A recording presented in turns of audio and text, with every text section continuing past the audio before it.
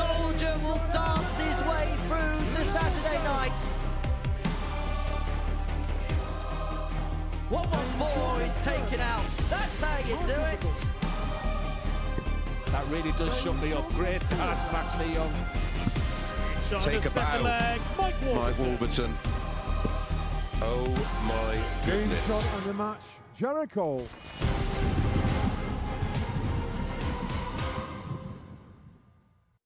And that wait is over. The Prince of Darkness, Ashley Coleman, is about to make his debut here at the Modus Super Series on what has already been a quite entertaining, exciting week here at the Live Lounge. Glenn Durrant has been here watching it. We'll talk about Ashley in a moment, but let's start with Leonard Gates winning Group A. Deserving winner in the end. Yeah, deserved winning, but not had his sparkling best. I think we had a terrific Monday. One of the best sessions of darts I've been involved at the Modus Super Series. I've had Tuesday and Wednesday flattered to deceive. A couple of players, the scoring power dropped off, but a deserved winner. Yeah, and bounced back, didn't he, Leonard, from a very disappointing weekend at the World Seniors, and probably getting the 2 days off here will really suit him after all that travelling. Yeah, we chatted about that as well yesterday. He felt a little bit more refreshed. Every time he's come to the Modus Super Series, he's struggling. He has got these moments of brilliance. This 160 here against Andreas Harrison, it was identified as the real head-to-head, but then really fell away in that, and Andreas won that match. So he just crawled over the line in the end, but I think with a crowd on Saturday night, he is a crowd favourite. He's an entertainer, and it's great to see him there. Harrison himself was the favourite to win that group. He'll be in action this evening, of course, a double session today. Do you expect to see him get there as well? I hope so. Great guy, real character, but I was left scratching my head a little bit in a sense that, you know, he had this incredible 117 average on Monday, which sort of blew me away, the third highest ever average at the Modus Super Series. And then his scoring power deserted him from nowhere. He started nicely on Tuesday morning, and then after that, he just did not find it. And yeah, it was a real head scratcher, but a terrific player. I think he'll bounce back tonight. Yeah, but you just mentioned that stunning performance, that really high average, and it is amongst the top averages that we've had this series. In fact, right at the top in week 5 of Series 7. This week, Andreas Harrison against Michael Burgoyne. Nathan Girvan had 113 against Lisa Ashton. Leonard Gates in there as well this week, and Andy Bolton back in week 2. So it shows that this week, the standard really is there. I think the Modus Super Series, every time I come here, is getting better and better. I think there was real depth in that group here. A couple of debutants as well who we'll see in Group C today. But I think a potential winner out of Group B or Group C. It's been a super tough week. Well, let's have a look at the week as it stands and as it's played out. Of course, as we mentioned, Leonard Gates winning Group A. David Davis, David Evans, Lou Bevan, Connor Scott and Andreas Harrison all in action this evening. But the focus this afternoon is on Group C. Coleman, Richie, Burgoyne, De Jong and Warburton. Now, is there a standout player in that field of 6 for you? Well, I really like Mike Warburton, not the fact I'm just sharing accommodation with him as well, so I've got to get that one in. But I'm just... I mean, you've got to say I've got to say that, but I'm blown away with the interest of Ashley Coleman. I've never seen interest in a debutant as much as this one. Of course, I don't know the social media side of things as much, but I'm intrigued to see how he performs there. There feels like an incredible amount of pressure on him, but just chatting with him, he's just putting that to one side. Very focused individual as well. Greg Richie's had success here at the Modus Super Series. He's reached a Saturday. Jared Cole, incredible player at his best as well. We saw the best of Max de Jong, and then Michael Burgoyne, who's got better as the week's gone on. Fascinating group here, but Mike Warburton just touches it for me. Let's have a look to see how the bookies then have priced it up this group, and it does see Mike Warburton second favourite, interestingly, behind Jared Cole. Now, I don't know about you, Glenn, but I would have probably just leaned towards Mike. Yeah, I would have had him maybe joint favourites. I think that's fair enough. Greg Richie seems an interesting one at 4-1. But I think there'll be a lot of interest in Ashley at 7-1 as well. He's been backed in from 20-1 as well, so it just shows how kind of popular he is with the people that have been watching him online. Yeah, I think our social media guys said he potentially could be the most backed 20-1 player we've had at the Modus Super Series. It's fascinating, and he starts the show as well. Can't wait to see him play. Well, let's hear from Ashley Coleman. Glenn had a little chat with him. He's about to play Michael Burgoyne in his opening match. The wait is over. He's going to let his darts do the talking in a moment, but here's what he had to say. Ashley Coleman, great to actually meet you on debut here at the Modus Super Series. What's your first thoughts on the venue? Oh, it's cool. It's a really cool atmosphere. Even though there's no crowd in here, it's still cool. It's awesome. It's a cool place to be.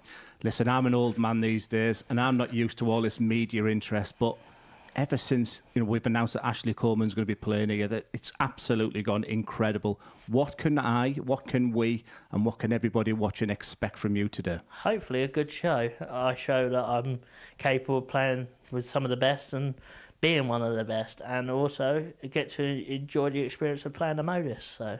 Well, you mentioned the show. You'll be opening the show against Michael Burgoyne. Are you a darts fan? Have you been watching Group A? Have you looked at the strengths and weaknesses of Michael, or is it all about you? Hey, anything's possible. I've played many players off of Modus, so anything's possible. So we'll just give it all and see what happens.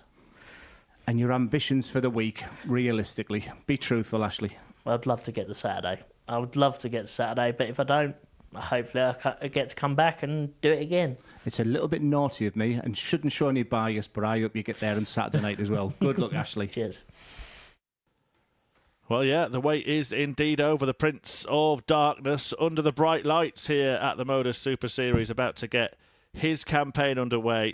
There has been a huge clamour from many of you that might be watching live on the YouTube channel today. Please do put your comments in the chat room. I'm sure there will be plenty of support for Ash Coleman, but a fair few people watching for Michael Burgoyne as well. Burger Boy looking to just make it a bit more of a difficult start for Coleman. Paul Hinks, the referee. That in itself is a nice moment for debutants to be officiated by such a legend. But the 27-year-old from Suffolk, Prince of Darkness, takes on a 38-year-old Bedford player, Michael Burgoyne. Both have played in the UK Open 12 years apart. Coleman making his debut in that tournament earlier this month. And alongside me, Chris Murphy, today is a pleasure to be joined by Glenn Durrant. Yeah, that's very kind of you, and really, really looking forward to this. The clamour. First leg, Ashley to throw first. As we look at Paul Hinks there, great to see him Game here. on. But yeah, the clamour to see Ashley Coleman play. I just hope he can handle the situation very, very well. I've probably done more preparation on this guy than anyone that I've ever done here at the Modus Super Series, but thoroughly enjoyed the performance of Michael Burgoyne. It was a tough start for him on Monday.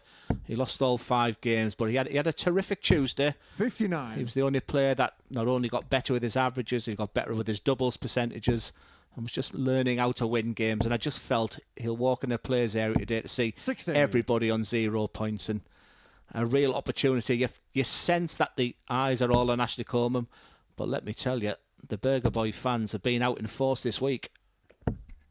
Yeah, and 45. I believe, Glenn, that you and Henry Deacon stole all the puns. There's none left for me. Yes, we relish that opportunity, that's for sure. 131. As I said, none left for me. Well, Ashley Coleman will be hoping that he's mustered today. 96. First leg of darts, halfway through the leg after 9, down to 250. 40. Yeah, it's a fabulous story with Ashley. It was great chatting with him this morning, and one thing I got was the passion he has for the game is incredible. Plays 85. every night he can. The only time he's not playing and thinking darts is when he's working. And just the opportunity to be here at the Modus Super Series. Really excited. Good wins at Q 105. School as well. Fallon Sherrock, I guess, was the big name that he took on and beat. So he can certainly play darts. I've had good information. I was even chatting with my nephew this morning, Jamie, and he said, look out for him, Glenn. The boy can play. 105.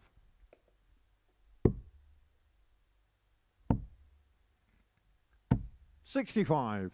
Well, Michael Burgoyne has the Carr, chance to 116. pocket the first leg against a throw here. 116 the target, treble 20 the first port of call, and it remains the second. He gets it for double 18. 98. Ashley Carr, 40. Yeah, good chance there for Michael to really settle the nerves. The more that Ashley doesn't get on the board, the better it is for 20. Burgoyne. Michael Carr, 18. He's back. Opportunity with 18. Is he going to go direct? His eyes look focused on that double 9. Game shown The the first execution leg. is spot Michael on. Burgoyne. All eyes on Ashley Coleman. But Michael Burgoyne just effectively and quietly getting on with his own job. Great start. Second leg, Michael to throw first. Game on.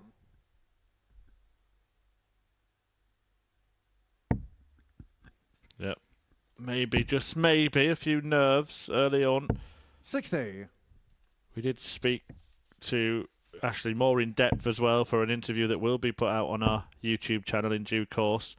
60. And he spoke about the fact that he shouldn't feel the pressure of playing in front of cameras, having done it regularly in front of an audience watching, well, on YouTube, I suppose, but it must feel different walking up the steps onto a stage, the big bright lights and the sort of TV-style production.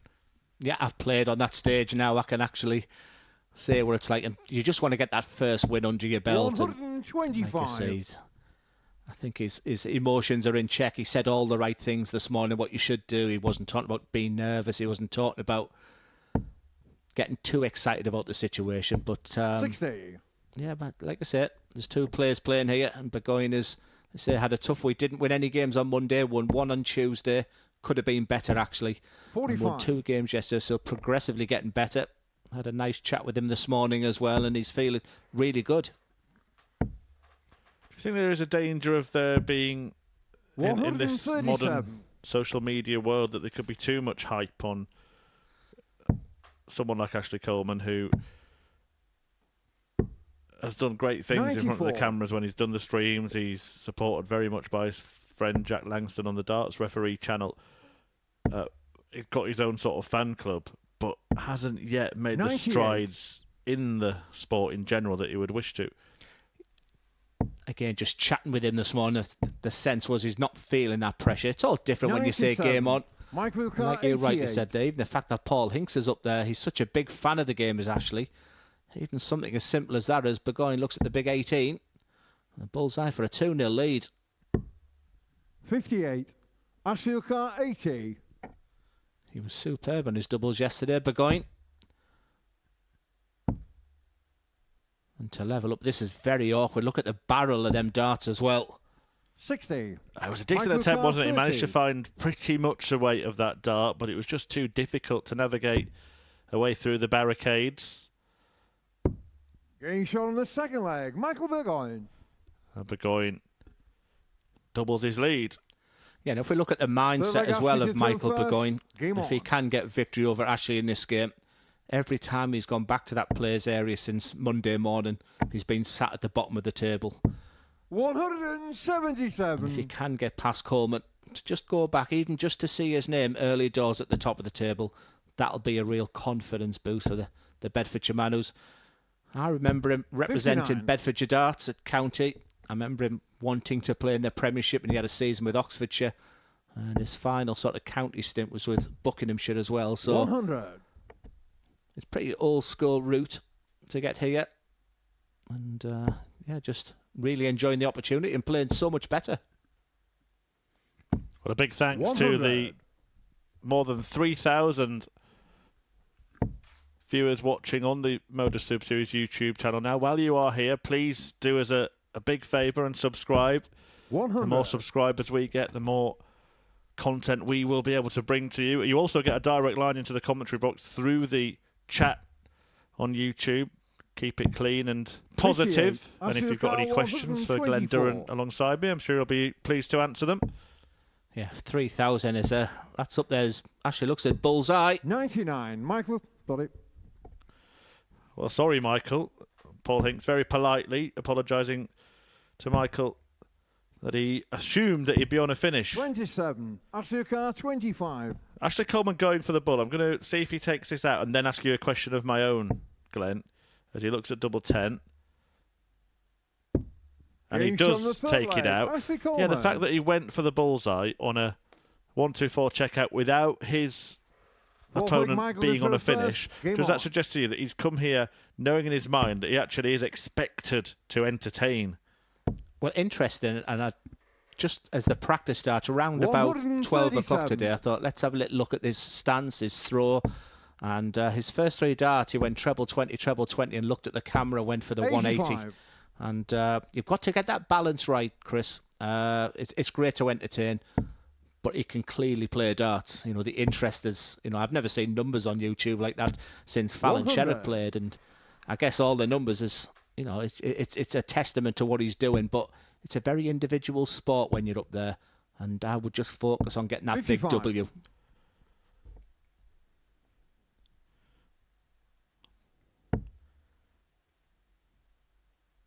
Yeah, and he will get plenty of airtime. Ashley Coleman, of course, 60. if anyone who is watching is new to the Super Series, in this Group C, there are 6 players all playing each other once a day. So each player gets 121. 5 matches a day, 10 minimum over the course of the week. Just take the opportunity to explain how it works. So Group A, 6 players come in. The winner, which this week was Leonard Gates, straight through to finals night. And then 58. second and third fall into Group B. That takes place this evening. So from Group A this week, that was Andreas Harrison and Connor Scott. They'll be joining David Davis, David 92. Evans and Lou Bevan. Michael Carr, In that group, 146. 3 players go through from the 5 in the field. So there is an advantage in getting into that group. And Group C had the bottom 3 players in Group 60. A, which were Mike Ashley Warburton, Carr, Michael Burgoyne 148. himself and Max de Jong. They join Coleman, Richie and Cole, the incoming 3, and the top 2 go through to finals night. 108. On finals night, Michael 2 Carr, groups of 3. 86. Top 2 go through to the semis. And then we have a final where the winner reaches Champions Week. Did it just in time for this bullseye. Yeah, very important 61. moment there. The Ashley Burger Carr, Boy, a 40. 3-1 lead in a best of 7, but a wonderful setup play there from Ashley Coleman to give himself this opportunity at a double. Very reminiscent of the on the first fourth leg. He had to leg. go down to Ashley double 10, Coleman. however, this time he smashes in that double 10. He'll be feeling really good about himself. We've got parity Bootleg after Ashley 4 to throw legs. First. Game on. Yeah, a couple of legs to settle, but Coleman now starting to find his feet on the Super Series stage. 60. Classic old dart shape, isn't it? You think of John Lowe, Phil Taylor with that type of barrel shape. Yeah, definitely the John Lowe I was thinking. 41. But yeah, Coleman is mustard himself. And that one's perfectly pitched. As is that. 140. Not quite the full house for Ashley Coleman, but he has turned this tie totally on its head. Yeah, it was a fabulous start, wasn't it, from Michael Burgoyne? I think he'll have enjoyed the fact that all the pressure was off him, despite the fact that Michael is on debut himself. And when he raced into a 2-0 100. lead, he was looking really good. But fair play to Coleman. And that ticks the box for one of the attributes of tenacity and fight. He didn't let his head go down. 86. And I'm really enjoying this performance from Ashley. Like I said, Michael has now dipped a little bit in his averages and really needs to find that scoring power again. It just seems to have deserted him for a couple of legs. 59. He just do a thing, doesn't he, Ashley Coleman, where people who watch him on YouTube can play against him online. 35. Let us know in the chat if you've ever actually pitched your talents against Coleman. It's a similar way, actually, to the way that the Modus Super Series started. That was all done from people's homes during lockdown.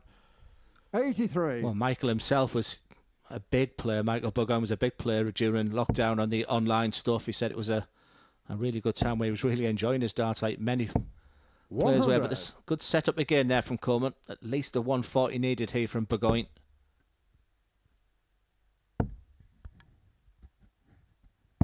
59. Ashley Carr, 80. It's a show. That's the right decision process there, Michael. Wait till you have a look at the score and he realises what he's done.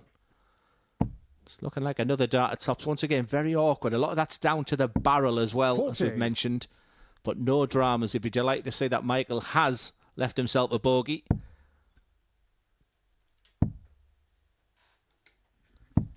57. Yeah, he's yet to hit Ashley a treble. Carr, 40. He's yet to hit a double top, Ashley. It's clearly his go-to double. That's the perfect marker, surely. Getting shot on the fifth leg. Real Ashley indicator Coleman. there. That first dart, use it as a real guide. Kiss it off the first dart. And for the first time, Sixth leg Michael to Coleman throw leads first. Game 3-2. on.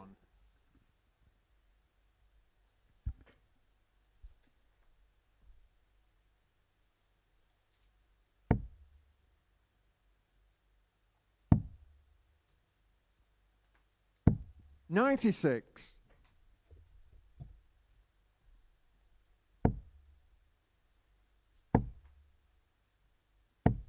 $180.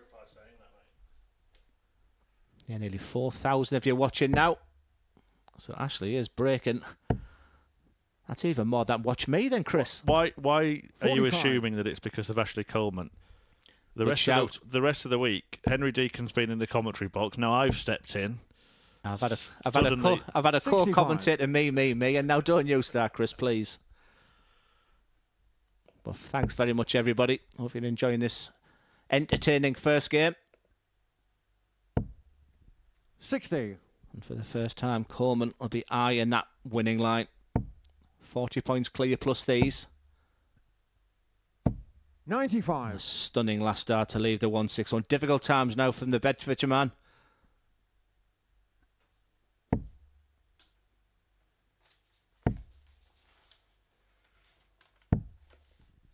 $28. Asuka 161.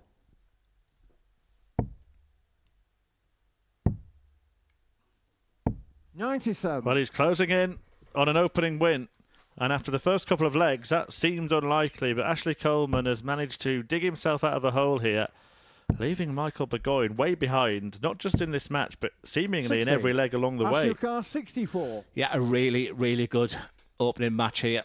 He dealt with the fact he went 2-0 down in this game, remember. 43 left.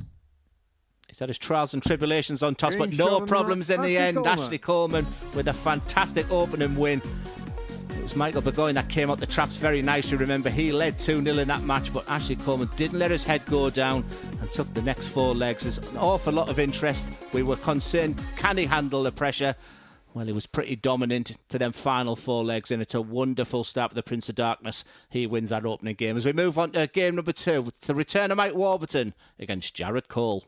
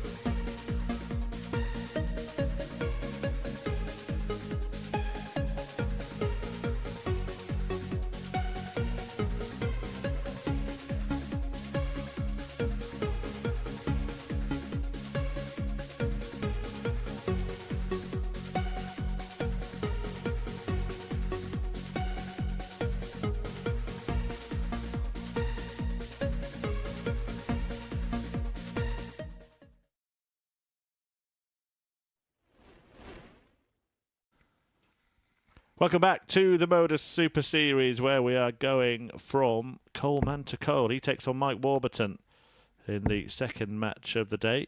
The Welshman against the King of the Castle, Jared Cole, who is on that stage, having been working backstage here at the Super Series.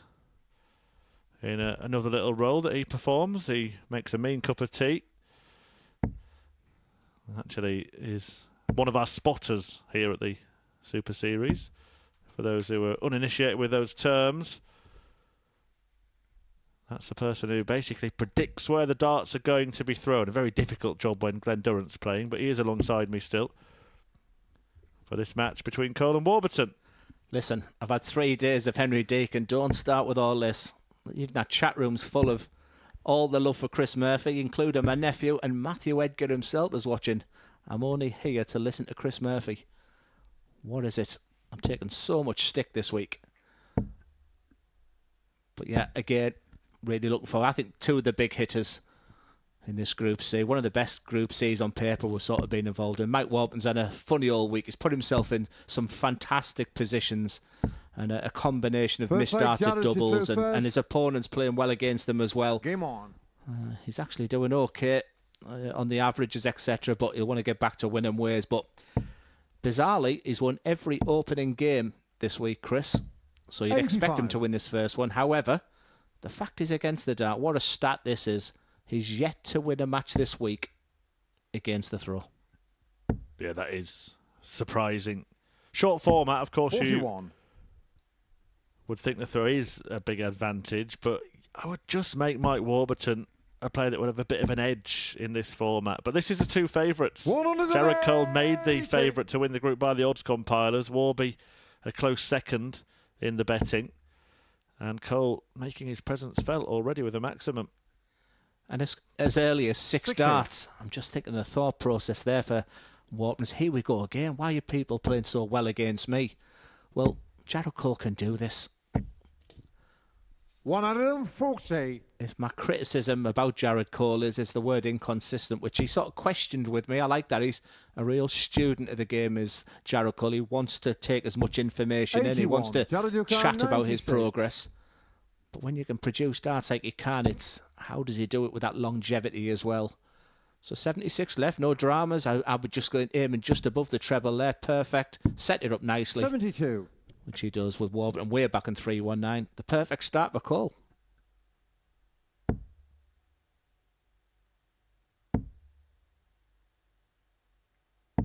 $81. Jaradukar 24. For a 13 darter.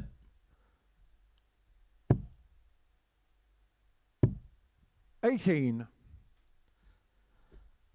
And the only problem with that final dart is when he turns around to say it's double 3. So he has a decision to make to come back, and that might be dependent on the score here for Mike Warburton. The fact he's going to be down to a finish now. Might mean that Jared may go direct for this double 3. There was the option of 2-2-2, which many players would do under this situation. Getting shot on the first well, that's what he decided to do. Jared Cole splitting and hitting. Second leg, and Mike leading. Through first. Game on.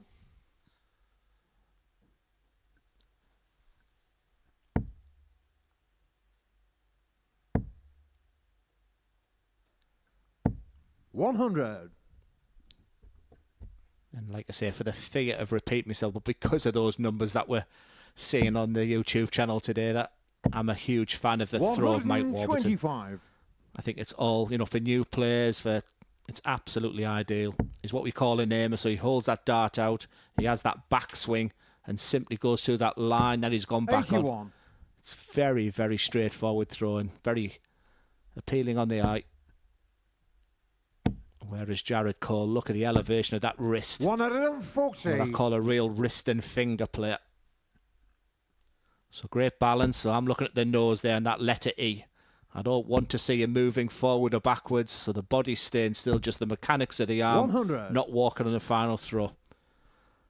Whereas Jared Cole, look at the elevation of that wrist that he's doing. Again, just a bit of movement there. Very rocky rolly, but hit the desired target there, which proves that even the best throws in the world aren't always the best. But you wouldn't go too far wrong if you studied that. 60. Not quite working out for him, though. 96. In this opening match, Jared Cole is really flying out of the traps. 38. Even after that score of 38, there's 15 points in the averages between them. One shot can change everything, though.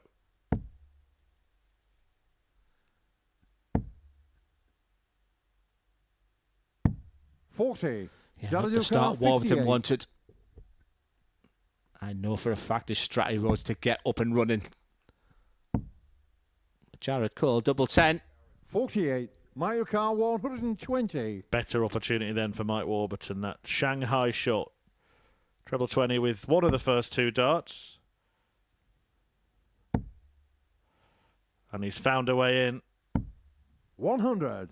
Jared Carr, 10. Again, he went 2-2-2 on the last one. What he's thinking there? Should I go 2-4-4? Should I go direct? Change of plan. It was almost 6. too good a marker as well, wasn't it? He 20. actually did skim off the barrel there, but ended up deflecting and then missing. So 2 10s. Game shot on the second leg. Mike And Warburton. Levels up. Little apologetic gesture there from Mike Warburton. Third leg, Jared to throw first. Game on. Yeah, his one real success yesterday, Mike Warburton, was on his doubles, over 40%, just shy of 41%. I think the rest of the day he wanted to forget. 59. And in his words, he was scoring too many, the score of 60. He just wasn't hitting enough trebles to be successful here at the Modus Super Series. But his doubles look good. Can he find that scoring power to match Jared Cole? 60. But he's back in this match. This could be a key game. Maybe not in this particular match, although every win 80. counts for the same number of points. But let's not forget that the fixtures are in reverse on Friday. This pair could be playing in the penultimate match of the session.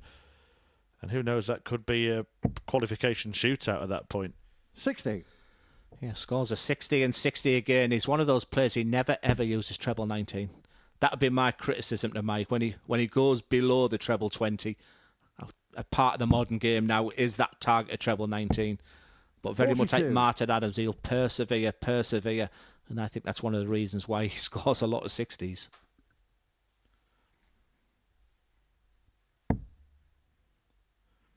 Yeah, it can leave you in a couple of problems, can't it? One is just that problem where it's 60. a physical problem, but it can also then contribute to mathematical conundrums later on in a leg. Yeah, which he's not the best at, if he doesn't mind me saying. I've got to be careful about being criticised because I'm sharing accommodation with him this week. I know, if you're watching Mike. If you are watching this back, Mike Warburton, all Glendoran has 60. done so far is Carr, absolutely 140. hammer you. Nasty. Yeah, you are. Well, this is tricky, isn't it? It's very tricky, and I've 100. seen obviously Andy Hamilton go for the small 20, and I've seen someone like Dimitri van den Berg go for a treble 12 there, but no such issues for Jared Cole. He doesn't want to mess about with his doubles like in the previous leg that he had. 140. Jared Carr, 40. So to edge back ahead. Double top. Game shot on the third leg. Jared Cole. Little nod from Jared Cole, who does use these really long points. Someone to throw first. the Game YouTube chat has pointed that out. Quite similar to Luke Littler, uses a long point himself. And really good when you're on the doubles as well, because you can just see so much of the bed with a long point. 60. But both real stalwarts now here at the Modus Super Series, and Jared knows how to get to a Saturday night. Series 2, Series 1, Series 6, he's reached a Saturday night. 100. He doesn't need telling, he knows he wants to get to a Champions Week. And I just sense, Chris, that the winner of this week will become one of the big favourites for the Champions Night. 140. The errors of Mike Warburton. We'll take a good look at those lengthy points of Jared Cole. Pretty gnarled as well, all the way up. 140. Suggests to me that he might actually put a finger on the point there, because to have the grip away from the point of the dart, it's not actually part of the dart that's penetrating the board. And I'll go back to talking nice about Warburton now, but he 100. just feathers the dart. He's hardly touching the dart. Whereas Jared has that Bristow finger in the air. But just watch the way 83. Warburton holds the dart. And he's barely touching it. It's all feel. Well, if you are just joining us, just to recap, the first match was won by Ashley Coleman, 4-2 against Michael Burgoyne. 100. This is just game 2 of today's 15. Do stay with us for some top quality tungsten tossing live at the Modus Super Series. 98. We'll have some elite analysis Micah as well from 101. none other than the former Premier League champion, no less, Glenn Durrant, alongside me, Chris Murphy, in the commentary box for the duration of the day. Not just this 69. session, but the one Johnny tonight as Luca, well, live 80. from 10 p.m. Yeah, another outstanding Group B as Jared Cole can take real control of this match, and the perfect start in the 80 combination. Oh, he'd be 75. disappointed with that. Mike Lucar, 32. Just look at that reaction. Warburton nowhere near his best so far. 10 down in the average to Jared Cole. But 2 darts away from levelling up here. Getting shot on the That's fourth exactly leg. what he Mike does. His Warburton. doubles has been his strength this week, Mike Warburton. He'll know inside. And after this third score of Fifth leg, Jared 60 through first. in that last Game leg, on. you could see him shooting. So it's on his mind. But quite clearly now, if you can find those scoring boots. And for Jared Cole, he'll be the more disappointed with his scoreline. However, he does still 137. have the darts.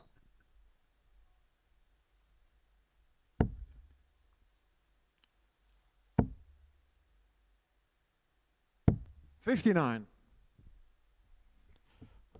Well, Mike Warburton has listened to you, Glenn, because he has decided to switch on that occasion. Yeah, we're in a fantastic position here. So not only 85. am I looking at all the TV screens, I can just stick my head over and just sort of look at the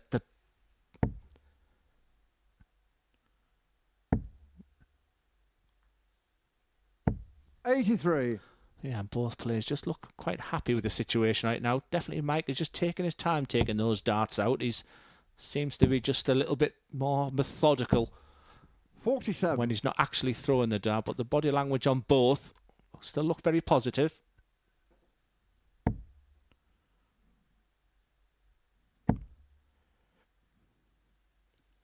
So you're sharing 81. accommodation, you say, with Mike Warburton. I suppose he's on the top bunk then, is he?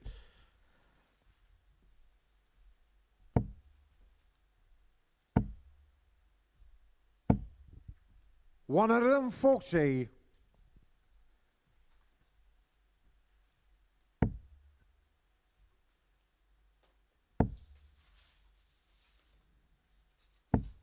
$100. Jared Lucar, 92.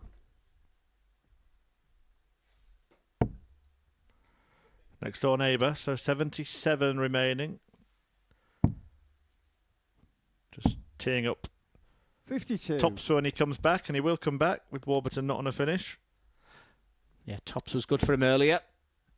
He won't want to go down those rounds. A double 10, double 5 again. You can see Jared Cole deep in thought behind 58. Mike Warburton Jared there. Lucar, 40. He has been the better player as Jared Cole after 4 legs. There's a chance here to be one leg away. That's a flyer. Getting shot on the fifth leg. Jared Cole. Gets there in the end. Jared Cole leads 3-2 and just 1 leg away. Mike Warburton, Six a leg Mike to throw surprisingly first. disappointing Game on. performance here. He was one player I really thought would come out the traps nicely. You don't often see Mike be disappointing for 3-4 days here at the Modus Super Season. I think he felt the same, but I just sense them darts are going in with a lot more 140. purpose there.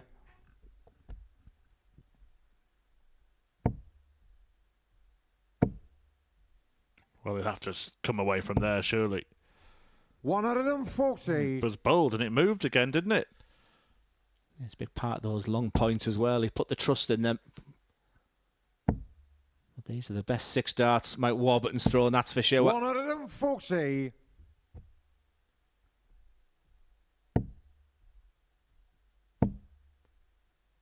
If you weren't with us in Group 85. A, we had so many incredible amount of 4-0s on day 1, but yesterday it was a real tight affair. And you just sense this Group C could be the same. Mike Warburton's searching for his scoring power. He's had to wait until the 6th leg to do that. 140. Ton 40, ton 40, ton 40. After 9 darts, it's a great indicator that he's looking good. Looks like we're going the distance. 100. Mike Lucar, 81. Yeah, really good leg of darts from Warburton. Treble 19. Doesn't have to take this out in 3, which is why he's gone for the treble 10 route, and we'll just leave it 49. on a double instead. Yeah, he's one of the most traditional players. I don't think you see many double-doubles from Warburton. Like you said, made the right decision there. If you're offered 3 darts at a double for a leg, 59. you take Mike it every Lucar, day of the week. So 32. this to go the distance.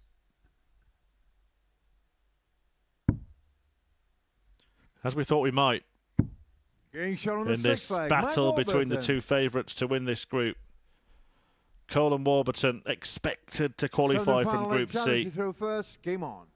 Only one of them can win this darting duel. And remember the nugget that Glenn came up with earlier, that Mike Warburton hasn't won a game against a throw all week in his Group A campaign, but has won his first match every day this week. Yeah, one of those trends is going to end right now. And like I said, he seems to be finding that treble 20 with absolute ease. Great start from both. Jared Cole had the darts. When you're opening it with the 140, you do sense that your victory is just so close. But when your opponent bounces 45. back, that just makes you tighten up slightly. And for the first time in this match, advantage Warburton.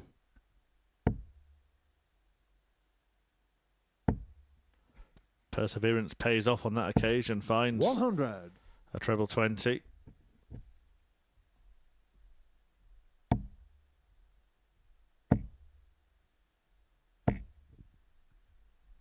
$140. Yeah, once again, a fantastic response there from Jared Cole. 2 enjoyable games so far. 100. Now, despite the fact that Warburton's first to a finish, it's this man who's still favourite for this leg and match. He needs a treble up. 60. Doesn't get it. This is finely balanced.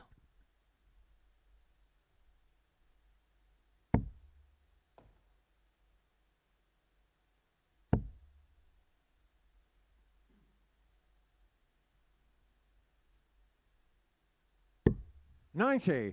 Jared Yukar 116. Well, this is perfectly poised. The single gives Cole a go at tops. Yeah, we have some fantastic camera angles, but what you probably won't see from there, this is not as easy as... Yeah, that does not surprise me with the angle that was sat. 20. Well called by Mike Yukar, Glenn 71. Durrant, but what a disaster that is for Jared Cole. An absolute darting disaster. Single would have left him a go at tops. Even if he hit the treble, he'd had a go at double one. But he's knocked them out and just handed a gift-wrapped opportunity to his opponent,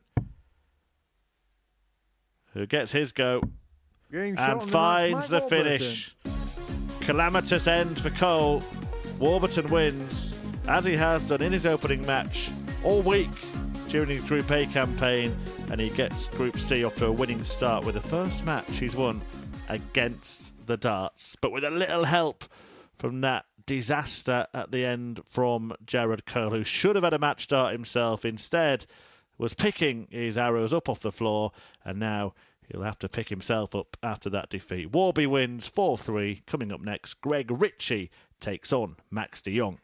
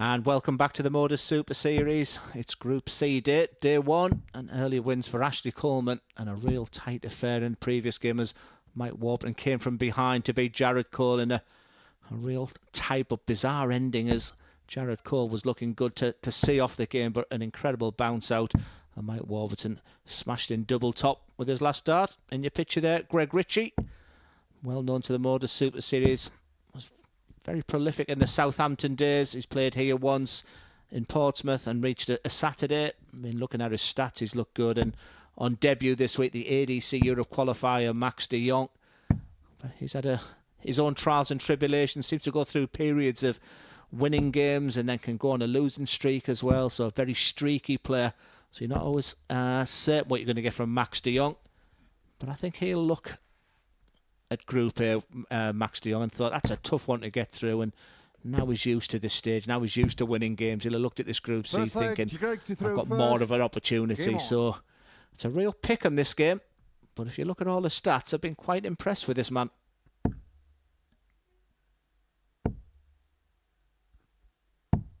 $91. Yeah, it's interesting to see how these players that do drop into Group C kick on after. I suppose if you're in Group C, you have to call it a disappointing Group A campaign. 85. But we have seen players who finish bottom of Group A go on and win on finals night before. So all's not lost. It's about getting 100. that mentality right, isn't it? Reset, refresh, refocus.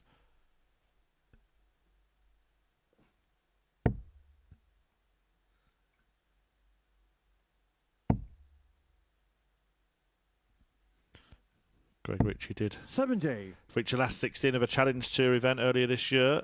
Lost out to the Hungarian player, Pal Sekeli. 44. Yeah, I was going to leave that one to you. I was looking at the same information there. But yeah, Q-Skill Challenge Tour. So he's come here in match sharp. But that dart from Max de Jong, I wasn't going to mention it with this first one, but it's happened too often if you haven't been with us this week. Lateral drift, but it's the fact it's going underneath the 5 as well. And it's just happened too many times for Max de Jong. I've talked an awful lot about his strength when he gets down to a double. However, yesterday the double sort of deserted him. But if he's going to reach the upper echelon of the game, if he wants to win a week here at the Modus Super Series, that dart has to be addressed. Yeah, there it is again and again. 40. Max de Jong at the moment.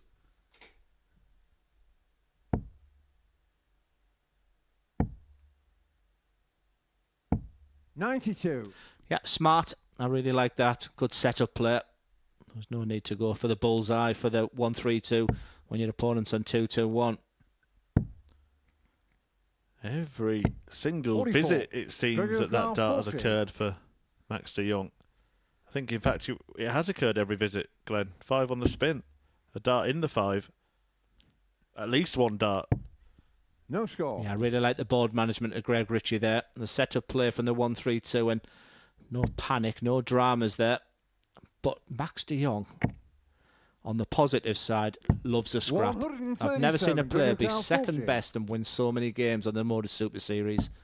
Game shot on the However, first leg. Greg Richie puts pay to that one, but Max, the fact he hasn't had that scoring power this week, has really had to knuckle down and graft for his victories.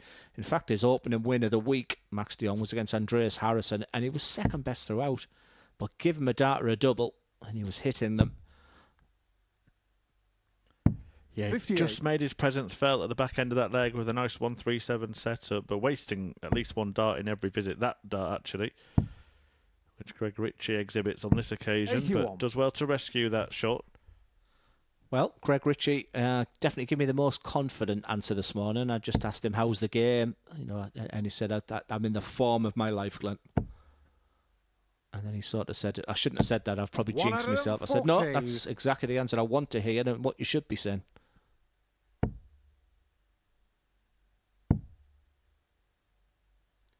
$96.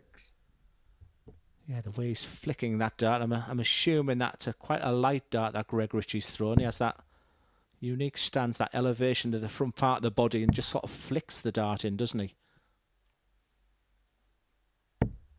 43. I've got a feeling we'll be commenting on those darts in the 5 segment. It's a low 5 so often. What is the cause of that, Glenn, normally? Well, I've got my thoughts, but I would really want to put a slow-mo on it first of all before I give incorrect information. But if someone come to see me with an issue with that, it could be just a turn in the wrist, a turn in that elbow area as he's gone through his follow-through. I mean, there's nothing to suggest with that dart there. I mean, what I'm watching there is where the fingers are finished, so he's not like bending the dart in. 45.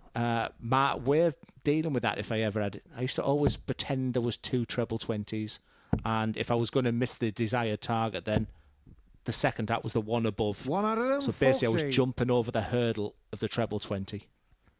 One of our YouTube viewers has suggested in the chat, just aim for the 1 max. It's not as simple as that, is it, Glenn? 58. Gregory Carr, 101. I suppose you aim for the 1, you end up hitting it, don't you? That's the problem. Looks like it's infectious. It's a couple now for Greg. 43. Max Carr, Again, his board 157. management's good. Like I said, not what he wanted to do, not ideal, but left a 2-darter.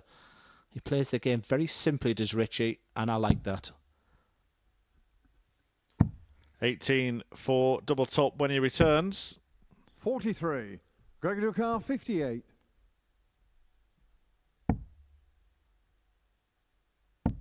And he takes it out with no trouble at all to double his advantage in this match. I have to say about these darts, I mean, you've called it. First, game on. Certain that Max can't hear us, but I'm sure that will be going through his head, the fact that he's doing that. And often, when you think about not doing something, you end up doing 57.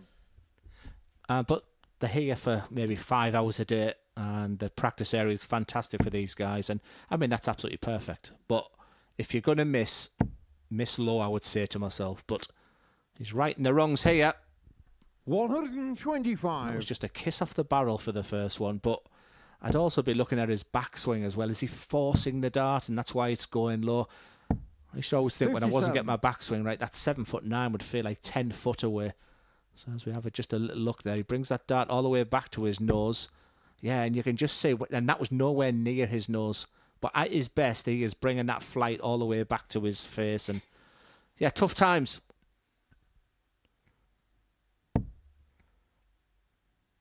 Ironic thing about 51. that is that was his worst start of the match. He actually scored him 7 more points than all the other ones that went wayward. Yeah, I think he'd have rather hit the 5, but I would strip it back. 59. Eyes total focus on that big 20. Let your eye line just be above the treble and just let that elegant arm. But you can feel I could sense during the week we've just watched Warburton there where his timing was ideal on the throw. I just feel like every time he's about 60. to throw, it's a big effort. It's like and I would just try and get the timing over the power. Yeah, I've been watching this week and I do feel that he was throwing with much more 57.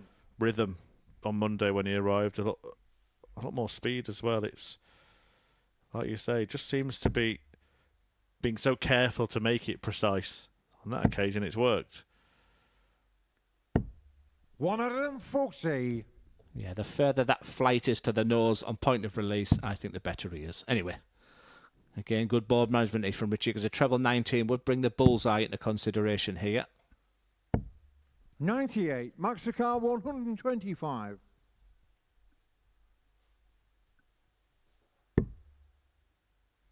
That's what he would have wanted, so now it's treble 20 and tops.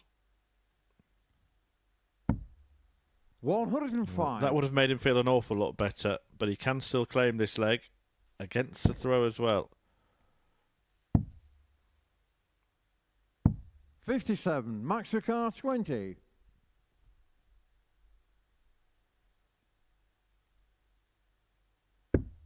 Getting shot on the third leg. Max de Jong.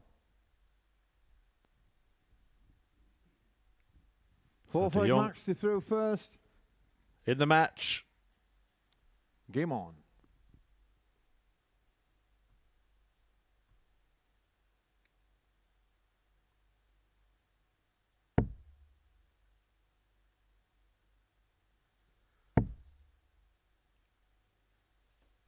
$45.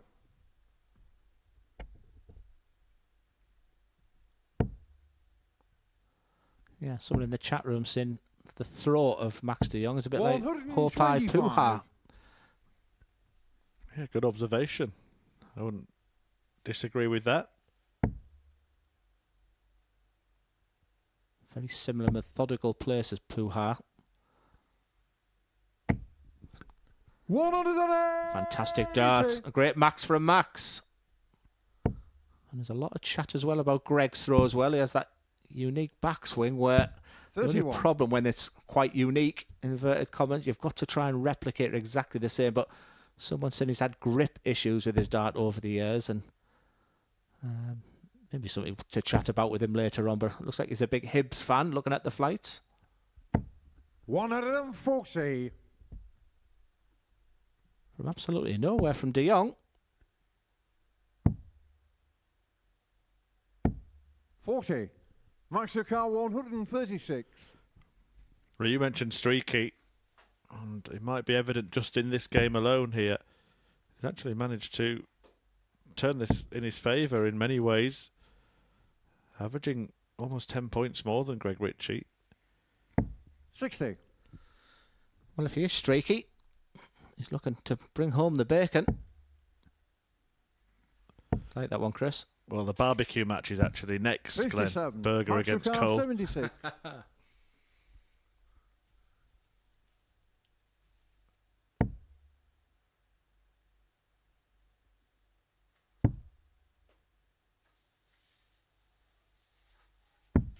68. Shouldn't matter, really. Max de Jong, plenty of time in this leg to level up.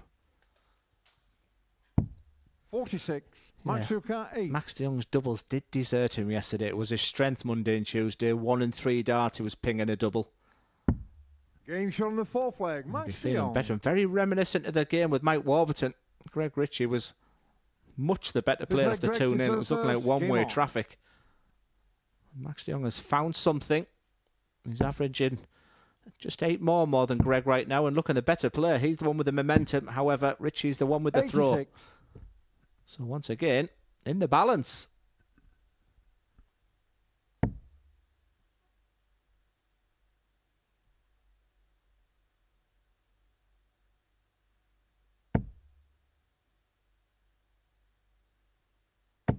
$85.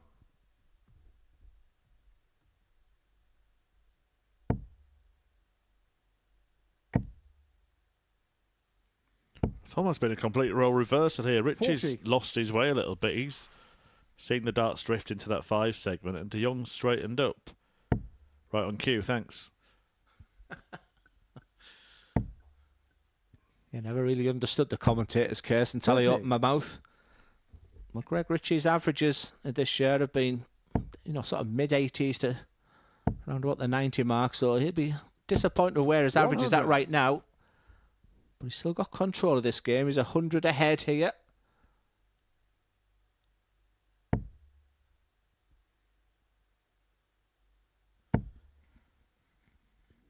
How important are these sort of games going to be early on? Because you've got a couple of players here that aren't expected, certainly in terms of the odds, to qualify from this group. So not only are you winning for yourself, but you are damaging the hopes of someone who's potentially an evenly matched opponent. Yeah, I didn't realise the importance again until I played of, just winning early doors and getting your name in that first two. So when you're in that practice area, like I said, I think the word embarrassed. I was getting more embarrassed the more the losing streak was going on, and it can have an impact. We've seen 2 170 finishes here this week, one of them by Max de Jong.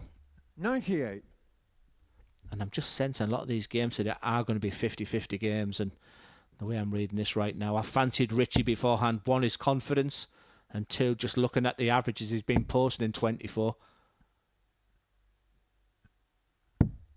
97. Gregory Carr 72.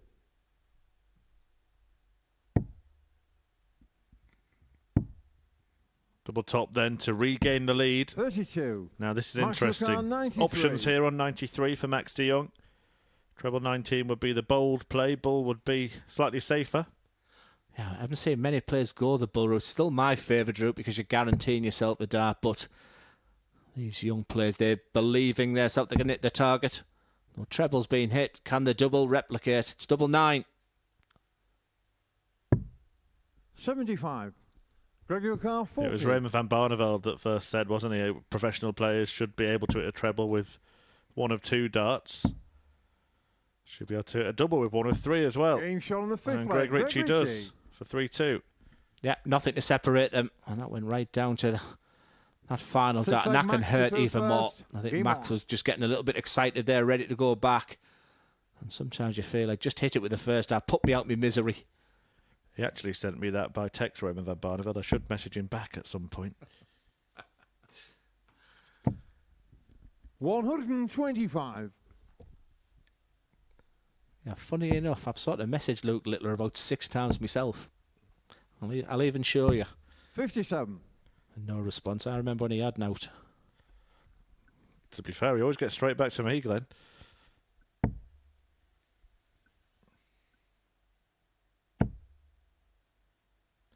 No, he's not. He's not lying. 100. Doesn't look like those messages have actually been delivered. That suggests that he's been blocked. I forgot about that video I sent him. I'll try and 84. delete that. Who's the most famous person that's ever texted you, Glenn? You've won big things in your time. I'm sure have you ever got an unexpected text from a big name like Luke did? I think my favourite, not the biggest name, I think my favourite was Peter Beardsley. And I thought it was a joke. I thought Chris Dobie was playing one of his jokes sort of 96. thing. But I must admit I was, wow, you know, when he messaged me. But yeah, Beyonce, Jay-Z, Pitbull. Until I went to a quiz and it was 2010, can't you, with all that music? But yeah. 43. I think you're mine. 94. Max Ricard, 148. All right, 148 plays 170. And the big fish would be a match-winning checkout. And Richie will get a go at it.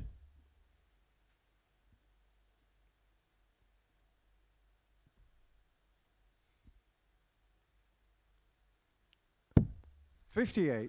Gregory Just Carr, 170. sort of playing it a bit of a crawl now, as Max. I think we've both think that's not to his credit. I think he plays better with just a bit more rhythm. 94. It's also not Max suiting Ricard, his opponents 90. as well. People haven't played too well against Max. And on the score and a finish of 90, you are thinking of that bullseye at this stage. Well, here's the opportunity to stay in this match, you feel. 59. Gregory Carr, 76. So to win the match, to put an end to the opening encounter for this pair, Greg Richie looks at double 8, clips the wire, 60. but goes the wrong Max side of the Ricard, barrel. 31. It's been fine margins between these two. Greg Richie with that final dart. The tops in the previous was the only way separating us. Double 12 this time for Jong. Like I said, the doubles have deserted him. 25. He was Gregory Carr, not 16. missing them on Monday and Tuesday. So for the match,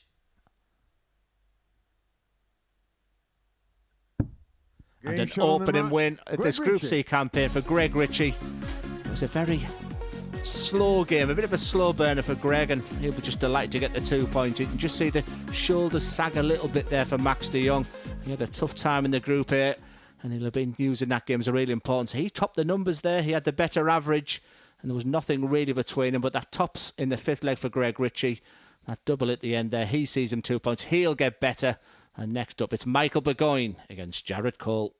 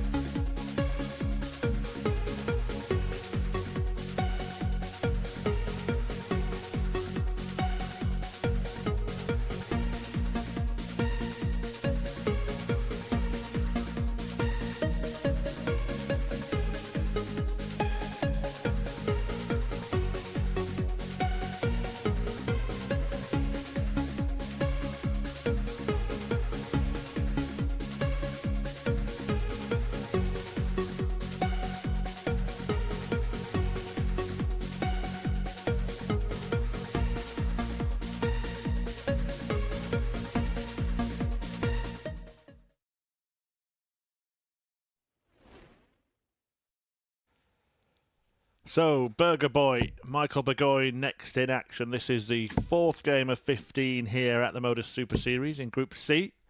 Series 7, Week 5. The opponent, the king of the castle, Jared Cole. Both of these players lost their opening matches in different circumstances. Ashley Coleman beat Burgoyne 4-2 after Burger Boy let slip a 2-leg lead in that match. As for Jared Cole, well, he should have had a match start to defeat Mike Warburton, but had a brutal bounce out, a dart dangling in the treble 19. Needed the single to leave tops, smashed into it. They both fell out, and Mike Warburton mopped up. First leg, Michael to throw first. Game on. Well, Matthew Edgar being a bit of a pain in the neck in the chat room. So if you are having a chat, just try and put him on mute. 100. Another one picking on me this week. We can have people booted out, by the way, so do behave in there. Yeah, kick him out. 45.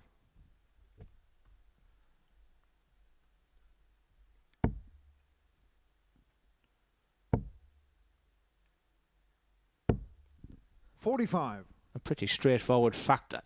I know, Chris, without stating the obvious, but 2 losses on the spin in a Group C campaign. Remember, just over 2 days. 60. We have that sort of golden rule as well of how many losses you can really get away with. So you're going to be really up against it, the loser of this match. So I think already in the infancy of this Group C, 42. an awful lot of importance in this match. Well, it was the man that you just mentioned, actually, Matthew Edgar, that coined the phrase the rule of 3 for Group C at the 100. Super Series in terms of losses. But in this series, that's kind of gone out the window a little bit, because I think we've had groups that have been much more closely contended. Last week, for example, 80. Steve Hine and Joe Croft both got through with 4 losses because it was such a tight group. I mean, the conclusion of that is simple. Edgar knows nothing. 140. The man can't even find his way to the Faroe Islands. I rest my case. 84. He did have his Trials trials and tribulations. Yeah, he left with a smile on his face, did Jared Cole, after that defeat to Mike Warburton, but 59. will have hurt. Michael Carr 150. Like you say, once again, he's up against opponent. Michael Burgoyne just hasn't started well at all today. I had high expectations for Michael today. I thought it was going to be one of those stories where someone has a pretty disappointing Group A campaign, got better as that Group A went on, and he would really kickstart himself. You can just see his thought process is not where he wants to be right now. 94. And Jared Cole really needs to 97. capitalise, because Burgoyne's left a 2-darter. And he will get a go at it. 57. Michael Carr 56. But only 1 dart. Should have been 2. 26. And he is Jared made Carr, to pay 40. for that slip. Yeah, dare I say that's been Michael's experience at the Modus Super Series. So near yet so far. However, same bed. Feels a little rush there from Jared. Being shown However, the first leg, you can Jared see Cole. the batter's reaction there, the relief of that double 15 going in. Not So very like happy Jared with the to throw situation. first. Great Game on. camaraderie between all the players. That's fantastic to see, but I think it's business right now for Jared Cole. I feel he's got away with one here. Will we begin to see the best from him? Yeah, Cole cooking burger so 125. far.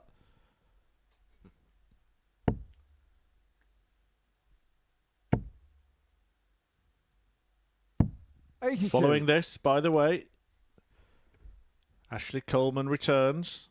I know many of you watching on YouTube have come specifically to see Ashley Coleman 96. today. I hope you're enjoying the rest of the action as well, and that we get some regular viewers of the Super Series.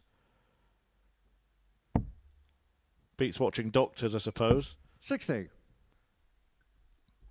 In order to make sure you never miss a dart, just subscribe, hit that notification bell, give us a thumbs up as well. All of it really helps us to 140. provide and produce the best content for you to watch, even outside of the live broadcast. Plenty of other fun stuff available to watch, and some exclusive 95. Jared Carr interviews and 140. other games that the players participate in, including Glenn Durrant's now iconic Bullseye Challenge. 31. My highest average of the year. That was a nervy dart there from Michael. You you know when you want to see someone is 81. when you get up close and personal in this commentary box and you see the evolution of players. You'd actually want someone like Michael Burgoyne, who's a great guy, to do well. 50. 60. And Jared Cole will just double check that score there for you. I think Jared Cole told him it was 50.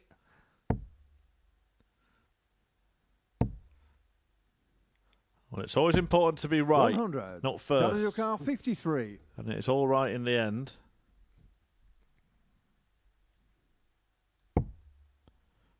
Double top. Getting shot on the second leg. Jared Cole. 2-0.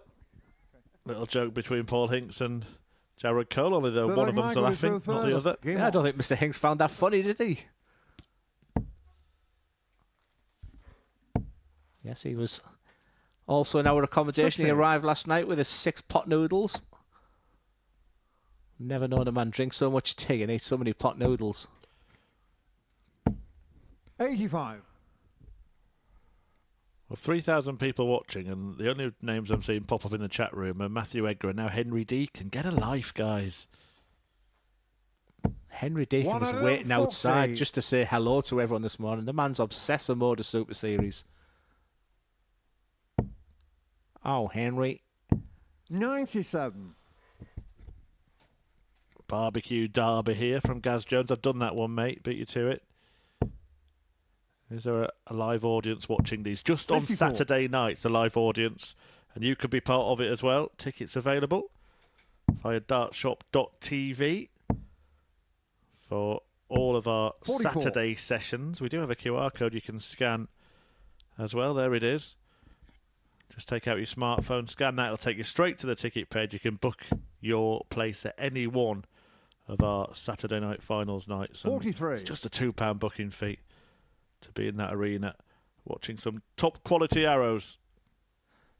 Yeah, I have to say it. Get Adam Lipscomb in every Saturday night, because 89. what an audience he brought in last week. The best atmosphere. I was watching from home last week, and I just thought it was absolutely fantastic. And barring a Champions Week crowd with the Luke Littlers of this world, 41. for me, that looked the best atmosphere. But the pair of them are just going through that mid-match, and it happened to Jared Cole in his opening game against Mike Warburton. That may be on his mind that he wants to forget, but this time 58. he's watching his opponent just... Well, this is the type of performance that Michael Burgoyne was putting in on Monday. I think he expected better today. He looked super relaxed when he entered the building. 28. It's just not happening. Jared Car 128. Treble 18 for starters. Treble 20 for the main course. The bullseye for Game desserts. shot on the third leg. Jared And Cole. Jared Cole, the former chef, cooks up a storm with a brilliant 1-2-8 Fourth finish. challenge And to just as you first, said, game Glenn, on. they'd hit a bit of a mid-match lull. Jared Cole has hauled himself out of it. Yeah, it was something that Henry actually said in jest that I was quoted as saying Jared Cole is one of the most 177. inconsistent players I've seen at the Modus Super Series. Now, I'll stand by that. The flashes of brilliance are incredible. But just as 100. quickly, you can go through that lull. Well, this one sounds a bit fishy. Glenn, do you know my grandpa, Mark Salmon? And do you? 180. Well, just saying about how Jared Cole had pulled himself out of a bit of a lull. He's taken out 1-2-8 on the bullseye 59, and Jared then Cole, thrown a 144. 177 and a 180. He's on a potential 9-darter. Come on, Jared. Yes, Shot you on the match. Jared beauty! Cole. What a 9-darter from Jared Cole. We were talking about the lull of that match, then all of a sudden he pings that 9-darter. That, Jared Cole, is absolutely fantastic. Look at the smile of the face. You are the king of the castle.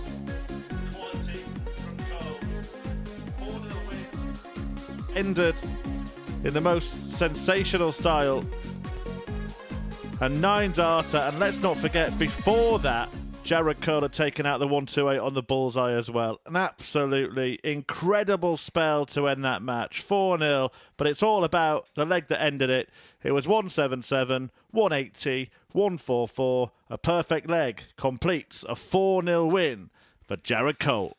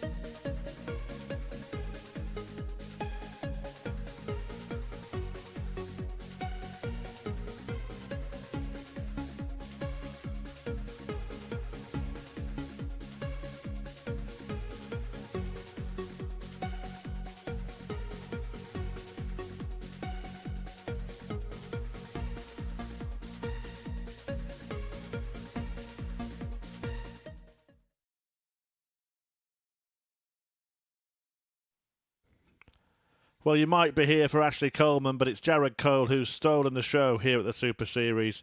I know many tuning in because of this man and his big following. But the Prince of Darkness is not the one who's lit up the Super Series stage. Before the break, Jared Cole defeating Michael Burgoyne 4-0 and capping that win off with a last leg 9-dart finish. Something special here at the Super Series, Glenn. Yeah, one of those moments. On Monday, I sat here and commentated on 117 average First from leg, Max, Andreas to Harris, first. and I thought, well, that moment's not going to be beaten. Game on. And yeah, that was just sensational. I think the fact that we weren't sure if that second dart was in on the 144, but how smooth was it? Just the most sublime 177, 180, 144 finish, and the smile just lit up that stage. And 85. you know, to see Michael Burgoyne sort of get involved there, you know, the legend that is Paul Hinks up there, it was a special moment here in Portsmouth. Loved it. 85. Yeah, and the 2 darts before it as well, treble 20 and bullseye. So really 11 perfect darts there from Jared Cole. But we go from Cole to Coleman, who takes on Max de Jong. He was indifferent, wasn't he, in his opening match? First 2 legs, he was really pulling darts 30. there into the 5 segment, then got a couple of legs back, but then it kind of deserted him again, and he went down 4-2 to Greg Richie. Yeah, looking at the 81. first games, you would think there was only going to be one win in this game. Like I said, that interest in Ashley Coleman's been, well, it's new to me. Like I said, I'm pretty old school, and you know, when the guy walked in this morning, but he handled it very well. And like I said, get that opening win over Michael Burgoyne, settled him down. He'll have watched 43. Max de Jong. And I think he's come in this stage, Ashley Coleman, thinking, you know, I can get 2 wins out of 2 quite comfortably. But what a moment. I'm still 60. reliving that moment. I'm jumping about like a salmon. Did you know that bloke? We never got to the bottom of it. Yeah, Mark Salmon's going to be the most famous Welsh player. Yes, he represented Wales. I think he played at Lakeside. 55. And he was right in the mix of that 9-darter. Would have been better in the lake, wouldn't he?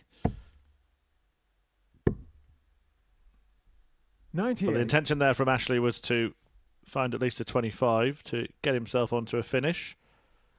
Yeah, I spoke to Jack Langston this morning from Twitter. He was giving me so much information about Ashley. And, you know, I approached him this morning, and one of the things 97. he wanted to talk about was the fact that he's got ADHD as Ashley, and he shouldn't be a good dart player, he said, because he has this attention deficiency. 59. But he said he just absolutely loves it out there, and if you can sort of get the message out that if he can suffer with this and still absolutely love his darts like he does, and he's been a real credit to himself today. Sometimes it can be a task to sort of harness it, can't it? Something to 171. After sort of car 118. find a focus, something that you love, and that's what Ashley Coleman has managed to do. Stepping across to try and hunt down that treble 20, can't do it successfully. 58. Max car 20. Yeah, beautiful setup play from the Dutchman.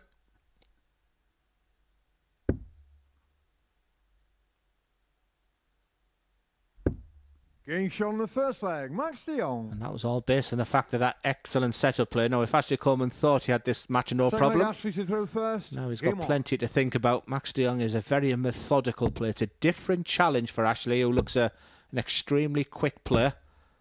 41. Loves to get on with it. So this could be a different challenge compared to the other players. Max is by far the slower player in this group, and that's something that Ashley will have to deal with. 60. So first 9-darter of the series. 95. I believe first 9-darter of the year, unless I've forgotten one. And we shared it together, Chris. Best seat in the house to watch such 45. magnificence. And I'd actually have to give a little bit of credit to somebody else who was sat in your chair last week, because Chris Mason did keep saying that if there's going to be a 9-darter, it'll be next 100. week with the lineup of players on show. And looks like Mason was right. Mystic Mason strikes again.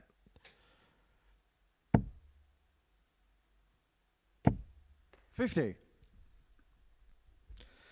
Yeah, the chat room went crazy. I must admit, it's fantastic to see so many people watching. as well. Message there from Anthony. Does Glenn miss playing top-level darts? Honestly, Anthony, not at all. And when you're commentating on 9 darters like that, that reaffirms that. No, I watched you playing top-level darts, and you did miss quite a lot, actually.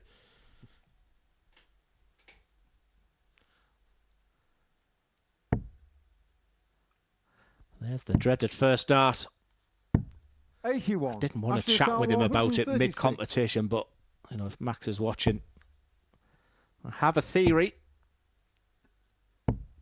Super 100. setup. The first leg was won by Max with a wonderful setup play. This time, Ashley, that treble 20 there to leave double 18. He's looking good for level this match up. 127. Ashley Wakar 36. Double 18 to do just that then. Game In shot it on goes. the second leg. Ashley Coleman. Does like to get on with it, doesn't he, Ashley Coleman? Third leg match. Took to the through darts at first. pace. He'll Game on. retrieve them at pace. Well, I said to Chris Murphy this morning, I've never seen interest in all my life in relation to Ashley Coleman in respect of social media sort of things. And I said, I can only compare it that 85. the interest up north would be with the same surname. There's a guy called Carl Coleman who's doing an awful lot of work up north, who's creating an awful, probably the most popular player where 60. we are right now. And my mind's going on. I'd love to see him on that stage because Ashley is not only this fan base that he's created, he's doing fantastically well for himself so far.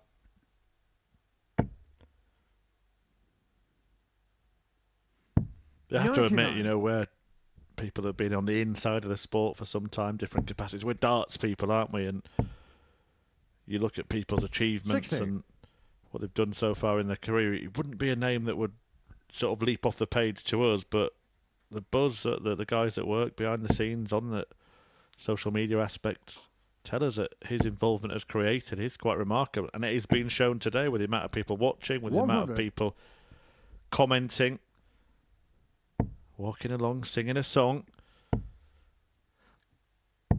91. And I won't lie, I was, has he burst onto the scene was my first question, but when I sort of looked into his stats and everything, he actually played in the World Masters in 2017, and guess who won it that year? You'll have to give me a little bit of time for that one. 57. Polish Eagle. Yeah, Krzysztof Ratajski won it that year, but actually did play, so it's 45. not like he's Max burst onto the Wakar, scene. But 160. what I do realise, he absolutely loves playing darts right now. One of the nicest guys. Was some of the one statement I got from someone: you can't beat a nicer guy. And if he's a good friend of Charlie Gray, he's a friend of mine. 60. Do you never remember crossing paths with him at any time during your BDO career? No, not at all. And now you're probably going to say I played him. 43. I was just looking. Max I don't Wakar, think you have, but 100. just make sure. Yeah, no record of any meeting anyway, so you're safe on that one. Yeah, we've seen that finish of 100 going many times this week. That drift into the 5. 62. It's a good last dart for Max de Jong. However, he does. I mean, his favourite double is double 17, so maybe double 19 was a plan there for him. Good, sensible play for 105. Ashley. Max Wakar With a chance for 38. the Dutchman on throw to take the lead again. No margin for error now. Game shot And on no the third error. leg. Max de Jong. 2-1 de Jong. Fourth leg Ashley to through first. Game on. Yeah, he averages around about 80 this week as Max. We just felt in the production as well today that he's got a 100. real massive game in him today. I'm not so sure I've seen that firepower throughout. It's the scoring phase. I don't have much doubt that he can go in a match and have a 100% checkout because I've seen him under pressure do that. But it's this part of the game if 100. I'd like to see better from Max. Good start in this one.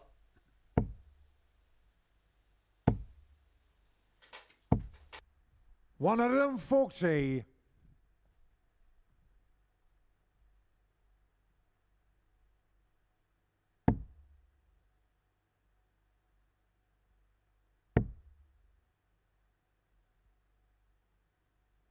$45.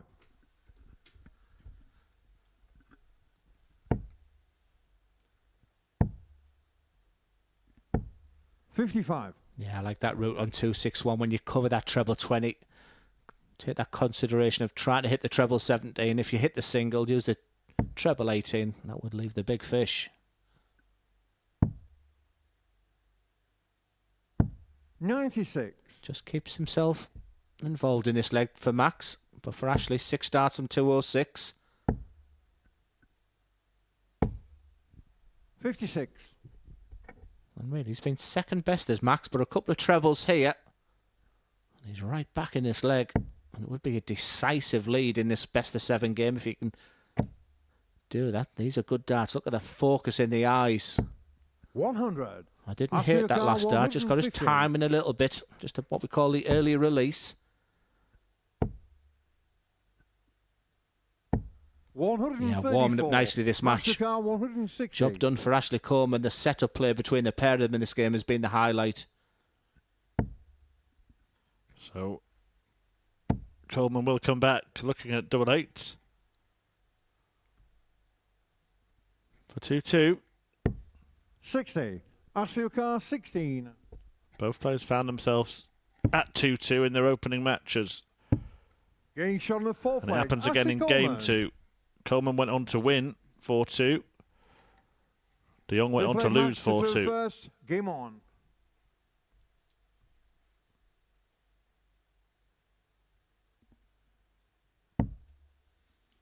How quickly, Glenn, can confidence build up on a day like this? Yeah, that first game, and that's why I thought Ashley would sort of feel really good about himself, because Max de Jong has had a tough campaign in Group A. He's lost his opening game. He looked pretty dejected when he went down. And so for me, the confidence was all with Ashley Coleman. But the more them streaks go, the more losses. But it is a confidence game. I don't care if you have that belief when you get on the hockey. 40. If you have that confidence, it's a much simpler game. And right now, you have to feel that's with Coleman.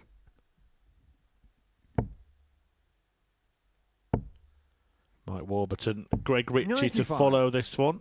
That will bring the first 2 rounds of fixtures to a close. Coleman will meet Warburton in his 3rd game.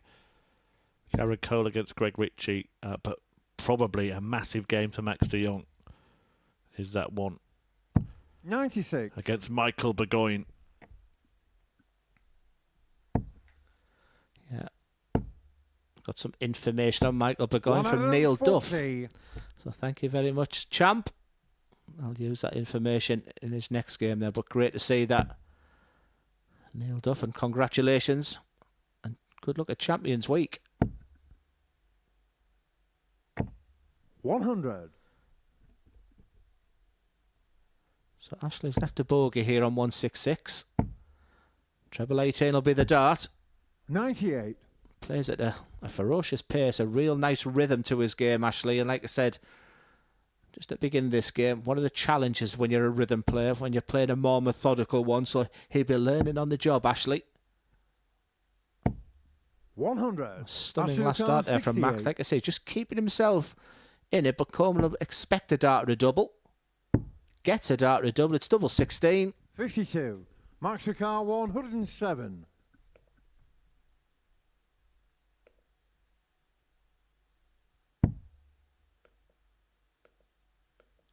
So 88 left, treble 20 or treble 16, the options. And part of me was thinking he likes double 17 so much, it could have been treble 18. But anyway, over to Ashley Coleman, double 8. For the first time he leads through, very reminiscent of his first game as well. Seems to be getting better as the matches go on. Good time, a break, a throw at the right time. He had to break that man to win this game, Ashley.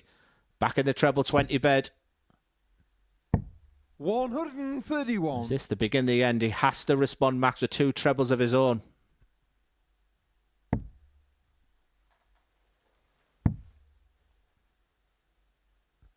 $58.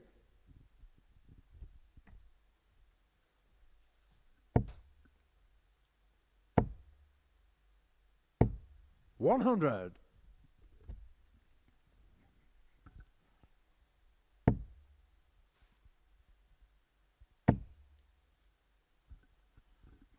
Well, he could be closing in again here, Coleman, and both players might be experiencing something very similar to their opening matches today.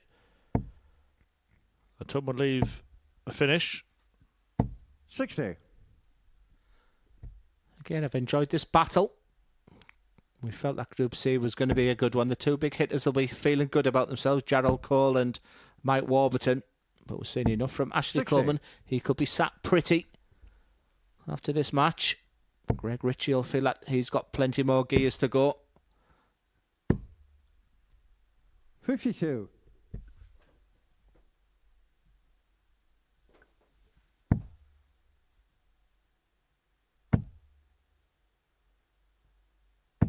$95. Ashley Carr 158. Yeah, 6 starts and 158. Again, his board management 96. is superb. Absolutely superb. Potentially 2 darts away from his second win on the spin.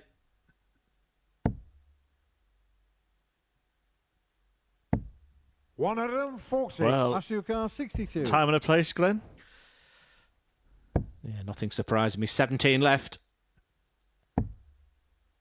888 for the match. And it is Game 2 shot wins on out the of 2 match, for Ashley Coleman. He was the headline act this morning. So much interest in the lad. But boy, is he delivering. He'll be delighted with his unbeaten starting for Max de Jong. Some positives there, but an awful lot of work to do. But as we look at the numbers, Ashley Coleman just shy of an 83. But look at the checkout ratio. 4 from 6. That's success for him. And 2 wins out of 2 was next up. It's Mike Warburton against Greg Richie.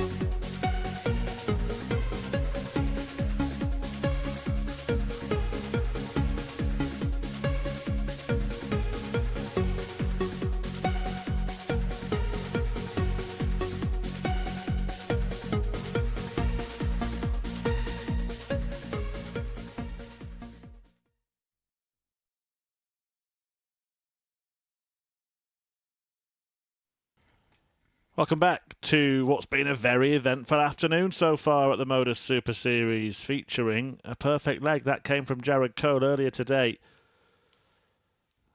He produced perfection on the Super Series stage for the first time in 2024. Cole, the king of the castle. But Coleman at the top of the table. Ash Coleman defeated Max de Jong to make it 2 wins from 2 on his Super Series debut in the previous match. And now Mike Warburton is looking to join him, having beaten Cole earlier on today. Now he wants to deal with Greg Richie, who could also scale to the summit of of the field if he can get the better of Warby in this one, because he defeated First Max leg, de Mike, Jong, you through who, first. before we Game get into on. this one, Glenn, I think we can just talk about, is it already time to worry about Max after 2 defeats? Yeah, like you said, we've discussed the rules there, and it's just the fact that the way his game is at the moment, I'm not seeing too many positives from him. He was scraping some incredible wins in that Group A campaign where he was second best, but you 81. can't rely on others missing for you to pick up those scraps. But a good start for Mike Warburton.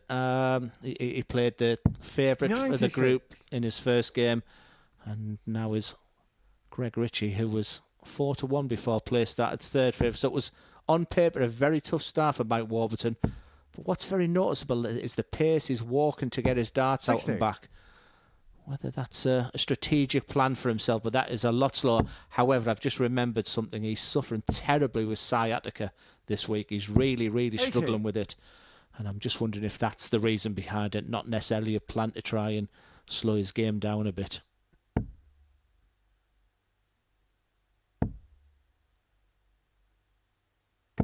$60.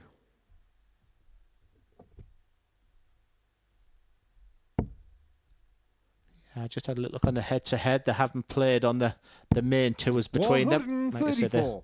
play the same circuit, the Challenge Tours, the Q School, etc.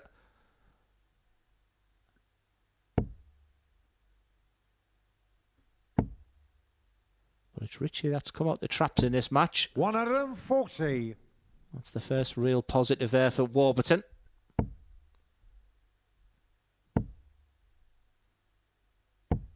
$159. Mike Ducan, 160. Once again, we've been spoilt with fantastic setup play, this time from Greg Richie. He's barely been spoken about in this Group C campaign. That incredible 9-darter from Jared Cole. 60. The incredible Radio car, interest from 32. Ashley Coleman. And Greg Richie's just getting on with doing his thing. And this for a breaker throw, 15 dart, and the perfect start. 16. Mike Ducan, 100.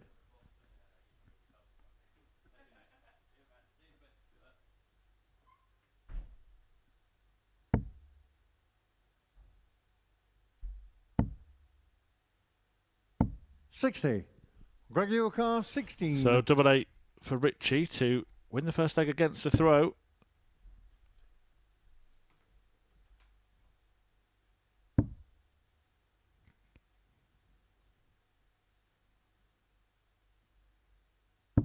Game shot on the good first dart. leg. Greg Richie. Good dart from Greg Richie. He made it hard for himself and then managed to find it. Yeah, it was a super Second leg, dart. Greg to throw first. The Game first on. two even look so good. Mike Warburton deep in thought there, sharp and take a breath. He's been here 1,000 times, Mike. He's got all the experience in the world. Greg Richie did say he's playing the darts of his 177. life. It wasn't a fantastic opening win against Max de Jong, but I don't think the real pace of the game suited the style of Richie. Well, he leads 1-0 and a fabulous 1-7 start. 100.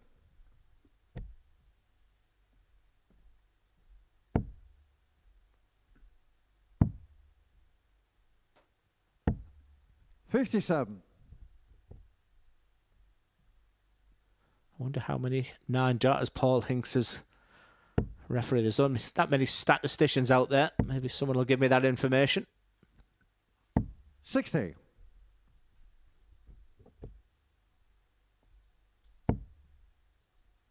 How many have you commentated on now? Must be a fair few. Just two. Unless you can count 125. but Darryl Pilgrim and Both here. Jared Cole. Yeah, both here.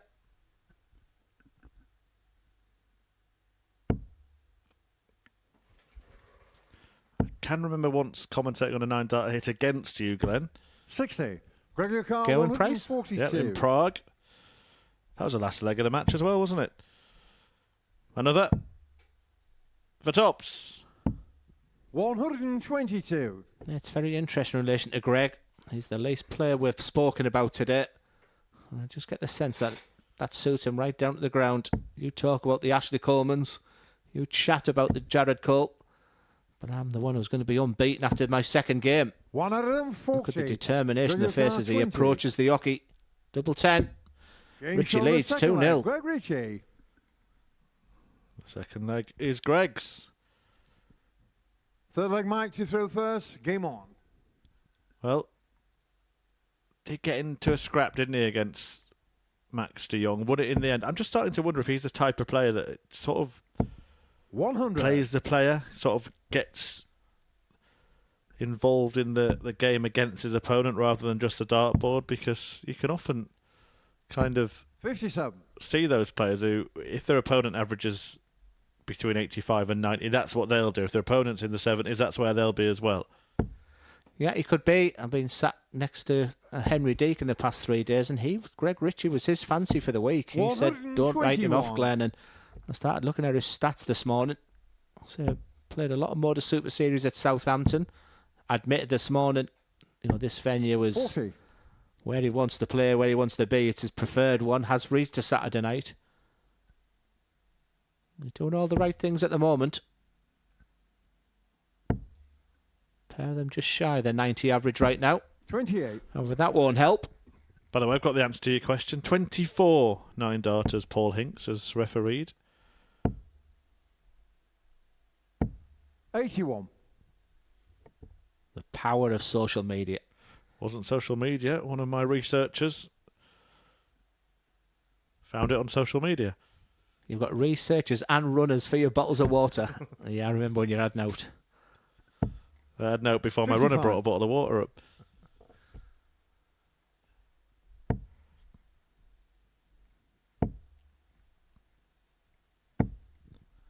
$135. Well, it's a great honour to commentate on or to referee, be part of a 9-darter in production, but all of the credit, 26. of course, goes to the player himself.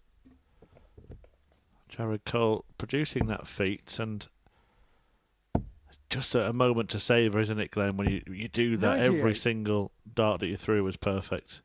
Yeah, the reaction of Michael Burgoyne as well. It was just, I see, there's a great camaraderie between the players at the Super Series. You're spending 5 hours a day with them in that practice area. I'm sure there was an incredible scream of delight when it went in. 85. Back to business. 90. One good thing for Jared Cole, he wasn't on straight away after that 9 days. He had plenty of time to reflect.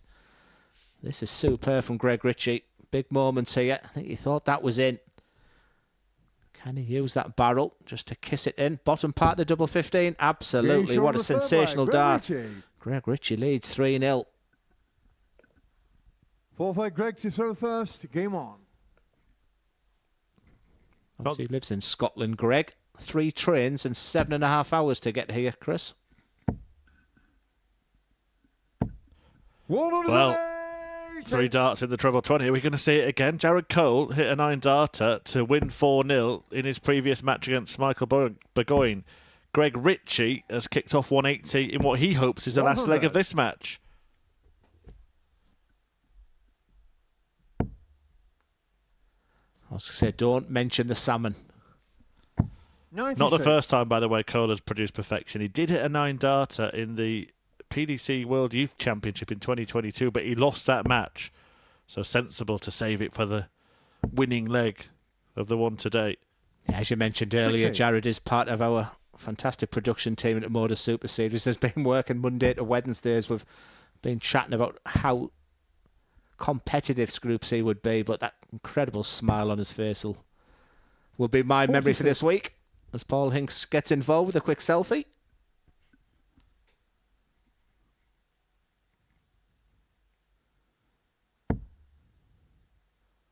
Greg Richie may be here emerging as a contender.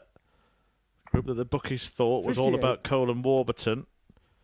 And it's looking like Richie and Coleman that will have won their first 2. 139. And once again, not for the first time, the setup play by these players in Group C has been a real credit today. And Greg Richie against 47. one of the real big hitters in this Group C. This is for the match. A whitewash Game win, shot on the match, 4-0 Greg victory. Richie. He goes top of the table, 2 wins out of 2. The perfect start for Greg Richie. Mike Warburton, plenty of food for thought. They seem to be struggling with the pace. of his own game there. He'll go back and try and get himself sorted out, but no darts at a double for Mike Warburton. Not often you say that here at the Modus Super Series, but look at the numbers Greg Richie's posted. Performance of the day, 96.97. Great on the finishing as well. Richie, 2 out of 2. And after the break, it'll be Michael Burgoyne against Max de Jong.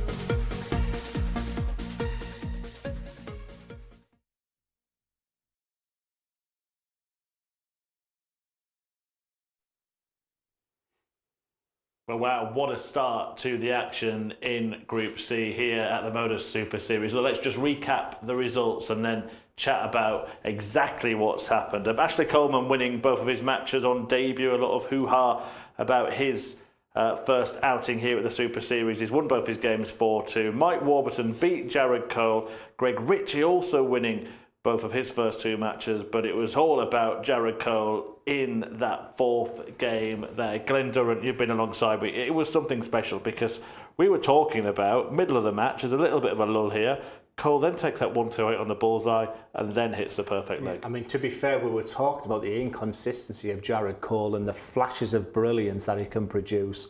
But to witness that 9-darter and the reaction, the smiles, obviously he's involved with us here, but it really came out of nowhere. At this point, we were talking about Jared Cole being so inconsistent, and if anything, we were looking away from that 177, and we just perked up about now as he pinged this 180, and we were getting really excited in the commentary box around about now.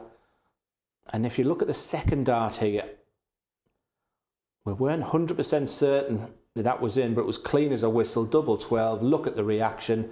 Paul Hinks, the legend there, huge smiles from the opponent, Michael Burgoyne. That's what it's all about. Yeah, it really is. What a special moment for him. And also, some people might not know this, with Jared Cole, he spent some time working as part of our production team. He was actually spotting earlier in the week, so he'd been behind the scenes. Then to walk onto that stage, I'm sure he probably paid a little bit of a visit into that production gallery afterwards and just put his thumbs up. I hope so, and he's a good guy. He's a real student at the game as well. He wants to talk to you about darts, and you try to lift him because he's one of them ones who can be a little bit hard on himself.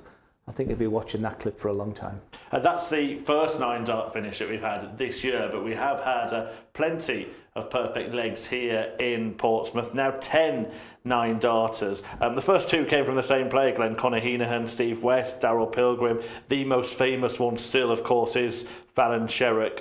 Leonard Gates, he was looking like he could come pretty close as well earlier in the week. Do you think this might be a week where we could possibly see a couple? Well, at the beginning of the week, when I looked at the group A, B and C, then yes, and we talked about the brilliance on Monday, but all of a sudden that leaves it nicely. There's a great group B to come tonight, so why not? Fantastic slide, 10 9-darters here at the Modus Superseries is absolutely brilliant. Yes, the Fallon Sherrock one was the best. We had that brilliance from Darryl Pilgrim, Conor Heenahan at the beginning, but Gerald Cole sits very pretty there. Really enjoyed that. Yeah, Cole, Gates and Harrison all in the field this week and have all hit 9-darters, so interesting to see if we get another one. But a lot of the fanfare has been around Ashley Coleman, who, well, he's lived up to it, hasn't he? He's won his first 2 games. Like I said, I'm old school. I'm in my 50s now. I know I don't look it, but like I said, I wasn't sure what this hoo-ha was all about. And you know, when I spoke to him this morning, he just seemed very softly spoken, and I just thought maybe the occasion was going to get to him, but far from it. He's laid the foundation now, so there's no need. He won't be as nervous as that first start going, though I don't feel that nerves was going to be the issue for him. He plays in front of this camera. He's this big YouTube player against other people as well. It looks like he's having a whale of a time, and good luck to the lad. Yeah, it's all building up very nicely, isn't it? We'll get back in there and enjoy it because it's going to be good fun the rest of this session. Yeah, bring it on. Right, certainly, let's bring it on. And hopefully you can come along to watch one of our finals nights here at the Modus Super Series. Every Saturday, the doors are open for fans to attend, and maybe you'll see a 9-dart finish yourself. Here's how you could be here. Every Saturday, we open our doors for our weekly finals night. For a unique and intimate darts experience. Meet the Dart Stars and even the team off the telly. Here at our purpose-built venue in Portsmouth. Every single Saturday evening. Tickets can be booked via this QR code. Or at www.dartshop.tv for a very small booking fee. Follow us at MSS Darts on Twitter, Facebook, Instagram and TikTok. For all the latest ticketing news. All you need to do, log on, book, turn up, and the action gets underway from 7:30 p.m. So what are you waiting for? Get your tickets to the darts. We look forward to welcoming you to the Modus Super Series very soon.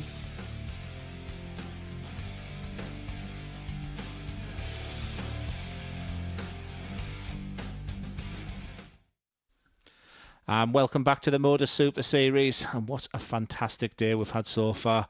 Michael Burgoyne just taking his dart out. In the last leg he played, he was up against a 9-darter from Jared Cole, and it hasn't gone to plan so far for the man throwing his darts, Max de Jong. I think he'll be the player most disappointed. He had a decent Group A campaign, and I feel he fancied his chances. He was a big outsider, of course, with Michael, and they've played each other 3 times already, so they'll know the strengths and weaknesses of the game, but you sense a must-win for both players. Yeah, that could indeed be the case. One of them will have First leg, Michael did through first. lost their first 3 matches. Game And on. well, according to our commentary colleague Matthew Egger, that means there is no more margin for error from that point. Someone would have to then suddenly be perfect and win all of their remaining games. 124. And some of the standard we're seeing from the other players, particularly Cole himself, despite only winning 1 of his matches. Coleman and Greg Richie, the one that's really emerged. Dazzling display 30. before the break there. I think it went a little bit under the radar because we've, of course, been pleasantly distracted by the fanfare around Coleman and the perfection from Cole, but he actually averaged 96.97 in that 4-0 win.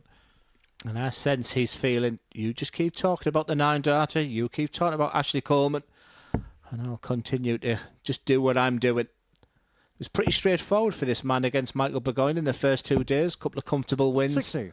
But Michael Burgoyne has got better as the week went on and did get his first victory over Max yesterday. And I still fancy his chances. Like I say, Max 59. looks like he's got the whole world on his shoulders at the moment. And them shoulders seem to be tightening up. But a real pick on this game.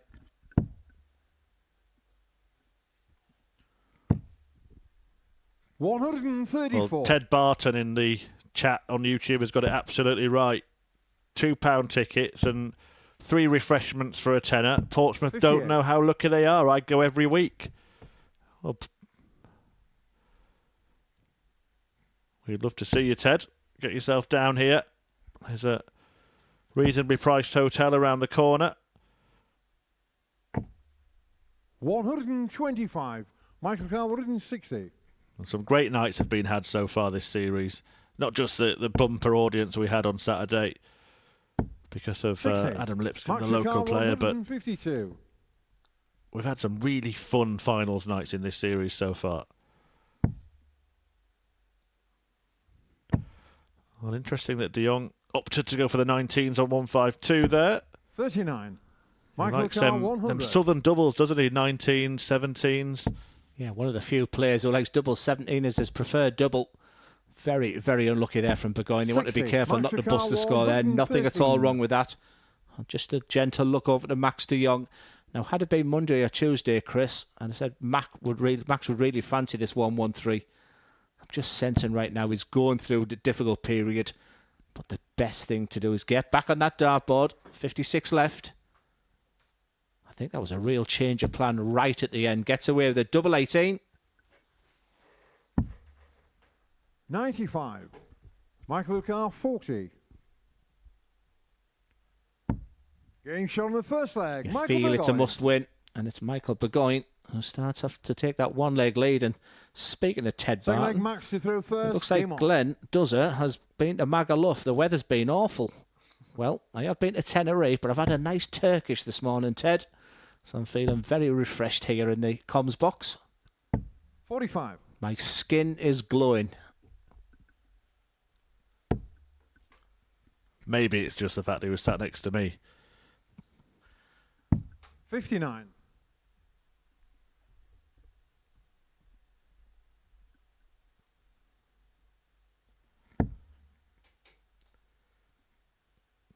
Yeah, it's tough to see a player like this.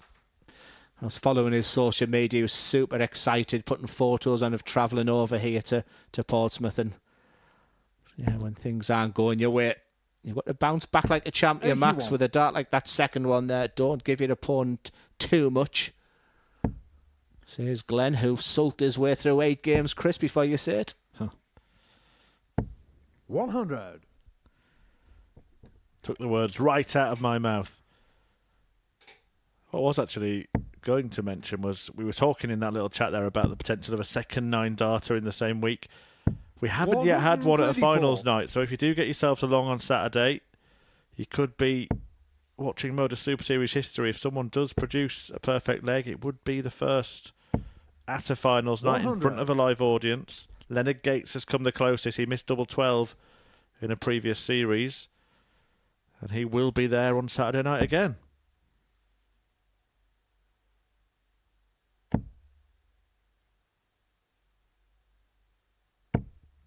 140. Yeah, so much better for Max de Jong. He looked really dejected, didn't he, early in this leg? But the beauty of darts is you're only 3 darts away. Neil Duff, of course, 56. came close last week as well, Max didn't he? Carr, 101. De Jong on 101.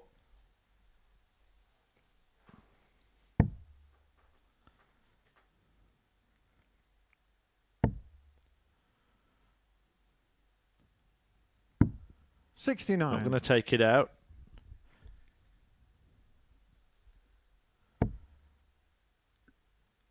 Yeah, speaking of Neil Duff, he has been in touch as well. Just give me a bit of information about the man just taking his darts out there. I'll share that with you in the next leg. Well, De Jong hopes the next leg comes after this dart. Certainly after this one. Getting shot on the second leg. Max de Jong. And it does. De Jong squares things up 1 apiece. Yeah, Neil Duff said he was, during lockdown, set up a Third leg, Michael webcam through league, first. Game 12 on. at the beginning, including Michael. By the end of it, 190 registered players, and Michael was savage. Banging so many 100 averages in. 59. Michael said this morning he really enjoyed that period of the online darts. And remember, this is how the Modus Super Series has evolved as well. Started with webcams, and here we are now at a This fantastic venue. Every 44. single player when they walk. It was the first question I asked Ashley this morning, and he just said it's even better than it looks on TV. Well, there's not a lot of positive things that came out of the lockdown period, but I think it actually revolutionised darts as a sport. So many people who'd never played before picked up darts in that time. It was a sport that you could play in the confines of your own home, didn't need an awful lot of room. 121. Started competing on those online leagues, as you mentioned, with webcams, etc. And it just brought a whole new audience to the sport as well. And obviously the things that have happened since, like the run of Luke Littler, we've now got a lot more young people playing the sport. I think this has been, from 2020 to now, probably been 4 years of growth that this sport has never experienced so before. Well, you can say that, but I went into that lockdown as the best player in the world in my mind after a win over Darrell Gurney at the Premier League and come out the fourth best player in the Durham family. Go figure. As I said, not many positive things, but one or two. You wouldn't be sat next to me, Glenn. How about that? Michael Carr, 46. Every cloud and all that. Chance here for the Burger Boy. As much as we've been talking about the incredible interest social media-wise on Ashley Coleman, the Burger Boy army have been well enforced this week. I've even been taking a bit of stick from a few of them. So I've been chatting with Michael about that this morning. And we both had a laugh about it. I even had a challenge match on this stage as well from a guy averaging 40. 25. Called me a washed-up has-been. Fuming I am.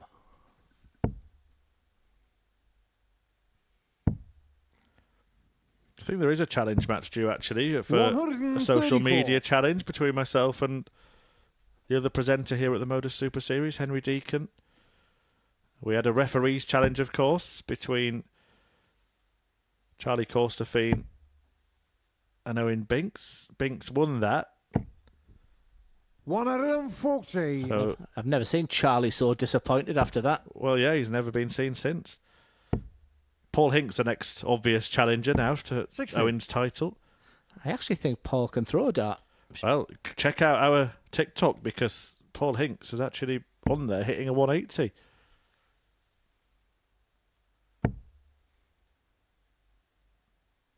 $85.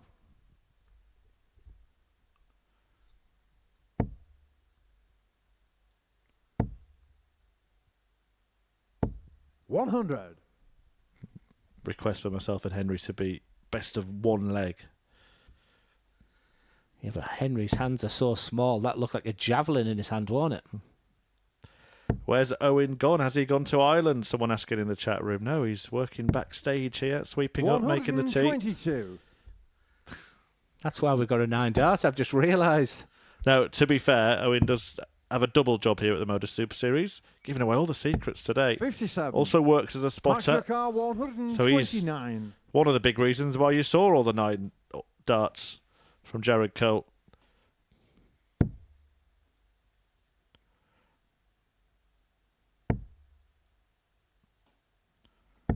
$57. Michael Carr, 150.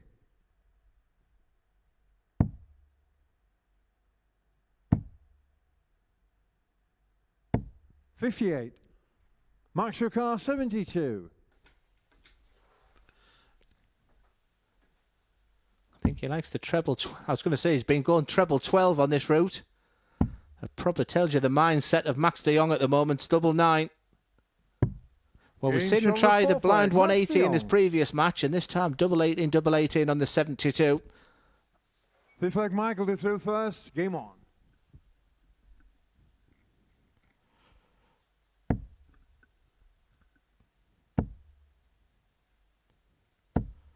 $100.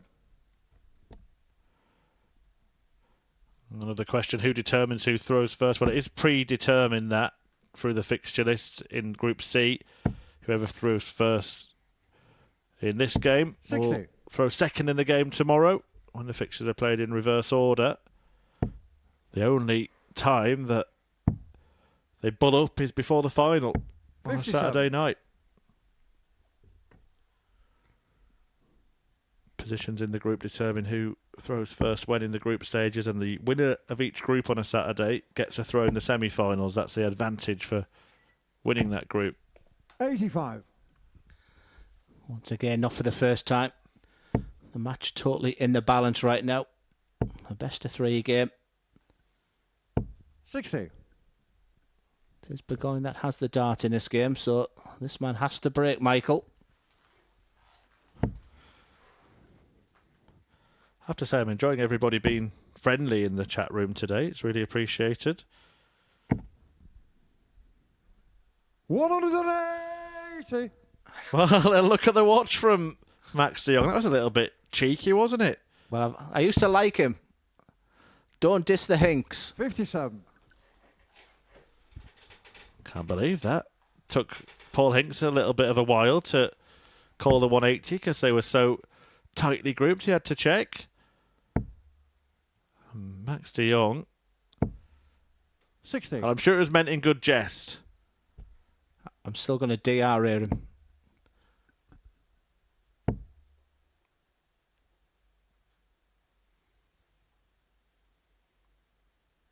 But it was a good moment 31. for Max de Jong, to be fair. Max Car 116. Like I said, Burgoyne was looking good for this match. And that 180 score means it's a roles reversal right now. Max wants this 116. And the fact that Burgoyne can't finish. 40. I was about to say that's sensible play there by going big on that last start. Will he regret it? 100. Max Car 76. Yeah, a real pivotal moment in this match. Is he going to do... I was going to say some double shooting again. It is double 18 in the end. Can't 58. find it. Michael Car And 96. I'm just wondering if it's a real plan before. It's not going. Is he just trying to enjoy himself up there a little bit more? He won't enjoy this, though. Because look at the reaction from Michael Burgoyne. We had an incredible moment yesterday when Max de Jong really celebrated very loudly against Mike Warburton. A little bit of karma there because Michael Burgoyne really gave a big licks. Look what it means to him.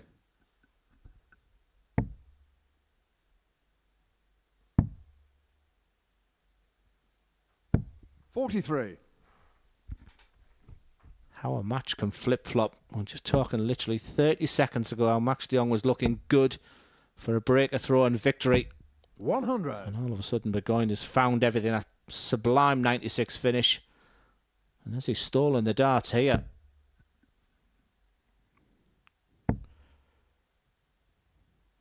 I don't mind what the outcome 100. of this match is, but I do want to see if Max de Jong takes his time over a visit. I want to see Paul Hinks have a little look at his watch. 100. Justice for Hinks. That's what I said. A few people in the comments asking about the Premier League tonight, Glenn. Have you got a prediction for that? Have you seen the draw first of all, Chris? 140.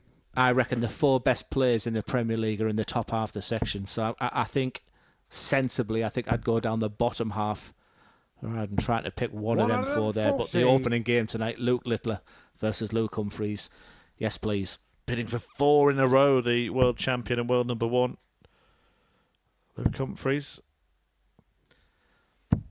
Yes, I'm going to go for Gerwin Price Michael tonight. Car 161.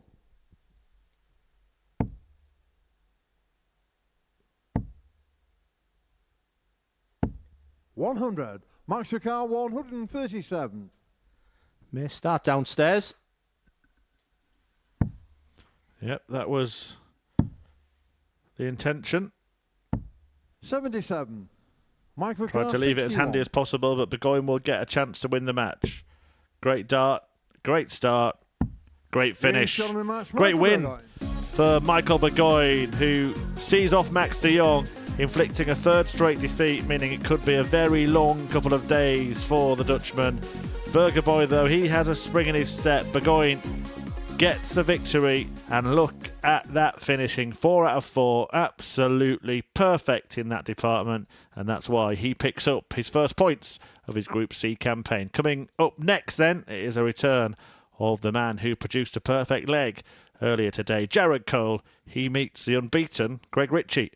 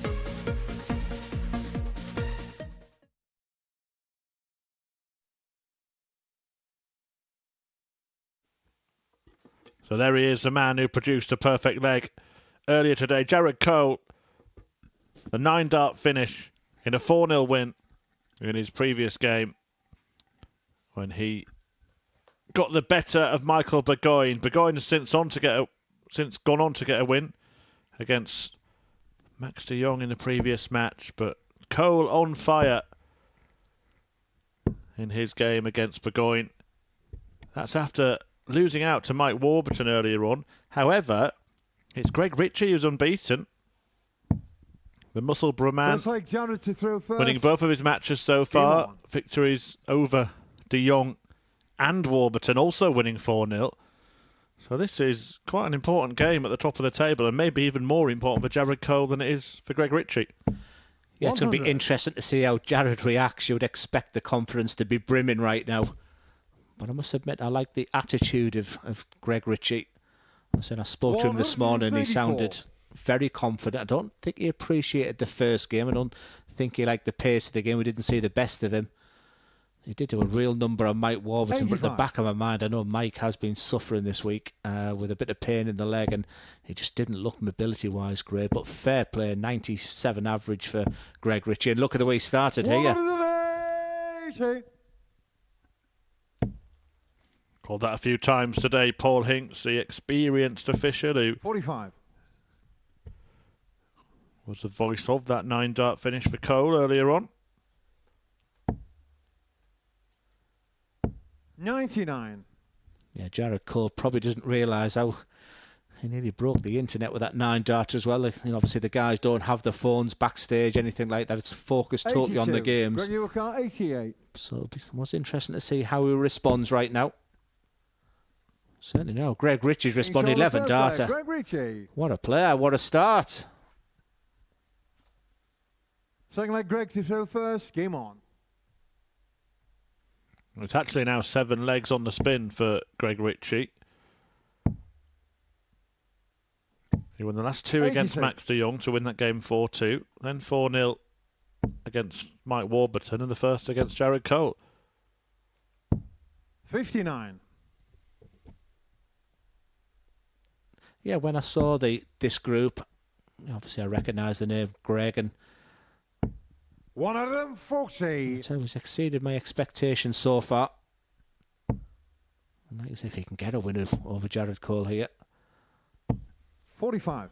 3 wins out of 3. You start then thinking of the perfect day. I mean, I'm sure very acceptable is a 4 out of 5 ratio today. Remember, just 2 qualified from Group C. 140. Is there anyone any better than Greg Richie right now? Just a mere 130 average at the moment. Looking at a 135 45. finish Greg here. Car 135.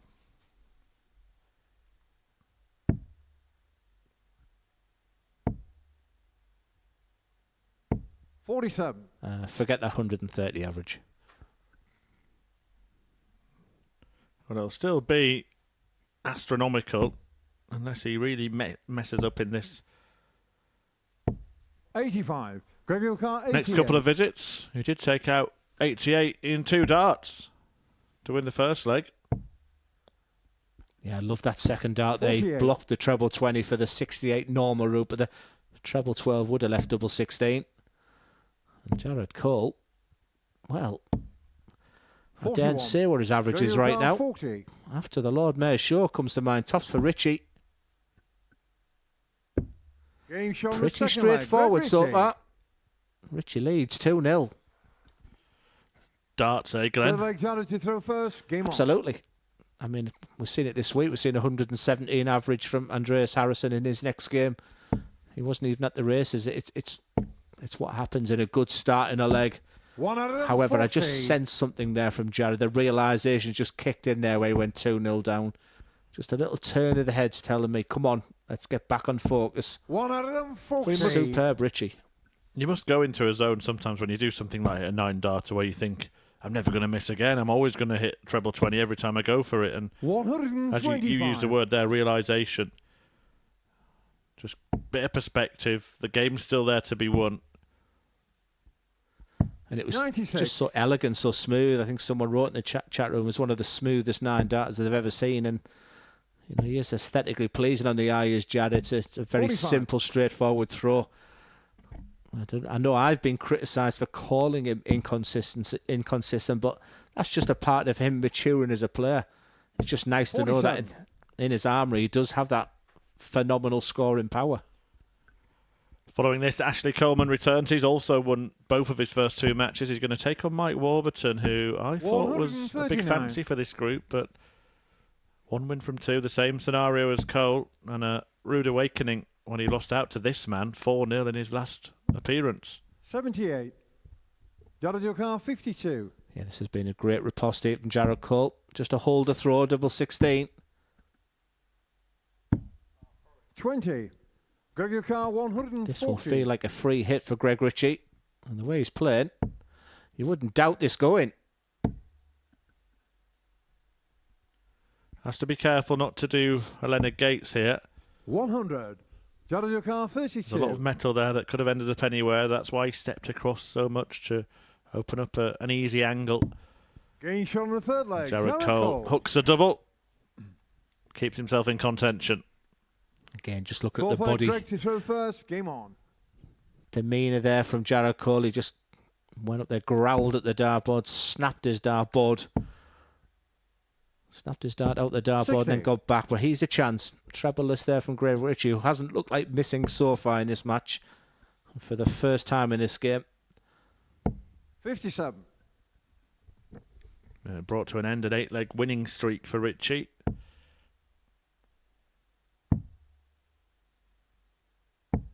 $57.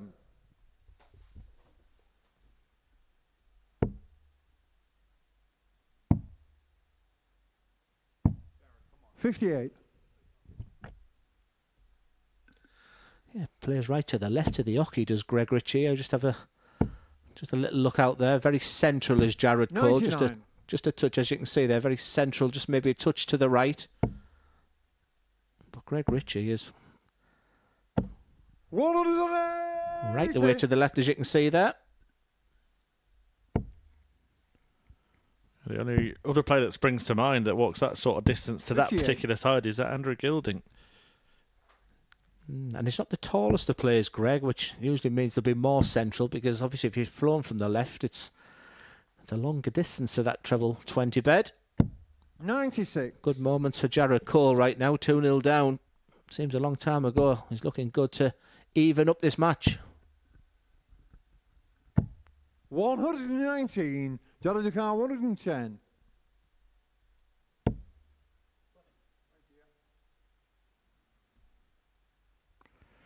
Treble 18. Can't locate a treble with either of those first two 86. darts. So last one sets up the Greg double, Cole but he's going to have to 108. hope that Richie doesn't clean this up. Well, hasn't he been good so far in this game? And this is for a 3-1 lead. 88. You can see how he feels about that, but a 24. chance here for Cole. And you've got to give him credit for the way he's worked his way back into this match, Jared Cole. Needs to do the important bit. Double 6. And all 18. the hard work is undone. Greg Cole 20. Yes, and you can just tell by the reaction, no commentary required. However, this is awkward. Huge dart in this match. Hence the reason he's taking his time. I like that. Has it disrupted his rhythm? Absolutely Game show on the not. fourth leg. Fantastic Greg way to Richie. hit that double 5. Just a little bit of experience there from Greg. He knew how good that second like dart was, yet he challenges still first. stood Game back. on. Just took his time, sharp and take a breath, and pinged a double 5. A vital moment for Greg Richie. 60. Nice showing of sportsmanship as well there from Jared Cole. Only a double 5, but he knew the importance of it as much as Greg Richie did. He knew the difficulty of it last dart in hand and just acknowledged his opponent there. 100. Yes.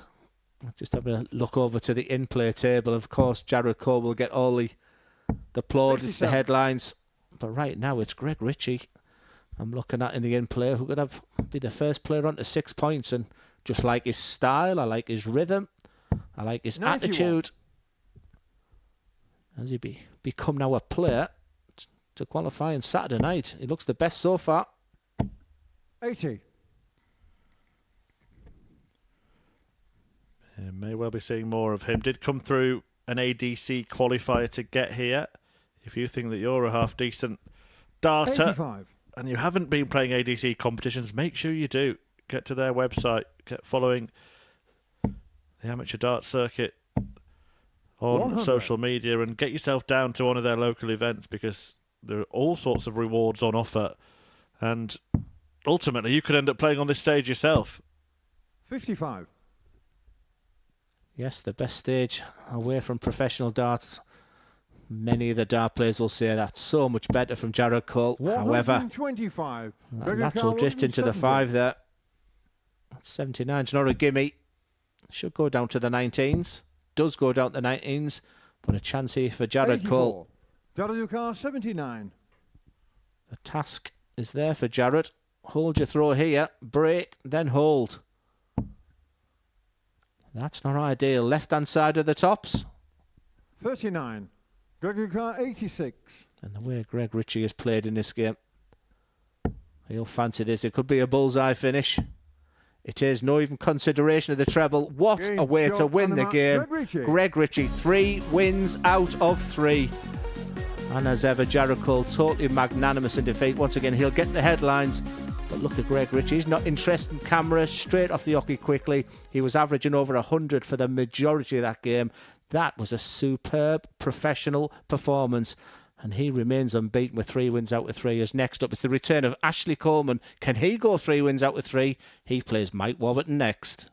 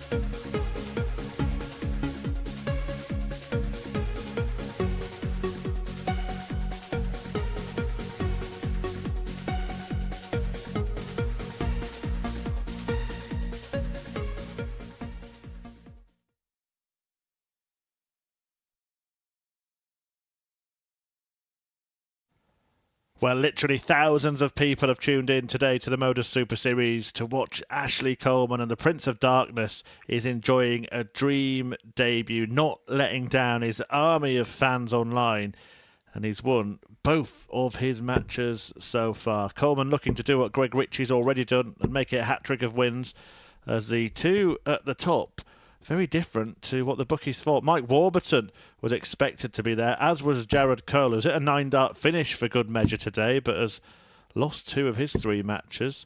And Mike Warburton has won 1 and lost 1 so far, but it was a heavy defeat to Greg Ritchie. Coleman getting the better of Michael Burgoyne in his opener, and then Max de Jong in his second game. And, well, all of the build-up hasn't seemed to have put undue pressure on Ashley Coleman so far, Glenn Durrant. Yeah, and it certainly hasn't disappointed as well. We talked about him as a person and how he's dealt with the situation. He felt confident going into it. Through first. Game on. Boys, he delivered a real settler when you can get that first win under your belt.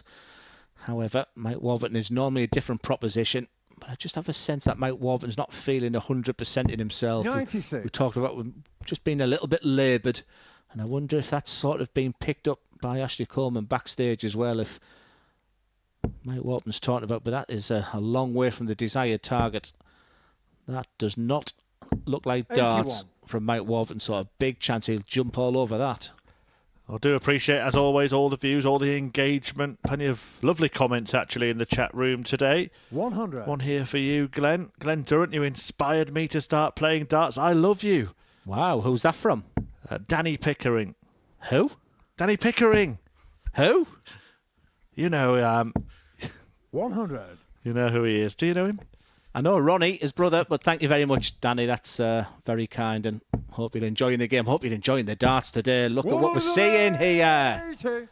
Well, all of them will be putting thumbs ups, clapping on the edge of their sofas or wherever they are, because Ashley Coleman is living up to the billing. Mike Warburton, a regular at the Modus Super Series, will be on that stage thinking this should all be about me, but at the moment it's all about Coleman. Yeah, he seemed to play with a smile on his face, Ashley, as well. And why not with darts like this? 105. Ton, 180. And then a dart that tops for a 125 finish. Everything he touches turns to gold right now. He has that Midas touch.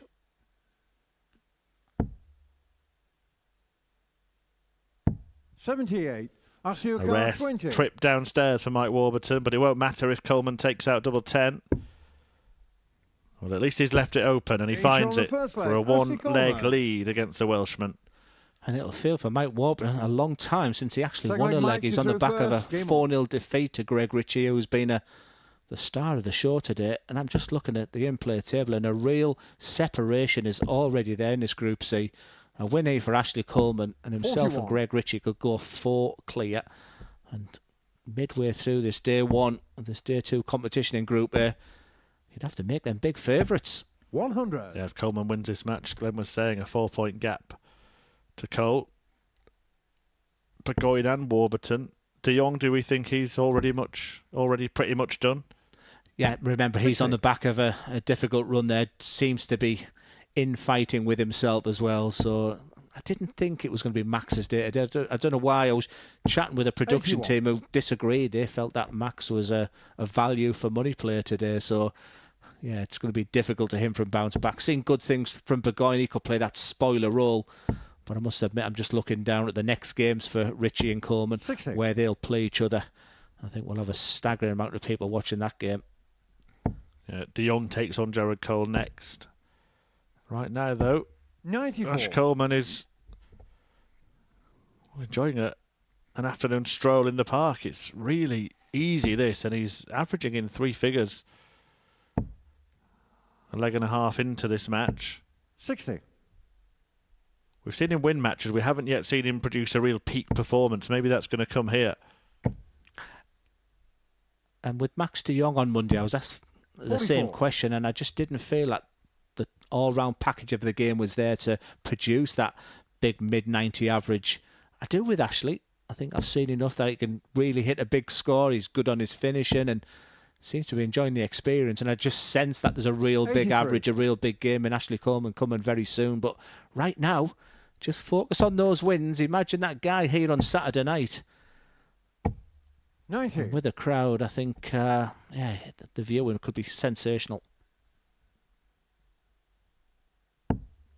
I know we had a local player in Adam Lipscomb who drew a big audience. I just wonder if Coleman were to make it, whether we'd get a few 99. taking a bit of a longer journey 92. to visit the live lounge this week.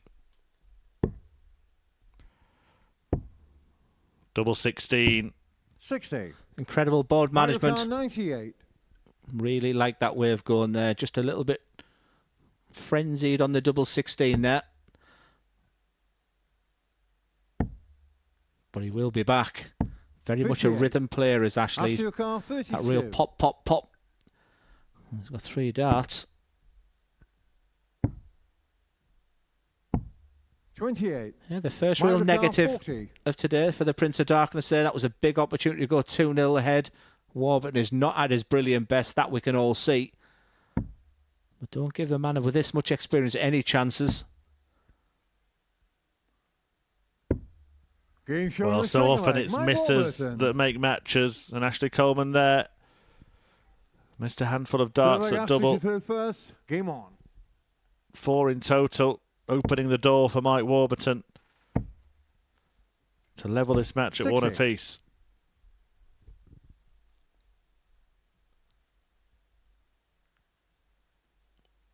Yeah, as we know, Ashley played Q School. He had a good run at the Challenge Tour, reached the last 32. He sort of has done the system. He played on the Development Tour as well, just the 4 games on there. The last 16 being his best. And of course, that UK Open debut. 81. A fantastic win at the Riley's event where he was using a brand new set of darts. Yeah, literally got them the day before. As for Mike Warburton, are you surprised not to have seen him really progress to another level? When he first started playing at the Super Series, when it was formerly the Live League, he just won a WDF ranking title in Wales, a big one, Welsh Open, I believe, and he was really producing some big numbers in this event, but hasn't really replicated it much on the Challenge Tour, hasn't really knocked on the door of becoming a professional. Yeah, I think maybe 100. We talked about the lockdown as well, just maybe didn't come at the right time for Mike Warburton. Again, I've been chatting an awful lot with him. He's got a family, 60. and sometimes that can just, that does take precedent. But I tell you what, I know for the fear of repeating myself a million times, but the fundamentals are there. That throw, but I do know he's been suffering this week, and I can't help but think that his decline today is 45. down to that and not his darting ability. He looks the type of player also, Chris, who's not going to make any excuses for that. Out of nowhere. 140. And into the leg, Ashley Coleman, but not if Warburton can mop up 76. Nothing has come easy for Mike in this group, indeed, on this week.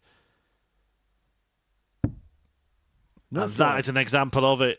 Not only has he missed, but he's bust.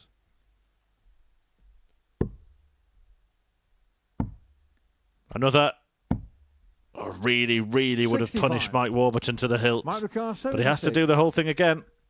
Yeah, I think we both thought that was in. And 76, you've got to stay straight with the first dart. Give yourself an opportunity to double.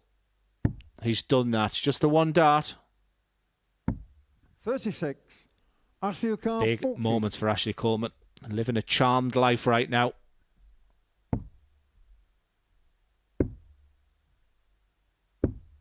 $20. And suddenly the doubles are deserting him. He missed 4 darts in the previous leg in the match. Now all told, he's only 1 from 11. And Warburton making him pay.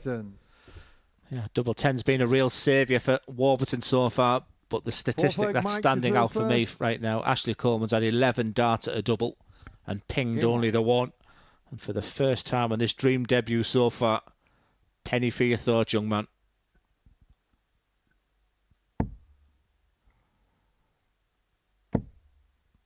Might just be the confidence boost that Warburton needs as well. 100. If he can get away with this. You mentioned all those misses. In each of the last 2 legs, he's missed 4 darts at double. Ash Coleman. Yeah, and there just seems to be more of a bounce in his step as well. So we have this fantastic opportunity just to look over the players as well, where we get the chance to sort of read the body language of the players. I don't think you're going to get too much from Ashley Coleman. 140. But from the experience of Warburton, he's been walking just a little gingerly. It couldn't really have started much better in terms of a neutral perspective, this group, could it? Because you've got a couple of the players who were sort of back to be in the middle of the bunch that have set the pace, and then the two favourites that are playing catch-up a little bit, so you expect it to go close. We could be none the wiser at this time tomorrow as to which two are going through to finals night. Yeah, I was a little selfish and biased in an interview I had with Ashley Coleman. I said, I hope you do qualify for Saturday night, because the interest about him being at the finals night would be greatly increased. But Mike Warburton is just getting on with the job right now.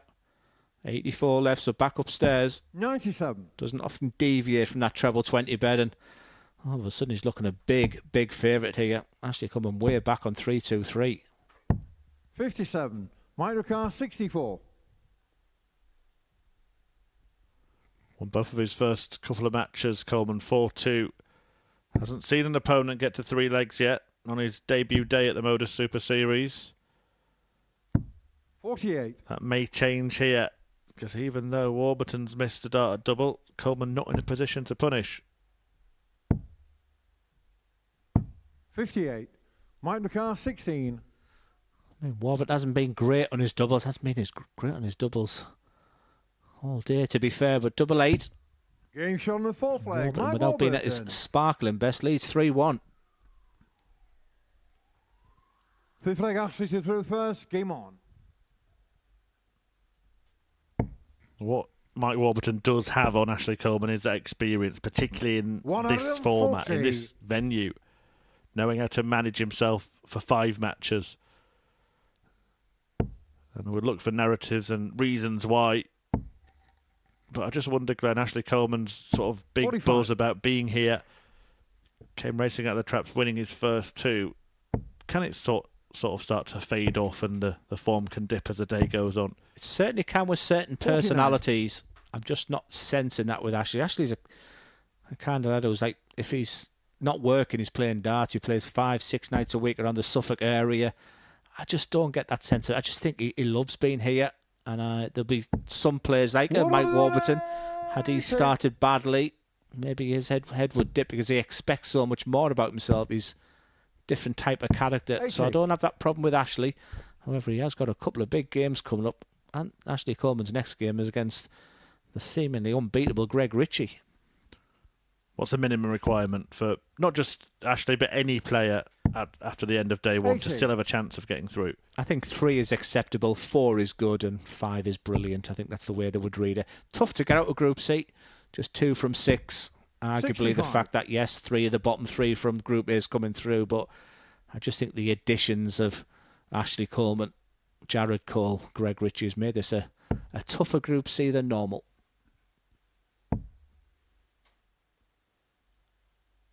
60. Well, a chance to do something spectacular here to stay in this match. 167, treble 20. Not found, just the wrong side of the wire. So Warburton will get the opportunity to win 42. It. Mike Ricard, 136. I'm also thinking if Mike can just get through the day with 3 wins, I think he'd be more happy with that. If he can just get himself rested again. Big number. 100. I tell you what, I don't think he realised he was on 136 there. I think Ashley Coleman did. He had a little smile on his face as he approached the hockey. He might have a bigger smile on his face as he 85. Retrieves his darts, but double top just deserts him. And Mike Warburton, a lucky boy to have even left this double 18. Double 9. Warburton hits it, and Ashley Coleman suffers his first Super Series defeat. Warby getting a win that sees him take his points tally to 4, the same as a man he's just beaten. A 4-1 success, and it was the doubling that was the difference. 4 out of 12 for Warburton, just 1 out of 12 for Coleman, and he was made to pay for those misses and drops points for the first time. Coming up next then, Max de Jong in desperate need of a victory. He takes on the 9-dart man, Jared Cole.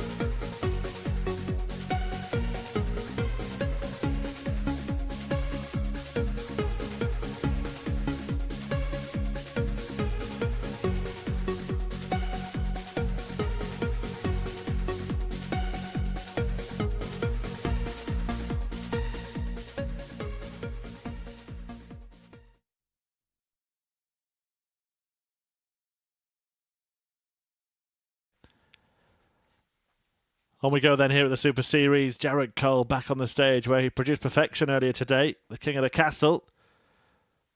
Made a 9-dart leg. And he takes on a man who, well, today has felt pretty pointless. He's literally pointless, Max de Jong, as he looks to end that trend. And here is what's happened so far. Ashley Coleman, a 4-2 win against Michael Burgoyne, went on to beat Max de Jong 4-2. Cole lost to Mike Warburton, but then got that 9-dart finish in his 4-0 victory against Burgoyne. Greg Richie, though, is the man to beat. 4-0 win against Warburton, a 4-1 win against Jared Cole. Warby then getting the better of Coleman in the previous match, stopping him from making a perfect start. But Richie has made that perfect start. He's top of the table. 6 points for him. 4 for Coleman, 4 for Warburton, 2 for Jared Cole. Michael Burgoyne just 1 win as well. And as I was saying, Max de Jong, well, he has to win this match, doesn't he, Glenn? There is no doubt about that. I think it's, again, it must be a Group C thing that I feel like it's a must-win for both. Jared Cole doesn't want to be remembered just for that 9-dart today. I think he wants to go away with 3 wins. And with Ashley Coleman being his final game, he would expect to beat Max. But I would never disrespect Max de Jong. Like I said, you know you're in a fight with Max. He will dictate the pace. He's certainly been the most methodical player this week. And Jared his concentration levels can sort of waver a little bit. And you never know if it's feast or famine with Jared. Are we going to see the best of him? But a must win for Max. Warburton, Burgoyne after this, then Greg Richie against Ashley Coleman. There's a real opportunity for Greg Richie to leave everybody else fighting it out amongst themselves, isn't there, if he can go through the card today? Yeah, as a neutral, that means tomorrow will be so exciting because you're bunching up that 2nd, 3rd, 4th place. Well, we could really go down to the wire when you've got one player running away with it and one stuck at the bottom like this man is right now, Max. But, as we've mentioned, the positive thing is if he can win this game, he'll play Mike Warburton again, and he's had the better of Mike this week, remember? 60. He could still go away with 2 wins.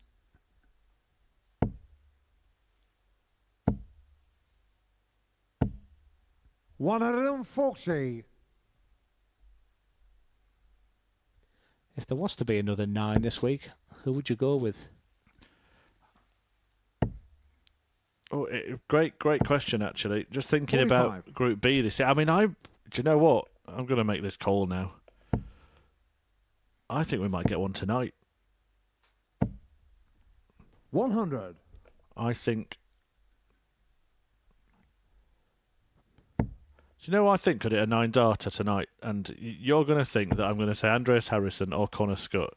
I think David Evans could hit a 9-dart finish tonight. 161. That's just quackers.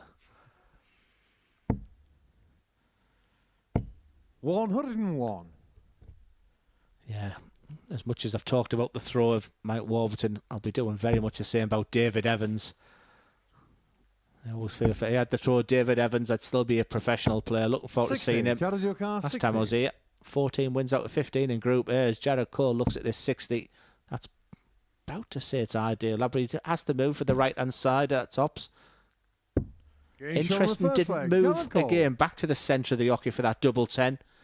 But pings it to Max de Jong. The woes continue. Second Jared to throw first. Game on.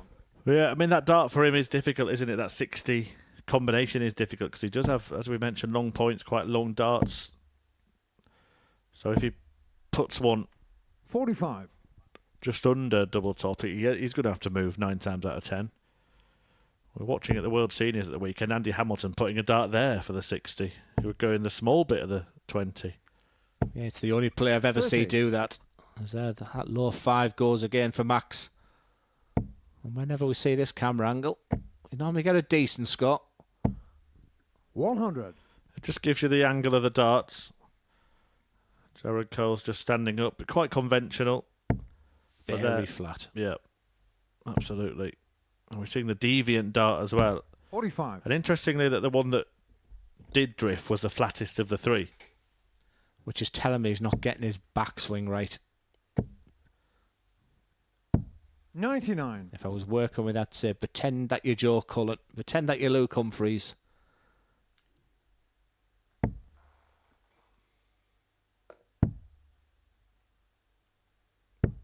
46. Someone asking. Leonard Gates to his second 9-darter at the series. The problem, I think, with Leonard is he's only got 61. a maximum of 4 games left this week. But he did miss double 12 for one at a finals night in a previous series. 43.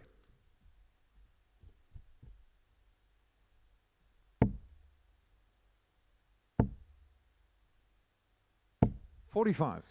Yeah, Jared Cole, as we've mentioned, has been working, so he'll know the strengths and weaknesses of Max de Jong. I think he'll realise that Max hasn't got a mid-90s average in him this week. His best average has been mid-80s so far. And Jared Cole will also know that he won't want to go sort of 2 each, 3 each with this man, because he usually comes out on top of them. And right now I think he'll feel he's the better player. Just has to remain professional. 49.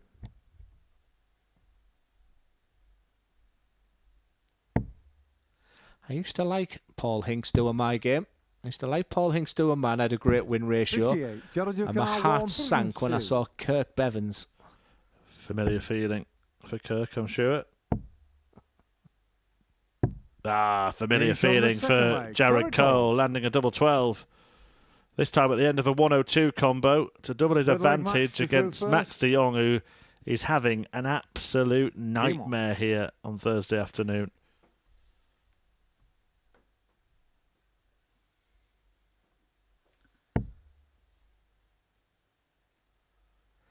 It started so well the week for Max. 85.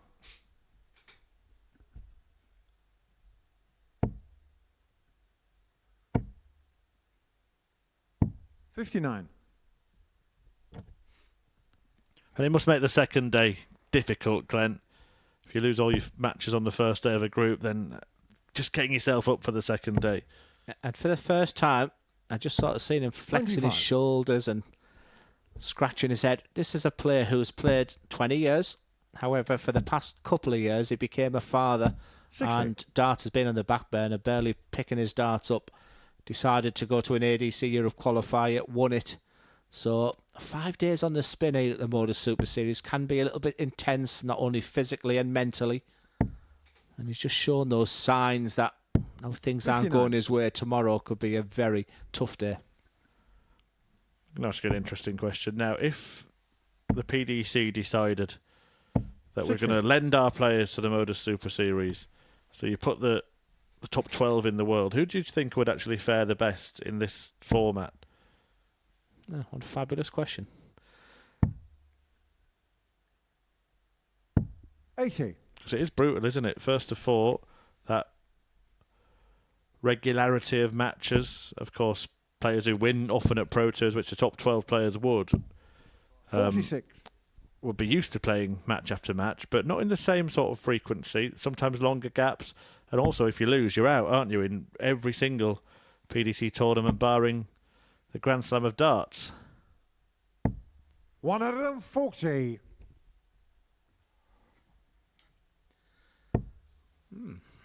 Yeah, the easy answer is to say Luke Littler. Damon Hetta, he practices an incredible amount, but it doesn't come quick out the traps. Great question, that. I'll give you time to chew on it. It would depend which top 12 you were choosing, of course, because ranking-wise, Littler wouldn't be eligible, would he? 56. Jadajukar 157.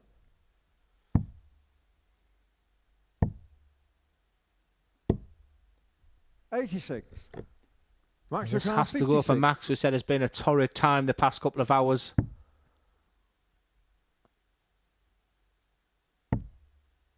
That looks a tired dart. 46. Jadajukar 71. For 3-0.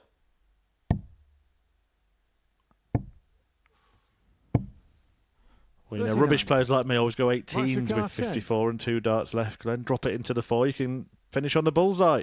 Yeah, I could go old Rod Harrington. Should be missing big numbers because double 5 has been hit by Max de Jong. And like I said, if I'm going to keep it positive for Max, he likes a game where it gets, if he can take the next leg. When he was going 2-2, 3-3, he looked the better player. Jared had a chance to run away with this match, and he has been pegged back, however. He's back in that treble 20 bed. 100.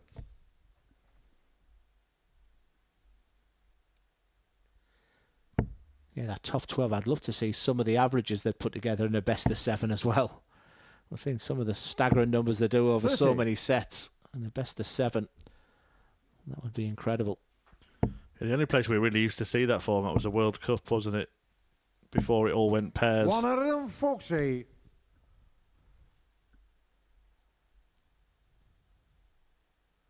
Yeah, I quite like the decision to make that World Cup all a pairs event. A real leveler. I think that's when you'll see 85. maybe a surprise winner. I think last year, I went Poland, Rutacki, or Germany, Clemens and Schindler. 43. I think that's where teamwork comes into it as well. Well, we've had a 9-darter today. We're now talking pairs, so just one little moment to reflect on with 100. Glenn Durrant, actually part of the team to hit the only ever mixed pairs 9-dart finish. Yeah, Breen Sands, 144 finish 100. as well. Double 12, very reminiscent of Jared Cole, but mine was sweeter, of course. Yeah, you only had to throw 6 perfect darts, Glenn. 45. Jared Jakar 118. Just the kind of leg that Jared needed here. 46. However, that's an ideal after 118 to leave a 72. He'll expect himself a dart or a double, but Max de Jong just looks way off the pace right now. 70. Tough watch. Jared Jakar 72. Yeah, it is another single 16. Tees up tops for Jared Cole. 52. He will come back for double 10. No maximums in this game. But Cole did have a nice 3-figure finish earlier, a 102 checkout. 123. Jared Jakar 20. For a big lead. He's been dominant. However, his opponent's on a 2-darter.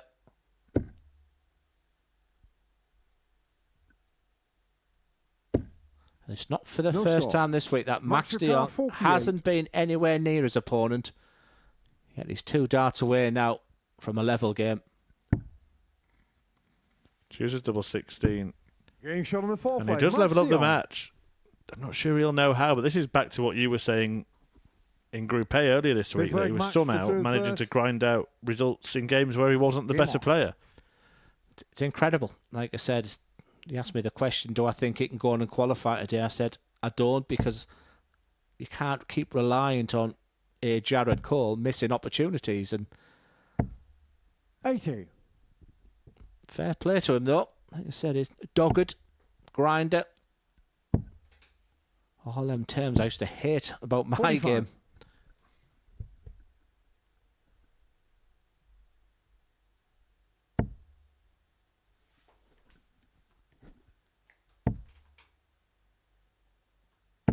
$45.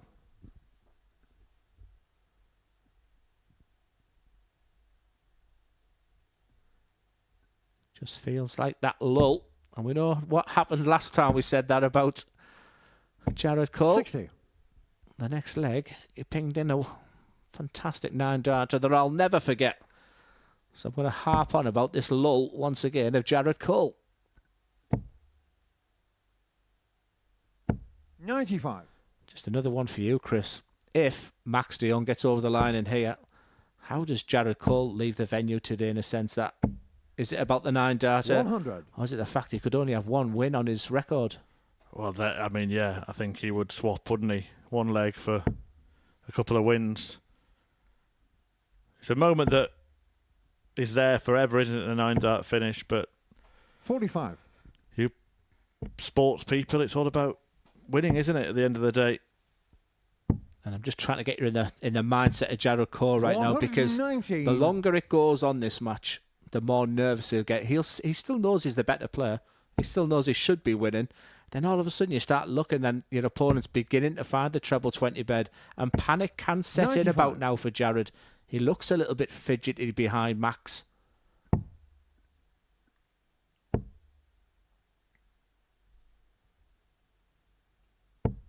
$42. Match the car 141. Very, very interesting.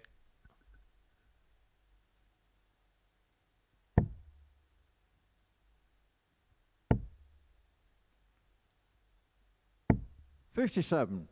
Judge car 135. Well, bullseye will be the first dart, and hopefully the last dart. 110. Pretty close, but not close enough. Yeah, you can see the reaction. He thought that was in, as that was flying in the air. So big 14 bed. Wow. 66. I had my fingers and toes counting there. Double 18 was quite an ideal route to go. Jared Cole, this has to go. You've been much the better player. Game show now finally lead 3-2. Look at that reaction there. It's a huge relief coming out there because panic was setting in. 6-leg Jared to throw first. Game on. Yeah, he found himself dragged into a match, didn't he, Jared Cole?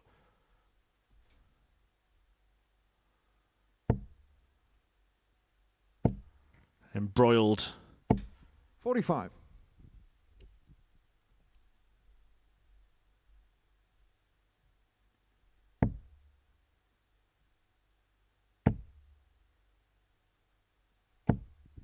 $95. Yes, if the Daredevil Darts can send me a message, I'll send you a set of darts. Glenn Durrant is the best commentator in the world. 95. That's not what he said. I've just signed a new account up and called the Daredevil Darts. You're paraphrasing there, Glenn.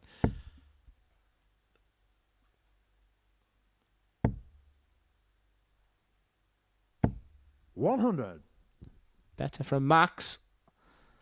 I just sense that this game is all about what Jared does. And that's what he has in the armory, remember. 80 ahead.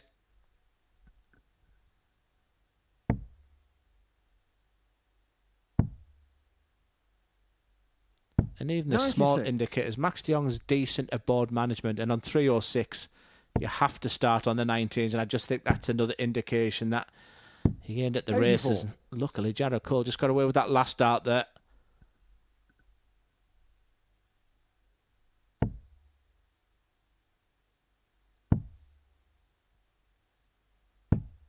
$81. Jared Khan 142.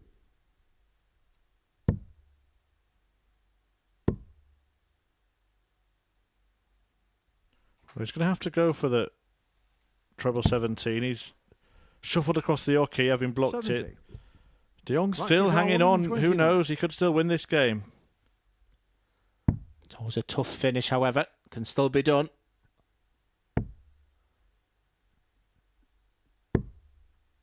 $46. Jared Khan Chance for 72. Jared Cole for the match. 72. He's been here before.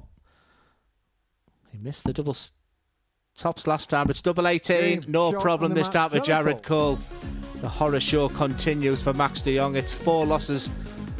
And you can see exactly how he feels about that. And a little dance move there from Jared Cole as well. What a day. He's having a 9-darter, 2 wins out of 4 so far. A big game coming up in his final game for Jared Cole. But he'll be very, very happy with that. He won't be delighted with the numbers there. The 102 finish being the highlight. Double 18 to win it. But the troubles continue for de Jong. As we move on to the next game, it's Mike Warburton against Michael Burgoyne.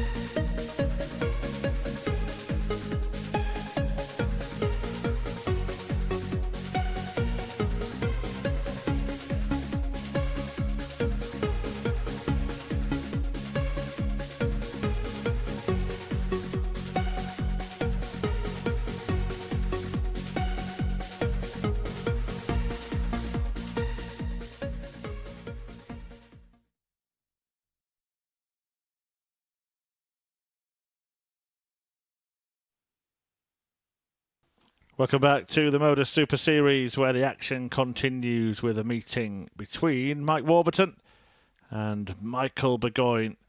And it is, well, another key contest, really, when you consider their positions in this group. Burgoyne with 1 win from his 3 matches so far. Mike Warburton has managed to scrap and fight and pick up a couple. The man to beat in the group remains Greg Richie, who's back in action next when he takes on Ashley Coleman. But a win for Warby here, and suddenly his day looks totally different to how it did after that match he had against Richie when he was on the wrong end of a 4-0 thrashing. Yeah, they seem to get on really well, these two as well. 4th time they've played each other this week. Looks like Mike. Couple of wins for Warburton. One for Burgoyne on Tuesday when he really did show his best form. I also think Burgoyne will know that Warburton's there for the taking today. But like I say, it could still be a very, very good day for Warburton. Do you remember his first start in his last game was such a low 1? We begin to fear for him. But he got through that game against Ashley Coleman. And that's a lovely start to this match.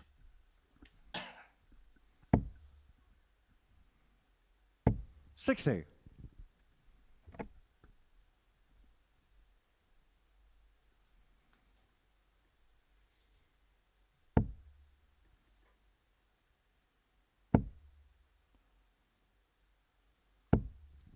$140.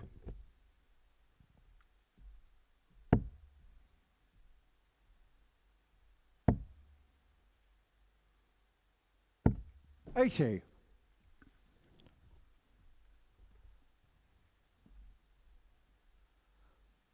Well, if you remember his last match, he opened up with 141, 41, 40, Mike Warburton. Started well in this game. Shouldn't stay there in the 19s.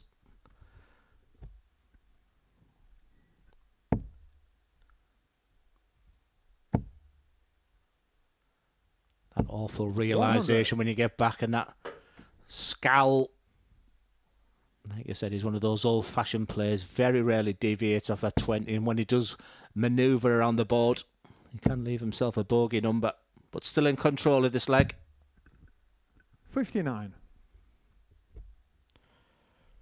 Yeah, still dominant, isn't he?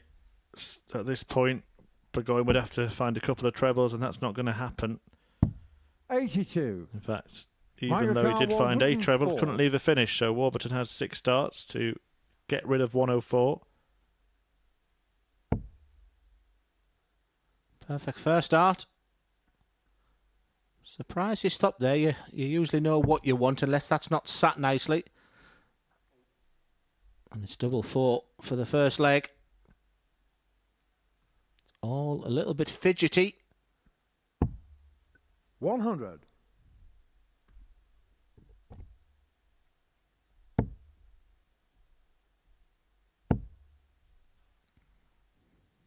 But it can still get a little bit sticky from here. After that dart caused him to go to 4-4. He could find himself very quickly on 1-1.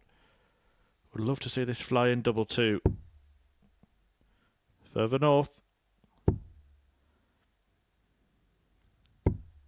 Just wonder if that trepidation of potentially being on 1-1 was in the back of his mind there. 100%, and I think he was waiting for the game shot sound. However, the first part of this 82. Sharp and take a breath once again, doing everything right. Just working out his plan.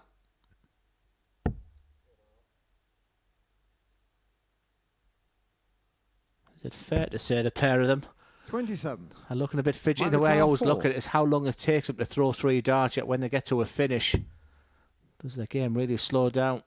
He's been here before, going further away. No score. Michael Lucar, 55. I spoke to him on day 2 and he was devastated with his doubling. It really cost him. This would be a big loss.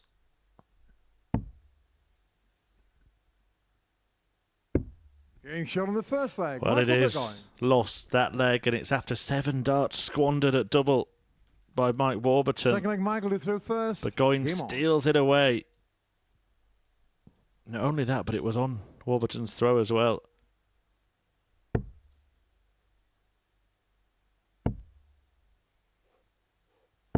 85.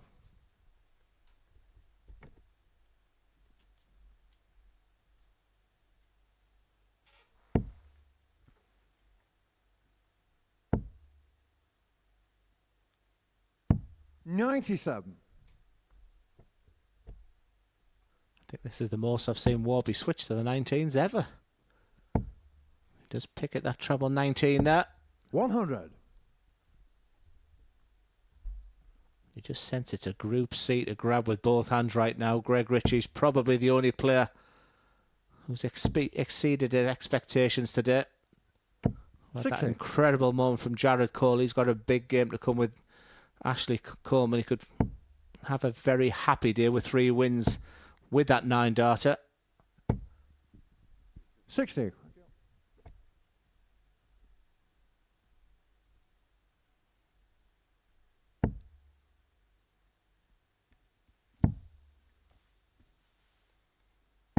$57.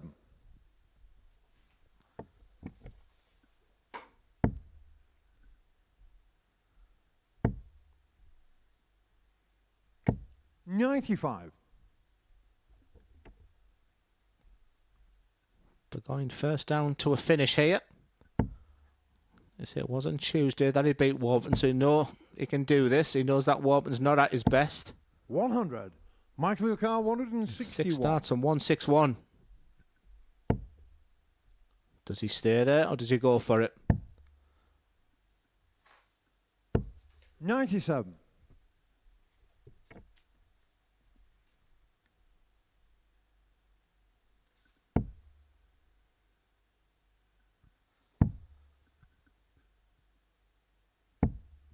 $57. Michael Lucar, 64. How quickly a game can change. Warburton was waltzing towards the first leg, but now Burgoyne is looking and has 1-2. And the fact with the last start as well. Like I said, Third leg Mike to third first. Warburton will not be happy about this situation for a multitude of reasons. However, it just has to break Michael Burgoyne once. 99. I don't think you actually see them positives right now. And the Bedfordshire man is feeling good about himself. Like I said, we've spoken an awful lot about the amount of interest for Ashley Coleman. 100. But Michael Burgoyne's had his fair share this week. Lots of players supporting him. One of those players who's done the system. Played many, many years of county darts, Super League darts. He's now applying his trade and dominating the ADC East of England 114. qualification. That's got himself here. And he's just beginning to show his signs of what he can do. 60. However, Burgoyne's will finish the day against Greg Ritchie. Right now, that looks like a tough ask.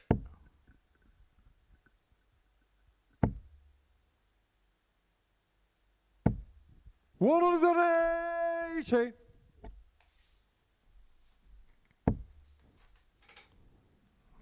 That's the way to fire your way back into it.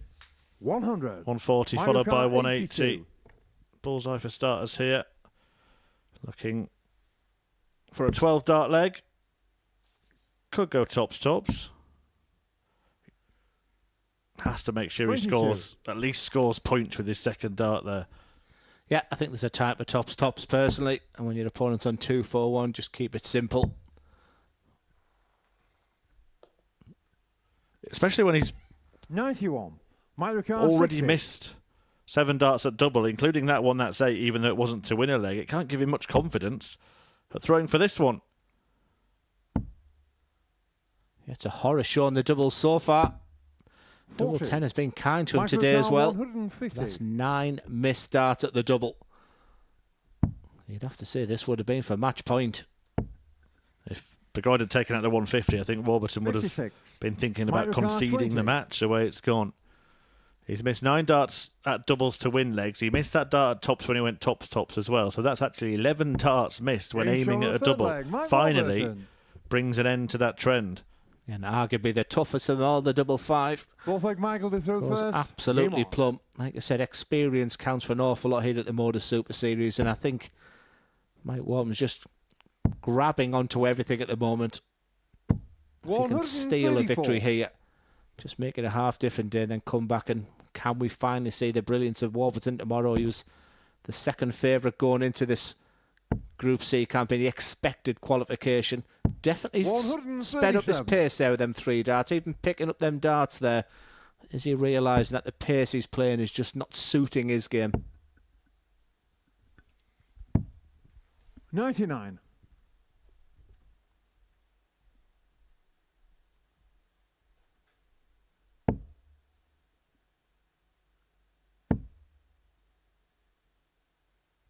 $81.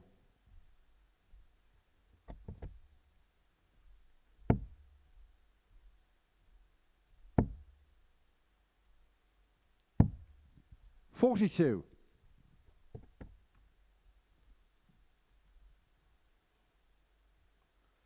The players that qualify from Group C at the Super Series are often the ones that 60. treat each game with the same importance, make sure they win those matches late into Thursday afternoon, don't allow the fatigue and the 97. seeming insignificance of such encounters to affect them, because in the end, all games count the same, don't they?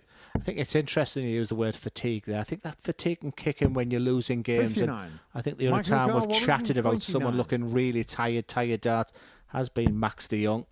I think when you're winning games. 93. Lovely setup play. 164. That must be the one line I've said most of it.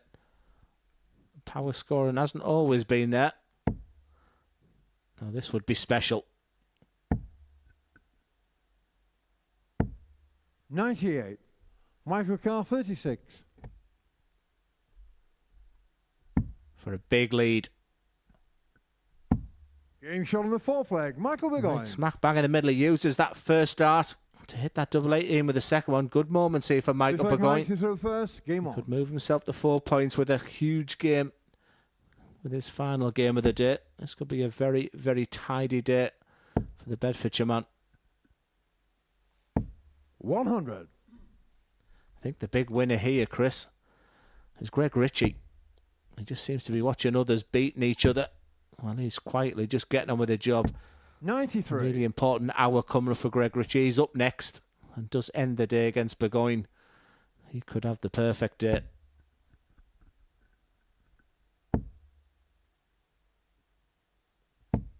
$100. Yeah, he's been excellent. Greg. Ashley Coleman next. Burgoyne still to play, as you say. Coleman meets Jared Cole as well as Richie. 99. As for Warby, his last game is against de Jong on a day when it's not looked good for him at all. He could still end up very much in contention. Look, he's not out of this game yet, but even if he does lose this game, 140. you said it, 3 wins is acceptable, and he could come away with that. Burgoyne shouldn't have really been starting on the 20s there. And you see him hit 2 trebles and leave a bogey. Yeah, the board manager hasn't been great in this match. 65. That's the right decision there from Warburton. Leaves himself a 2-darter for Burgoyne. Can he get himself to a 2-darter? Can he get himself down to a 1-darter? 129. Fantastic. 96. And over to you. That 96 looked inviting. Now, it's a must hit. Double.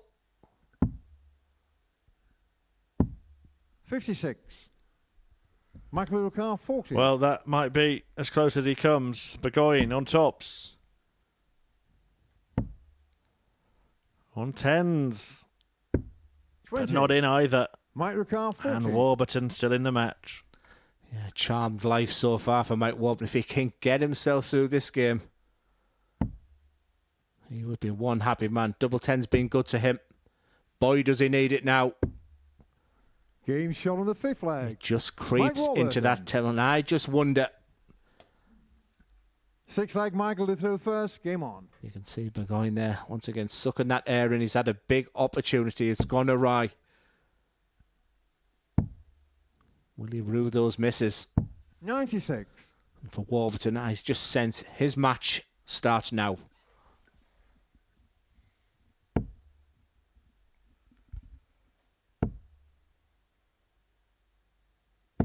$60. I don't know if he's wincing at the treble 19, or if he's wincing in a little pain medically. 31. Is Burgoyne beginning to throw this away?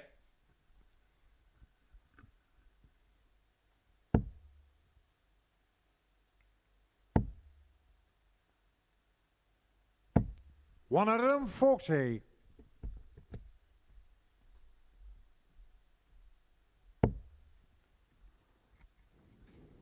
Big leg of darts this for both players and their prospects this week. 140. Next week, I've had a sneak preview of the players. Another absolute beauty. I think we'll be announcing them tonight. 137. So do tune in from 10 p.m. live here on the Modus Super Series YouTube channel for some great darts this evening, but also to find out what's happening next week. Microcar 164. What's happening right now is a battle of big checkouts. 164, an offer for Warburton, won't go. Yeah, Warburton was done and dusted in this match. Charmed life, we said. He's getting how many opportunities does he want? He doesn't leave that pretty. Once again, Burgoyne becomes a big favourite. 21. Wow. Microcar 121.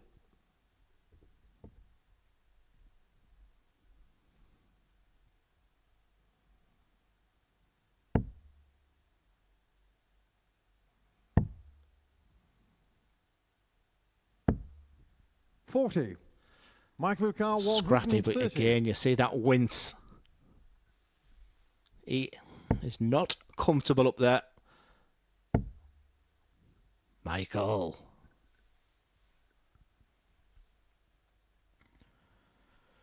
Just had to stay straight.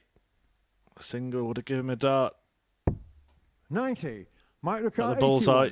He leaves it handy. Warburton should get at least a dart at the butt himself to save his skin. Well, he loves double 12, so treble 19 will be the MO. Could be that bullseye. Needs the 12 bed. Gets it. Bullseye. Huge dart. What a dart from absolute nowhere for Mike Warburton. He gives it a fist pump. He's wincing his way through this game. Clearly uncomfortable about the situation. Came on. But he is a leg away here to get the 6 points, which we said was the absolute minimum for these players. And with Max de Jong in his final game, this could still be a very, very good day for this man. He has the dart in this last leg shootout.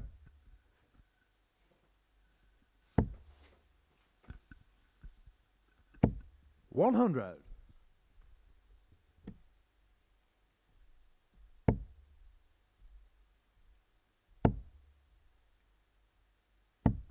$100.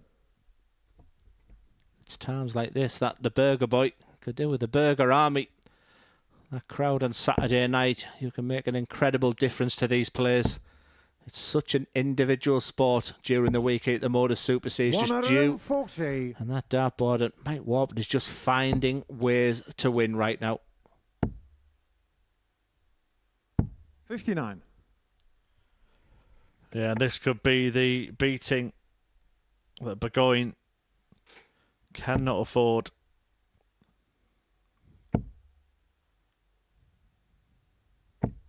$100. Not only would it see him stay on 2 points, but it would see another player in Mike Warburton move to 6. That's 4 adrift then of second place. 59. With a game to go, he could find himself with a huge, huge gap to bridge come tomorrow. He seems such a nice guy, Michael Burgoyne. Very friendly to chat with, but I think inside it's going to take someone really close to him to get him through this, because he knows this is an incredible missed opportunity and it's going to be a tough ask from here. He really needed a maximum there. 81. Mike Ricard 114. Well, this to get a win that looked very, very unlikely for much of this match. A match that he trailed 3-1.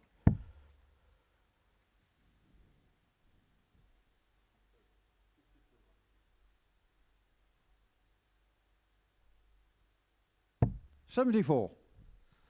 Job done. He'll be back to take this match. And nothing at all Burgoyne can do. And isn't it typical when the game's gone, you throw your best darts. Chance for Warburton. Double top to win it.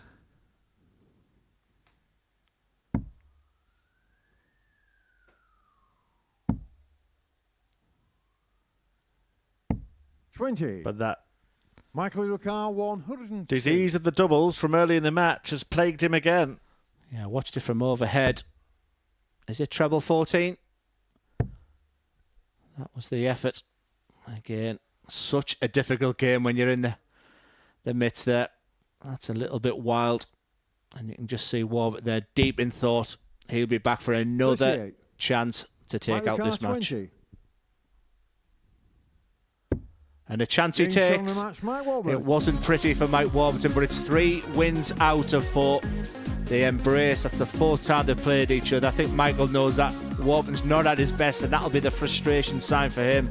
For Warburton, he's just collecting these points, and he'll hope to come back with his brilliant best tomorrow. He has one more game to go. Nothing at all to separate him in the numbers there, but it's Mike Warburton that gets over the line in the end after the 7 legs. It's top of the table. Greg Richie up next. He plays Ashley Coleman.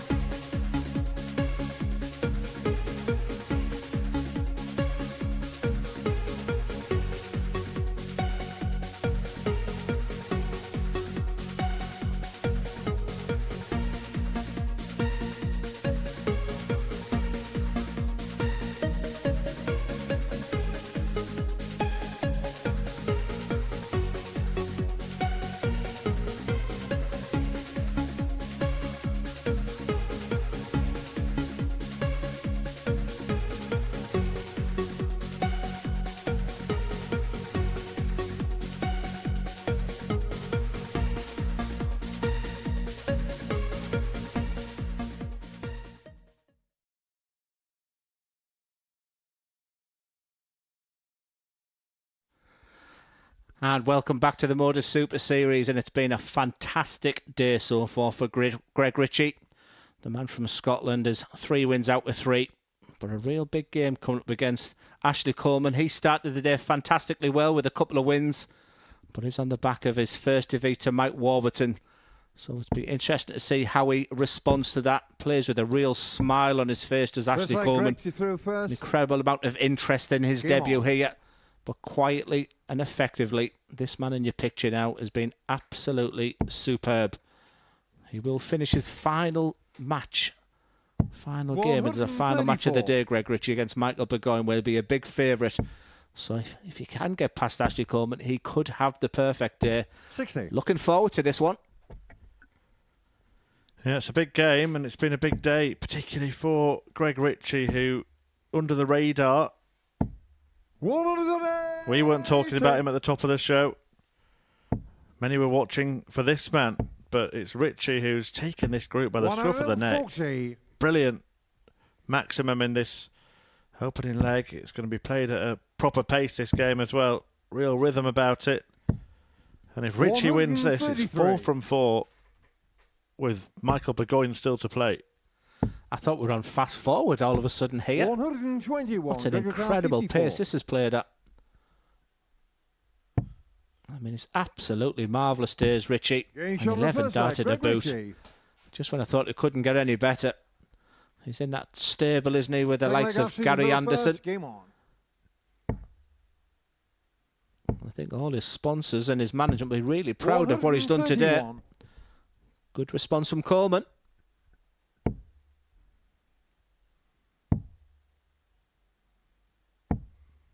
$57. A real upping of the ante in this match. 121. Dare I say a little bit about Michael Smith in the Ashley Coleman throw. All about rhythm. Not even a hint of him aiming whatsoever. Just the feel of that dart. And that muscle memory. I must admit, Chris, when I went to a couple of academies last year, so many players were throwing like Michael Smith the year he became world champion. I have a feeling that a few that I do this year will be a few that look a little bit like Luke Littler.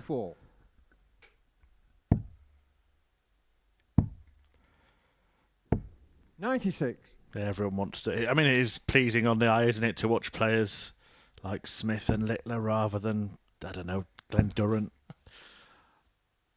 I'm taking enough stick on Twitter about my game, so I'm going to get my darts back out. Chance here for Coleman. Double 16. What a fantastic start to the game from both. The second leg, Ashley Coleman. After 2 legs, nothing to separate. And the pace of the game, 2 minutes for 2 legs. That used to take me 3 darts. In all seriousness, when you've practiced, you must have tried just slinging them at super speed. What's it like? 57. Honestly, I mean, I think during my troubles, I tried absolutely everything, and I tried to speed up my game. I simply can't do it. It's, you know, it's years and years of practice for Michael Smith to throw like that, and clearly the same for Ashley Coleman. You can't just pick up a dart and suddenly start doing that. That's a more standard one, but it is a 100. It is a backswing that's unique, different. He doesn't sort of bring it straight back. It comes back on an angle.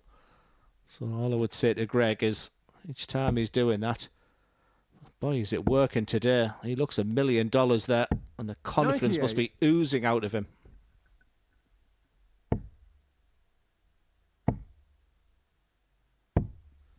$55. We've got a load of online watchers there. Can you see the Michael Smith? Or do you think I'm crazy? Yeah, get in touch 76. in the comments on YouTube.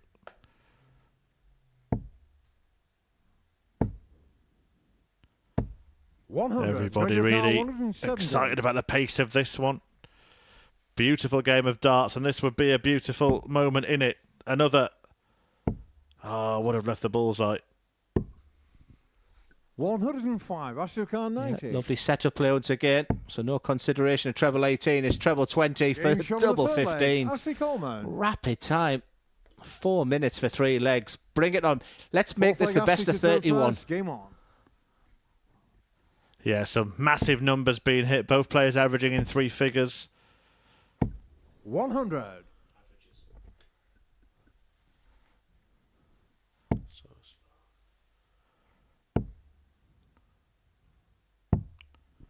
$97. Coleman himself, as you can see, 104.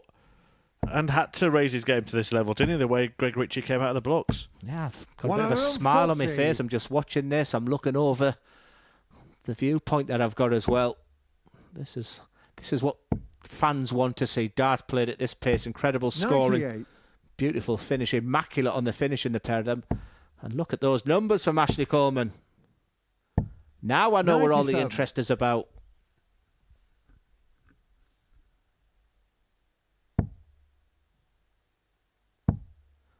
It should go back to treble 20. That would leave the big fish. 96. Ashley Carr, 164. What it means, it's on Coleman's throw right now. Doesn't need to be. 88 left. 96. This is just a real joy.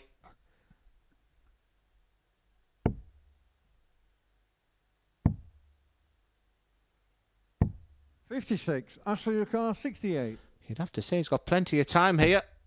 We may not need it. Game show 3-1 he leads. Ashley Coleman. I'm running out of superlatives here, Chris. Well, we were talking about the prospect of Richie going through the card, on. weren't we? But what about this for an outcome? If Ashley Coleman wins, he joins Richie on 6 points. Mike Warburton already also on 6. Jared 94. Cole on 4. And it looks like we'll have at least a 4-way fight 96. then for the 2 spots tomorrow. Warburton with De Jong to play. Coleman and Cole play each other. That could be interesting. And then Michael Burgoyne takes on this man in the final match of the session. Yeah, I've got a good idea. Let all 12 games tomorrow be between these two. I'd be back for breakfast.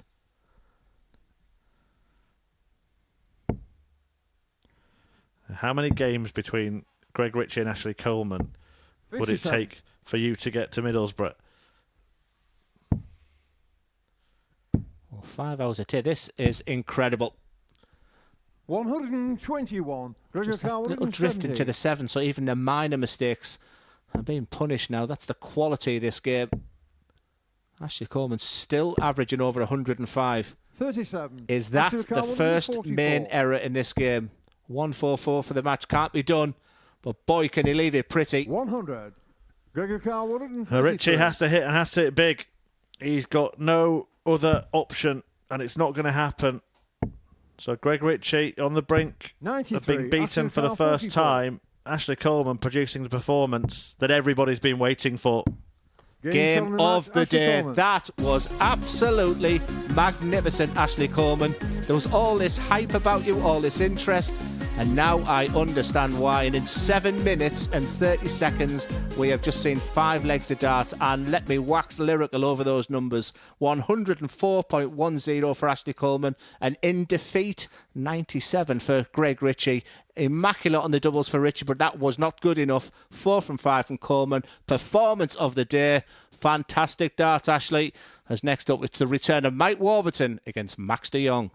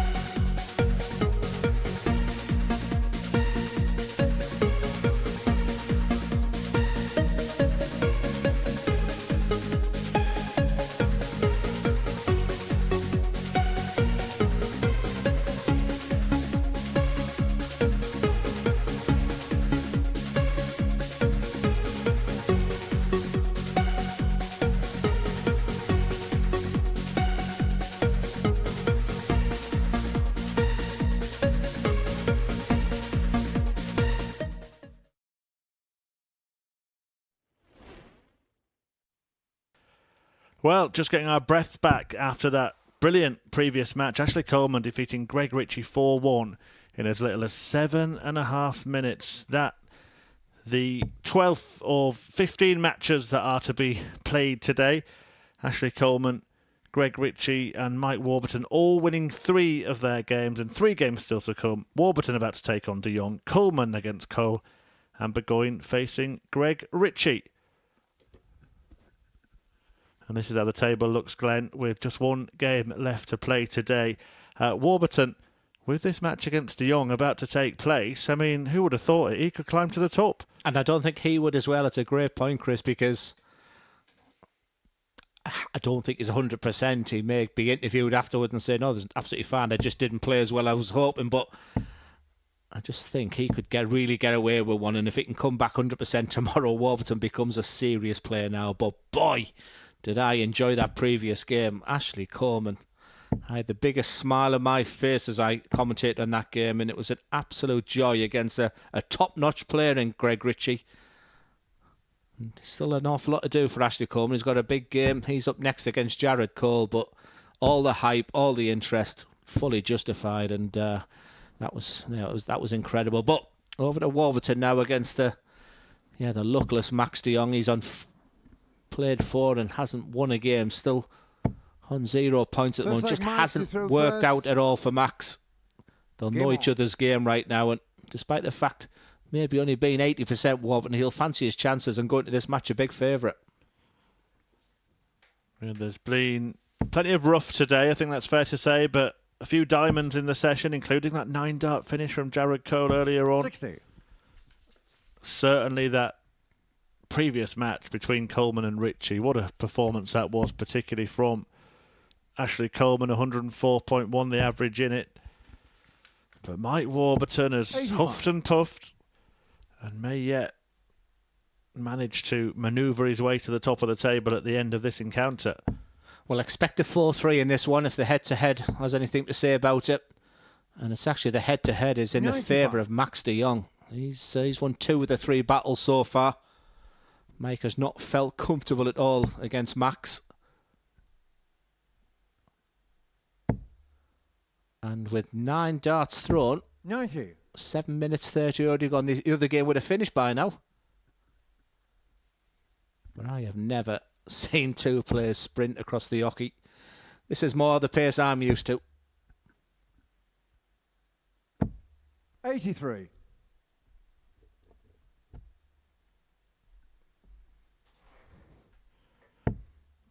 Well, it started like that, and it looks like it's ending like that for Max de Jong. Just hasn't managed to correct that error all day, has he?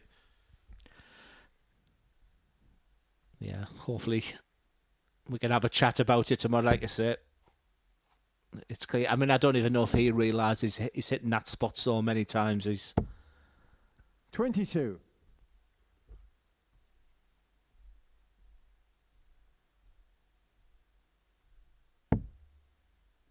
Well, that one works out quite well. But then he's back regressing 85. to the mistaken mean. Yeah, he definitely throws the Andy Hamilton last dart.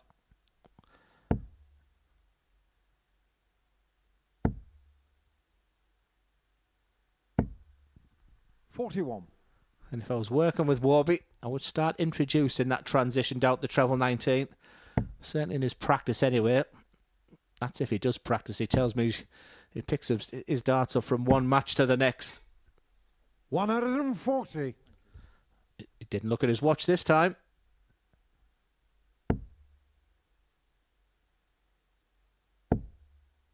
See, from where we're sat now, that just looks so covered. 41. Max Ricard, 50. And what you're trying to do is you're trying to lob over those 2 darts there. It's all about that getting the weight balance correct. Well, another slip from de Jong, so he only gets 1 dart. He will, of course, get another 3 if he needs them, because 36. Warburton with that miss, in fact, a real mess in his last 3 visits. 22, 41, 41 for Mike Warburton, a leg that he should have had control of. And he looks like surrendering to Max de Jong on throat.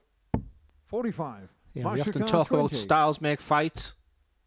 And Mike Warburton doesn't seem to enjoy the challenge of Max de Jong, that's for sure.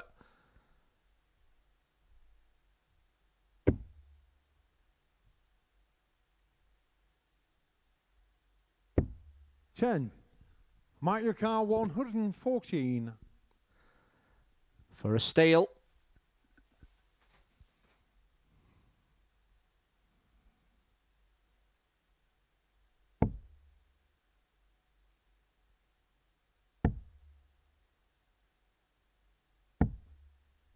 $78. Marks your car 10. It has been one of his favourite doubles. Is that too good? No score. Just a kiss off that Mark first your car dart there. 36. It was just maybe too close to that desired time with that flat dart that he throws. And Mike Warburton, after 24 darts, he can't believe his luck that he's back. It's the kind of day that Mike Warburton's having. Charmed life was what we've used so far. Still has to execute. 28. Max your car 10.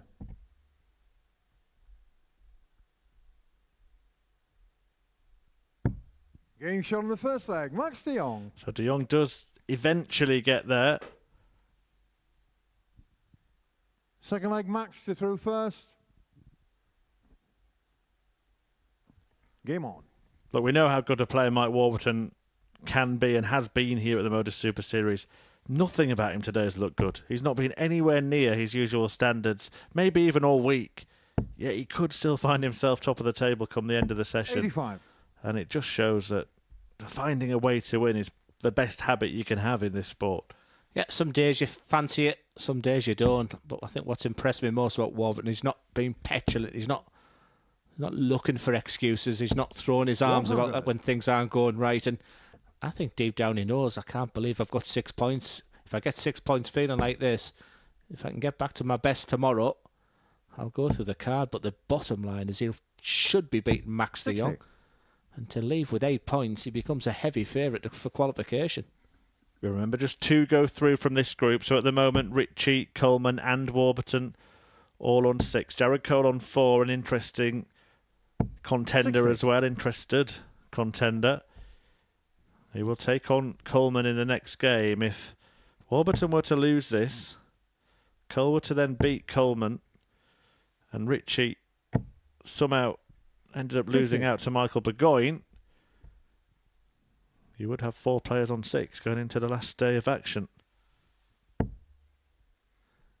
good point. It's a real head-to-head game because the first game tomorrow for these two players will 100. be against each other. We'll talk about it more during the next game, but I wonder if the 2 games between Coleman and Cole will determine which one of those really is a contender to make it through. Last of their games today 42. and first of their games tomorrow. Yeah, I've seen enough from Ashley Coleman in that last game. Just makes that debut feel extra special now. And like I said, if he can get over the line against Jared Cole, what a day for Ashley Coleman.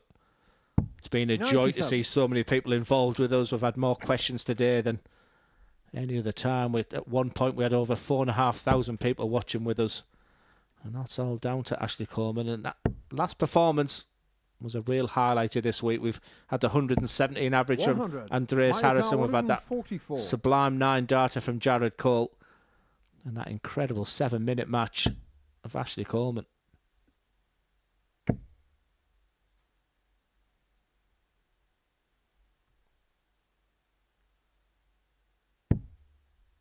$101. Max your car 164.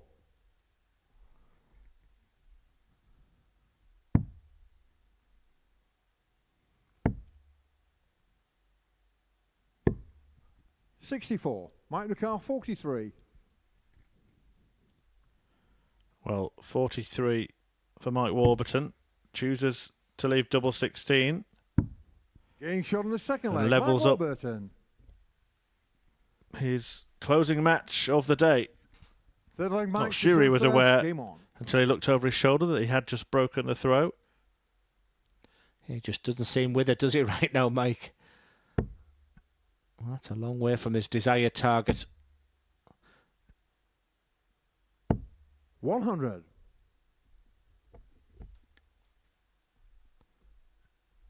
Just think that this previous game would be finished by now. 7.5 minutes. That was the spectacle that we watched in that previous game. 30.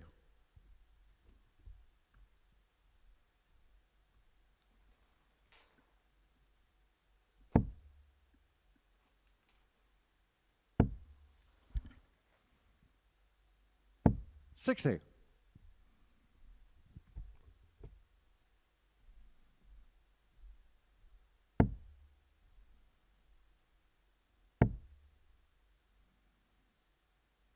$45.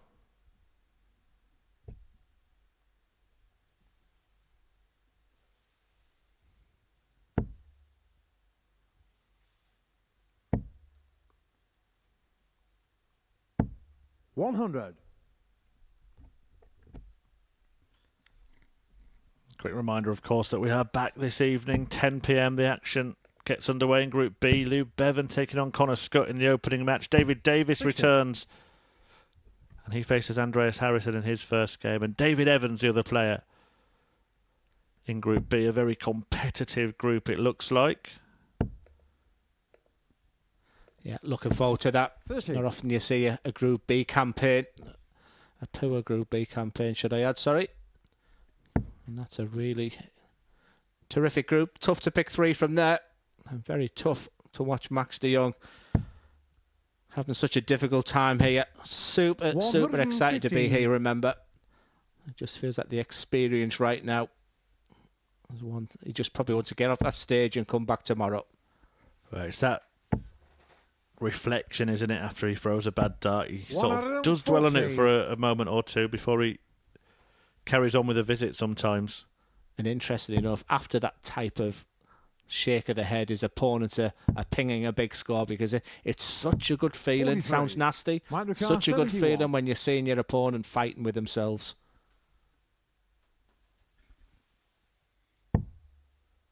Double 10 for a 2-1 lead.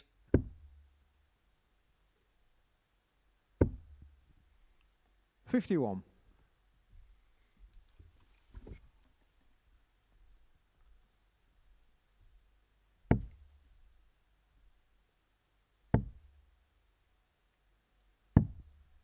$54. Microcar 20. So double 10. It has been kind to him today. Doesn't want to go down the realms of that double 5. That looks ideal, just to kiss it off. No score. Microcar 154.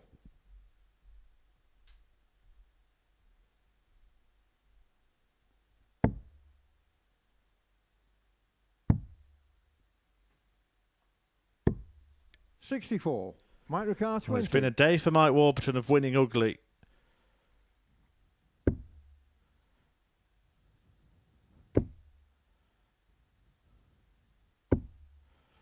And he's still not over the line in this leg. Microcar 90. After 24 darts on throat. I have a feeling they will want to see the averages after this.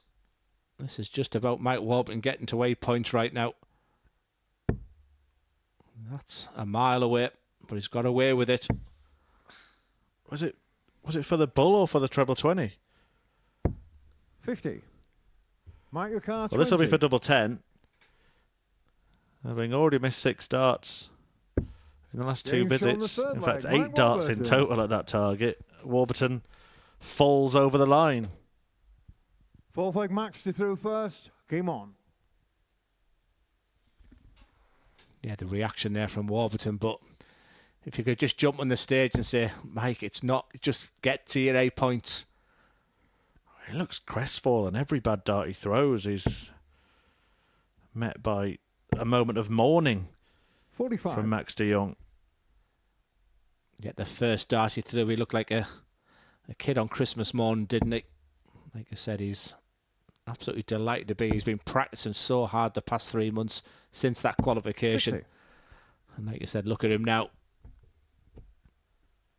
All just for a game of darts. That's what it does to us players. Did I look like that when I lost 8 on the spin? To be fair, after the first leg. I thought you were doing some Christmas morning lump of coal pun then. I thought you were leading towards something there. 60. I'll leave the puns to you.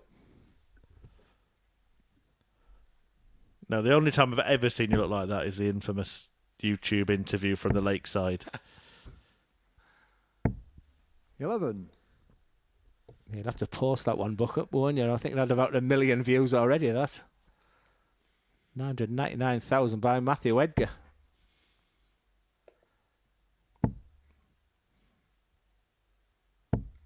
$25. Would I get in trouble with a Modus Super C if I said this game is awful? I'll have a word with management, see what they think about that. If I get me P45, I'll apologise, but this is a tough watch.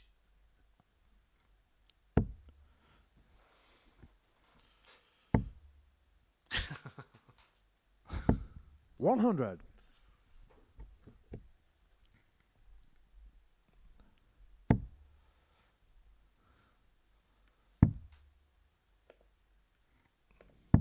$58.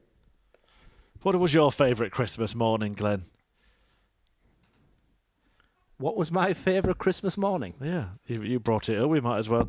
You know, if you think the game's not great, then it's up to us to provide the entertainment, 60. isn't it? So, have you got a memorable? Yeah, I think it's when I got my grifter. My first ever bike. $95. I don't think that's improved this game, though. A nice little 180 for a double 80 for Mike Warburton. Good to hear Glenn Durrant's memories of Christmas 2019.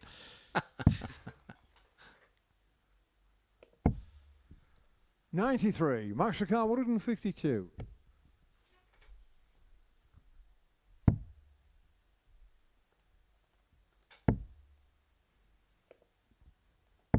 $99. Mike Ricard 103.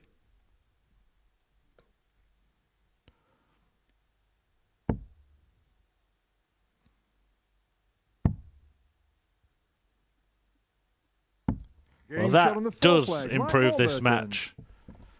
What a match! What a performance! What a finish! Well, that finish of 103 is actually the highest score of the leg.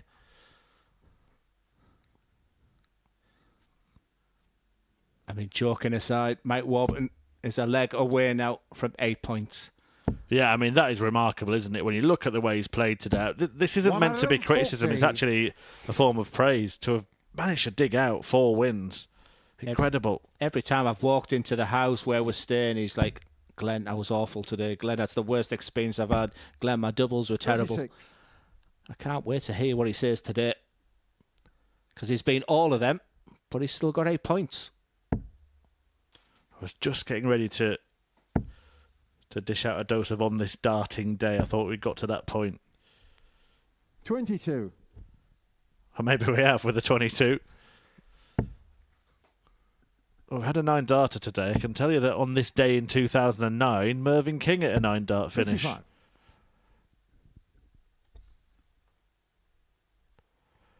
German Darts Masters won by Michael van Gerwen in 2016, beating Peter Wright in the final. 60. What about this for a team as well? The Nations Cup, won by Team England in 1987. 10-1, Glenn. The team, Bob Anderson, Eric Bristow, John Lowe. 36. Was that the World Cup, did you say, or Europe Cup? Nations Cup. Oh, the Nations. And happy birthday to Scott Walters, who is a regular here at the Modus Super Series. 100. I've seen him many a time. And also, someone well known to people behind the scenes here, Justin Bradshaw. 45. 6 darts away from Warburton. A game that he will never remember, that for sure, but the importance could be... You're not adding your happy returns to those, no, Glenn? 41. Many happy returns, Justin. Right, 138, a famous finish. Will it finish this match? 84. We could be seeing in 3 Mike years' Ricard time. 138. Mike Warburton checked out in a 138 to beat Max de Jong. It was a 103 in the previous leg. You have to say the only highlight so far. Is he saving the best till last? Please don't bust. 98. Good setup play. Well, it's been a match that summed up Mike Warburton's day, really, hasn't it? not a performance in 140, keeping with what he has 140. produced previously here at the Modus Super Series, but the Welshman has managed to dig out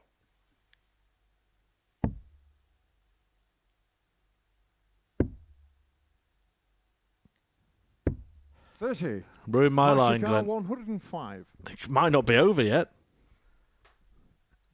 Well, Max de Jong just hit a 140 and he shouted, "There you are, 2 tops."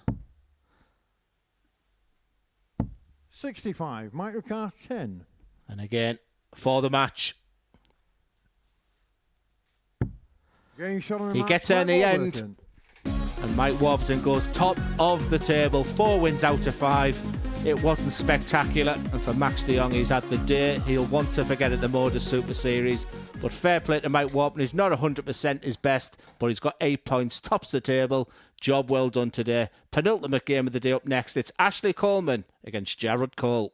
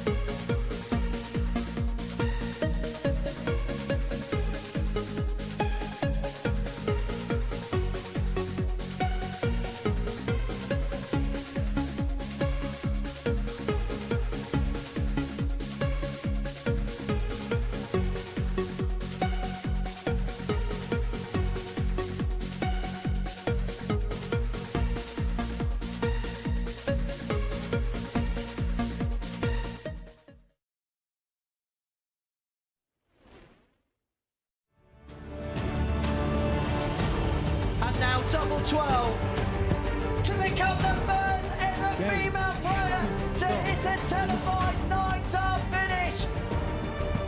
Oh, yes. What a way to start Makuru Suzuki, a 160 finish. That is sensational from Lisa Ashton. Bullseye for Trina.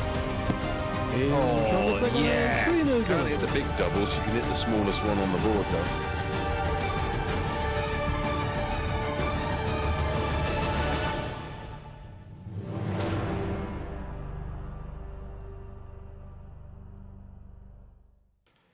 Yeah, confirmation that the brilliant Bo Greaves will be appearing here at the Modus Super Series very, very soon indeed. A lot of requests for her to play and a lot of requests for this man to play as well. His darting dream comes true. He sets foot on the Super Series stage, and in his last game, he produced an absolute perler of a performance. In fact, 2 players have got highlights today because we had that 104 average from Ashley Coleman. But earlier today, if you weren't with us, well, let me tell you, Jared Cole hit a 9-dart finish to complete a 4-0 victory in his win against Michael Burgoyne. It's the 10th that we've had under the roof here at the Live Lounge in Portsmouth. Cole producing perfection. Looks like Ashley should throw first. Game on. But will it be Cole or Coleman who pick up the points in the pair's final match of the day? Yeah, incredibly. 26. 26 start there before I big him up too much. The success of these two, yeah, it's Mike Warburton who will feel he's only played his C- game that he's going to top the table 100. with 8 points. Greg Richie still has got that chance in the final game against Michael Burgoyne. He can play that real spoiler role. 93. But yeah, just a wonderful performance from the pair of these today in that incredible game for Jared Cole. And then that 7 minutes of just pure brilliance for Ashley Coleman. 60. I just think this is a really, really big game. I think if Ashley Coleman can get himself to 55. To 8 points, what a wonderful debut that is.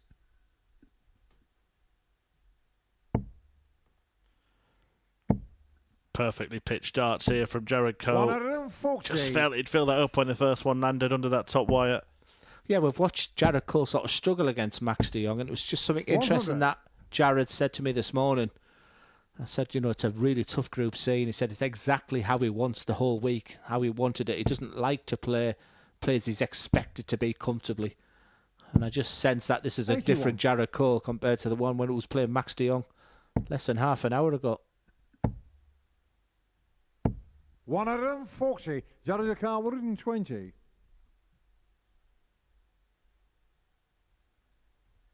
Well, I have seen him go 20 bull on this Shanghai. If the dart goes low on the 20, interesting. Well, it did go low as well. Ashley Cole 87. We've seen him go 60 bull, haven't we, for a 160 finish. It was remarkable. Now he wants the bull. Then he gets the bull, and Coleman clinches the leg.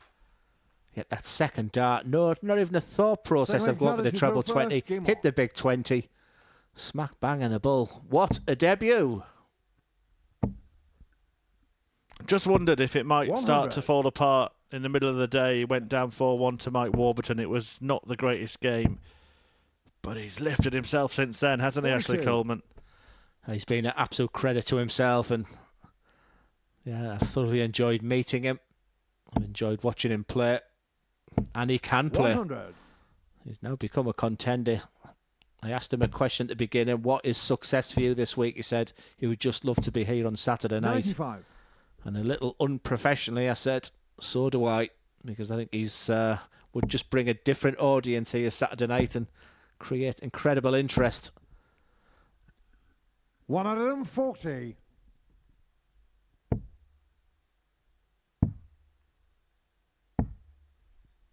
$57. Jared Cole 161. So 161 for Cole. Treble 20. Does he go for it? 129. Decided against it. Yeah, the fact he started with the 17s, I thought the only option was the bullseye there. 55. Jared Cole 32. Ashley Coleman, not at the races in this leg. This for 1-1. How awkward is that? How awkward are those? No score. Very.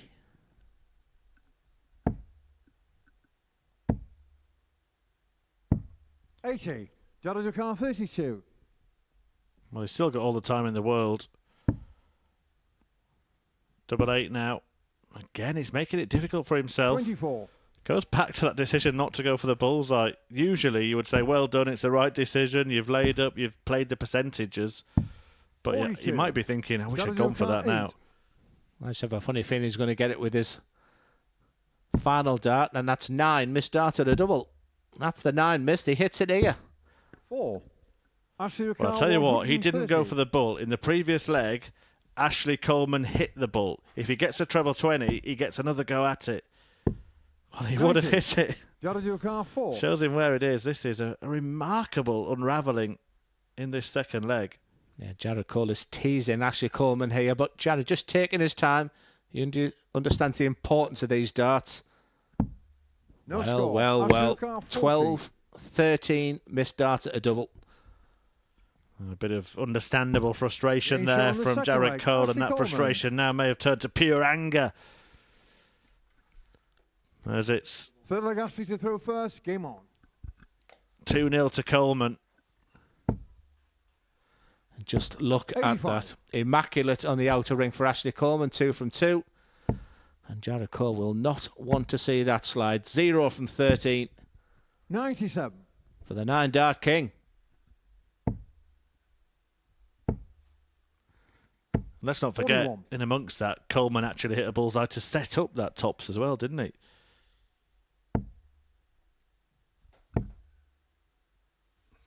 $99.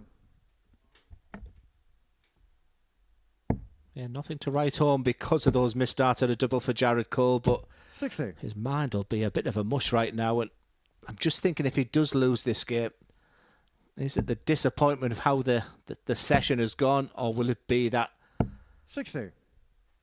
9-darter that's on his mind? And Glenn, 4 points is a big gap with just 5 games to play, isn't it? And he'll be 4 behind both Coleman and Warburton, potentially Richie as well. That's going to be tough. Yeah, it's just nice. The in-play table actually sees Ashley Coleman at the top right now on legs difference over Mike Warburton. But they've all got to play each other as well, 93. so it's not just a 4-point gap. They're guaranteed a couple of them to get 6 points clear of Cole. He really could be in a quandary if he loses this game. Yeah, only himself to blame. And isn't it typical of dart? You miss 13 darts at a double. And then try and ping a 1-5-2. Not to be. 98. Leaves it nice and pretty. Needs the treble. 88. Judge car 54. Here we go again. Game shot on the third Puts leg. an end to that unwanted trend. It took Jared Cole 15 darts to hit a double in this game, but he does get a breaker throw and could yet save his day and potentially his week. Yeah, an incredibly important dart at tops there. I think he'd have been done and dusted, and all of a sudden, from 2-0 down and looking down and out, 141. Super start there. We could be moments away from a level game. That's what these best of sevens can do. 100.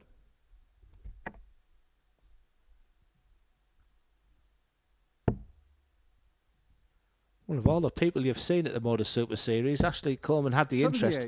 He must go in that bracket of one of the 6 quickest. If you were to have a group A of the quickest players ever to be seen at Super Series, he's lightning. He is speedy, isn't he? We do have some speedsters here at the Super Series. Alex Small up there, Scott Baker, another one. A few 57. have departed as well, haven't they? We had Yella Clarkson and Dan Lauby who've gone on to get tour cards. Yeah, I always felt Graham Usher was deceptively quick. 125.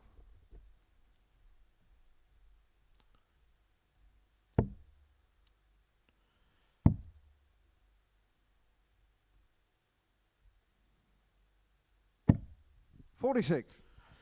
A deflection there, leaving Cole without an out. Coleman looking to punish a mistake again. That's all he's really had to do in this game, is wait for a mistake 45. and then punish it. But on that occasion, he couldn't. Yeah, he's one of the few players not giving too much away, is Ashley. Where's Jared? Where's his heart in his sleeve? 47.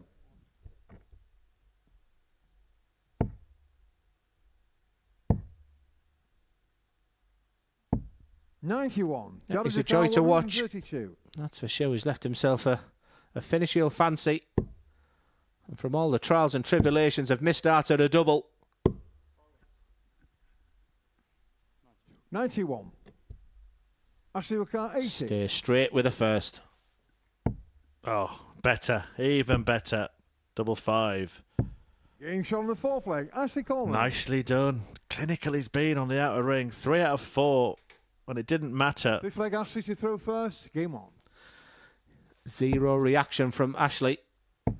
And Jared Cole just that wry smile, 100. shake of the head. Not that Ashley's picking that up. It just looks like he's in a total zone, Ashley Coleman. Very, very impressed. 83.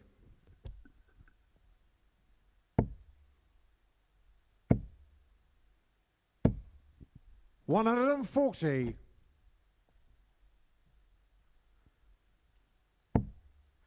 I mean, there was part of me when we were chatting with him this morning, it was like a couple of hours before 60. his playing. I would have hated to have been disrupted before I played. And he was so chatty and wanted to talk about his game, wanted to talk about 140. the ADHD that he has and how darts is just a real comfort for him, and wants to be a trailblazer and let people know about that. And then he produces performances like this, and 121 points away from 4 wins out of 5. Super duper day.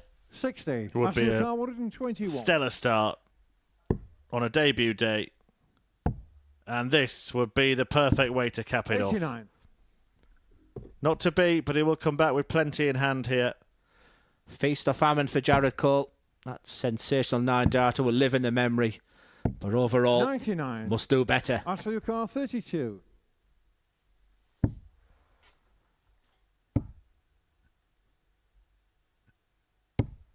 $24. Well, is there a twist? Is there a leg like the one that Cole lost earlier in the match, leg 2, when he missed a dozen darts at double, or 13 darts 59. at double, wasn't it, across Ashley the first couple of 8. legs? He has to rely on Coleman having the same kind of meltdown.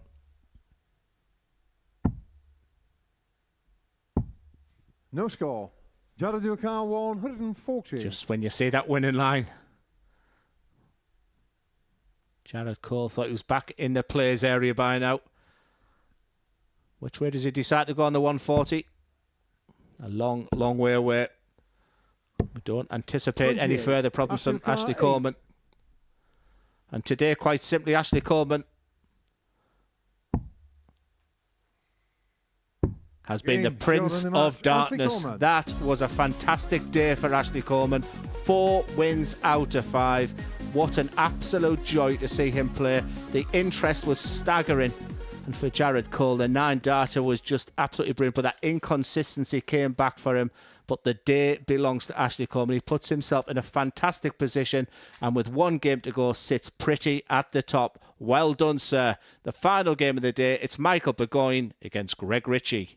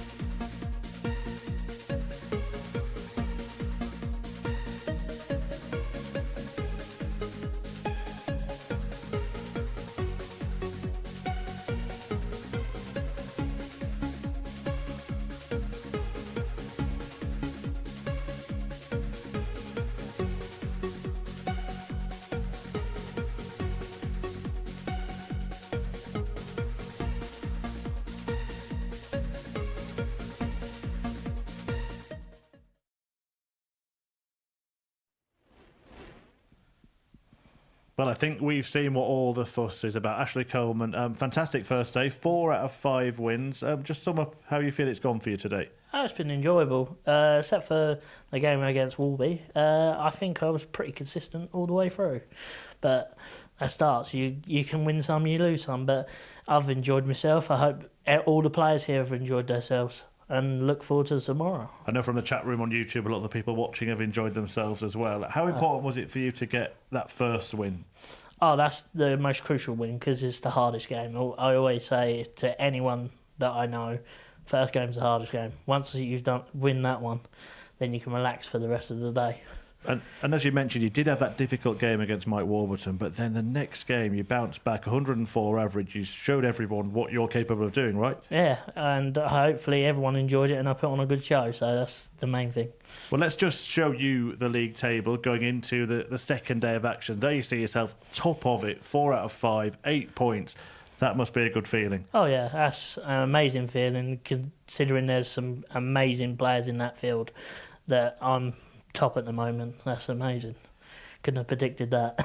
And of course you said at the start of today that the plan was to get to Saturday night. Look, you've given yourself the best possible start, haven't you? Oh yeah, my goal was in my mind is try and win 3 out of the 5 games every day, and I managed to do one better and get 4, so happy days. Well done. Thanks for talking to us. Good luck tomorrow. One more game to come today then, Burgoyne against Richie, and I'm going to join Glenn Durrant to talk you through it. Yeah, what a charming interview that was from a fantastic player. An awful lot of pressure was put on Ashley Coleman.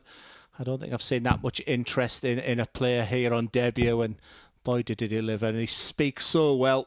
And it was a lovely interview. And his plan was 3 wins out of 5. Well, he got 4 wins out of 5. Sits pretty at the top with Warby. And that man taking his dart out the dartboard right now, he knows the situation. He was the player of the day for the majority. However, a defeat against Ashley Coleman in just a wonderful match, it has to be said. 5 legs played in 7 minutes. So it's a really big game against Michael Burgoyne, who's on debut, had a tough week, just the one win today. First. You have to say it's a total must win for the man from Bedfordshire. However, the favourite must be Greg Richie going to it. Are we going to see the best of this man? 16.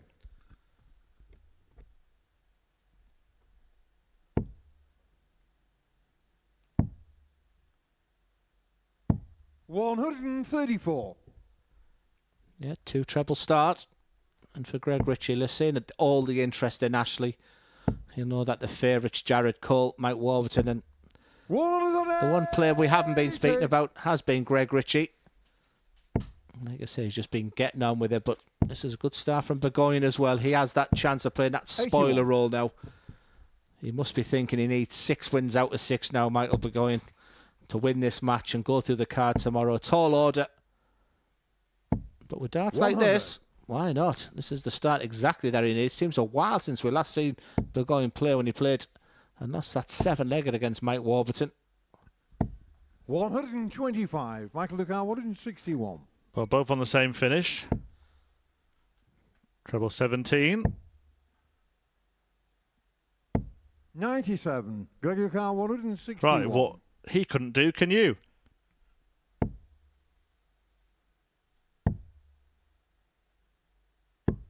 $136. What Michael an Ducal, effort. 64. Cracking first leg. Will the doubles match it? Yes, it will. Leg. Michael Burgoyne. Michael Burgoyne, 14 darter.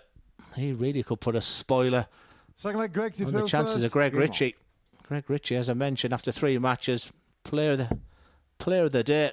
He was involved in that storm, as I mentioned. And I think if he goes away, Chris, with only 3 wins, I think he'd be left a little deflated. Totally agree, yeah. Totally agree. And we're going to see a real separation, aren't we, in this group? If Richie can get the win, there'll be 3 players on 8 points, 2 on 4, and then Max de Jong at the foot. Yeah, you'd have to say it's going to take something incredible for Max even to get a win. He just looks so down. I think Michael Burgoyne always plays with that smile and is incapable of darts like this. 140. I think the most disappointed player, despite the 9 dart, will be Jared Cole. It's a long way to, when you've got 3 players above you. You're reliant on so many other things to go right. 119. To qualify Max de Jong, I mean, he'd need a mathematical miracle times another mathematical miracle. 3 players just 2 points off getting to 10. 96. But these are going to be crucial games for Michael Burgoyne, because if he can beat Greg Richie twice, suddenly he's on 8 points. If he loses twice, then you think his race is run. Yeah, he did have that match earlier where he beat Max de Jong with 4 wins out of 4 in the doubles, but in relation to scoring, this has been night and day. However, Richie does what he does. Greg O'Carr, 53. To 12 darts, left himself 53, big number, double. And that's the way to do it, Greg Richie. You do impress me. This has been a fabulous day of darts. Third leg, Michael to through first. Yeah, fantastic day with 2 real diamonds to talk about as well. That brilliant performance from Coleman earlier on, 4-1. The glistening 9-dart finish from Jared Cole. But maybe the man who's been, the man who has been at the highest standard consistently is Greg Richie. And continues to do so. It'd be great to get an interview. Does he realise all this furore around Ashley Coleman, making Mike Warburton almost a certainty to qualify? Did we write this man off? And let's not forget, it was actually Jared Cole who the odds compilers made favourite for the group. 96. He only ends the day with 2 wins from 5.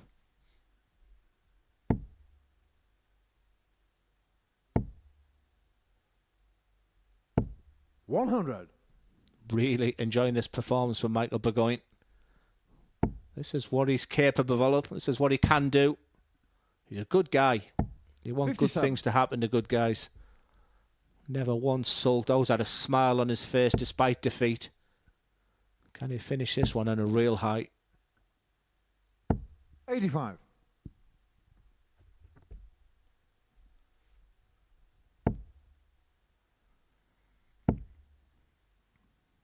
This group will resume at 134. 1 p.m. tomorrow. 99.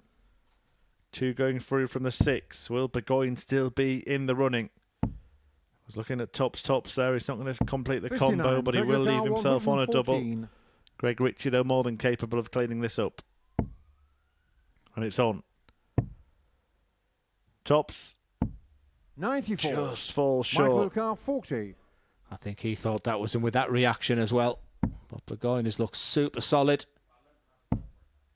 This is a huge dart. It's on 20. throw as well, so big chance for 20. Richie. Getting shot on the third leg, Greg Richie. Yeah, really good day for him. And it looks like it's turning Fourth leg, into Greg to throw first. Game on. a win. That would see him move to 4 from 5, and as you can see, that record will be shared by 3 players. 100. Yeah, please join us tomorrow if Greg Richie can get over the line in this one. It has been a fascinating Group C, and look how tight it is at the top. Just to remind, only 2 out of 3, them 3 would qualify. You'd have to feel Jared Cole would need to win 5 out of 5, and the chances just seems to have gone if Burgoyne can't get over the line against Greg Richie. And when he's throwing darts like this, you can understand why. Yeah, and if he wins this leg by a bigger margin than just... wins this match by a bigger margin than just 1 leg, then he would actually finish top of the table.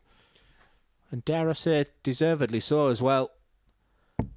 He just walked into the juggernaut that was Ashley Coleman in that incredible game. But apart from that, Greg Richie has been flawless. Another session in between now and Group C tomorrow. Group B gets underway tonight, 10 p.m. Some big names 85. in action, including Andreas Harrison and Connor Scott, who were both very good in Group A earlier this week. And I'm sure they're sat in the hotel rooms watching this. This must inspire them as well, because they'll be itching to get the darts out tonight. Andreas himself has hit a 9-dart finish on that very stage. 40.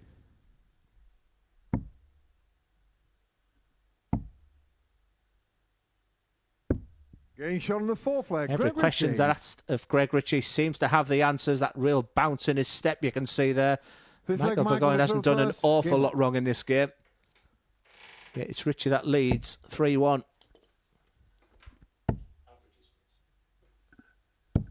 32. Just look at the numbers he's posting, just without the history on us, without us screaming and shouting about 9 darters or about the Ashley Cole massive. Greg Richie just posting averages like that. 89.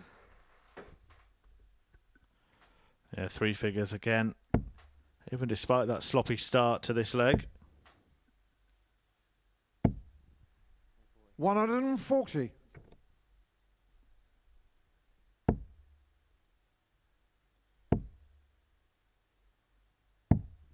$59.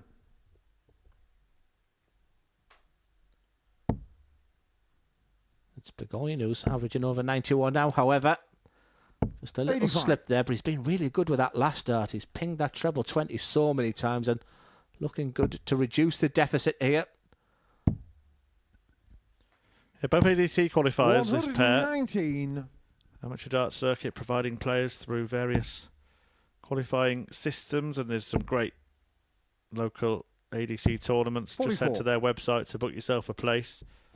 But he does have a bit of pedigree. He's well known up in Scotland. Greg Richie, same stable, management stable as Gary Anderson. 140. Yeah, Cameron Menzies, Matty Denon, Darren Beveridge, Chris Quantock. He's part of a good stable there as Greg Richie, 40. demonstrating his real qualities today as well. 154.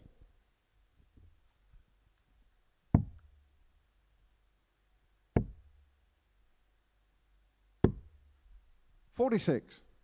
Michael Carr 160. And maybe his final 3 darts.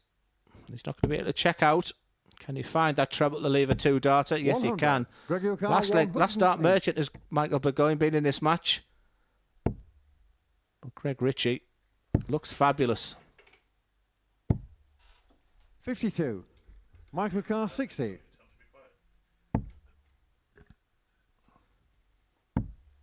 To stay in this match. Game shot on the 5th leg. Michael Burgoyne. Just throw your last dart, Burger Boy. You get that statistic, Chris, don't you, with your first dart average, second dart and third. I reckon Michael Burgoyne's would be close to 60. 40.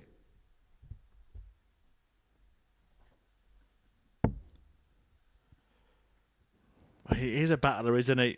Hasn't 60. managed to turn those fights into victories often enough, but he doesn't often just get swept away, Michael Burgoyne. The only time we saw it was against Jared Cole, when of course he won it in that the most sensational fashion. Yeah, very likeable as Burgoyne, and definitely got better as the week's gone along. 96. I think he'll learn an awful lot here at the Modus Super Series, and no doubt will want to come back and demonstrate his, the skill set that he has. But this is super. 180.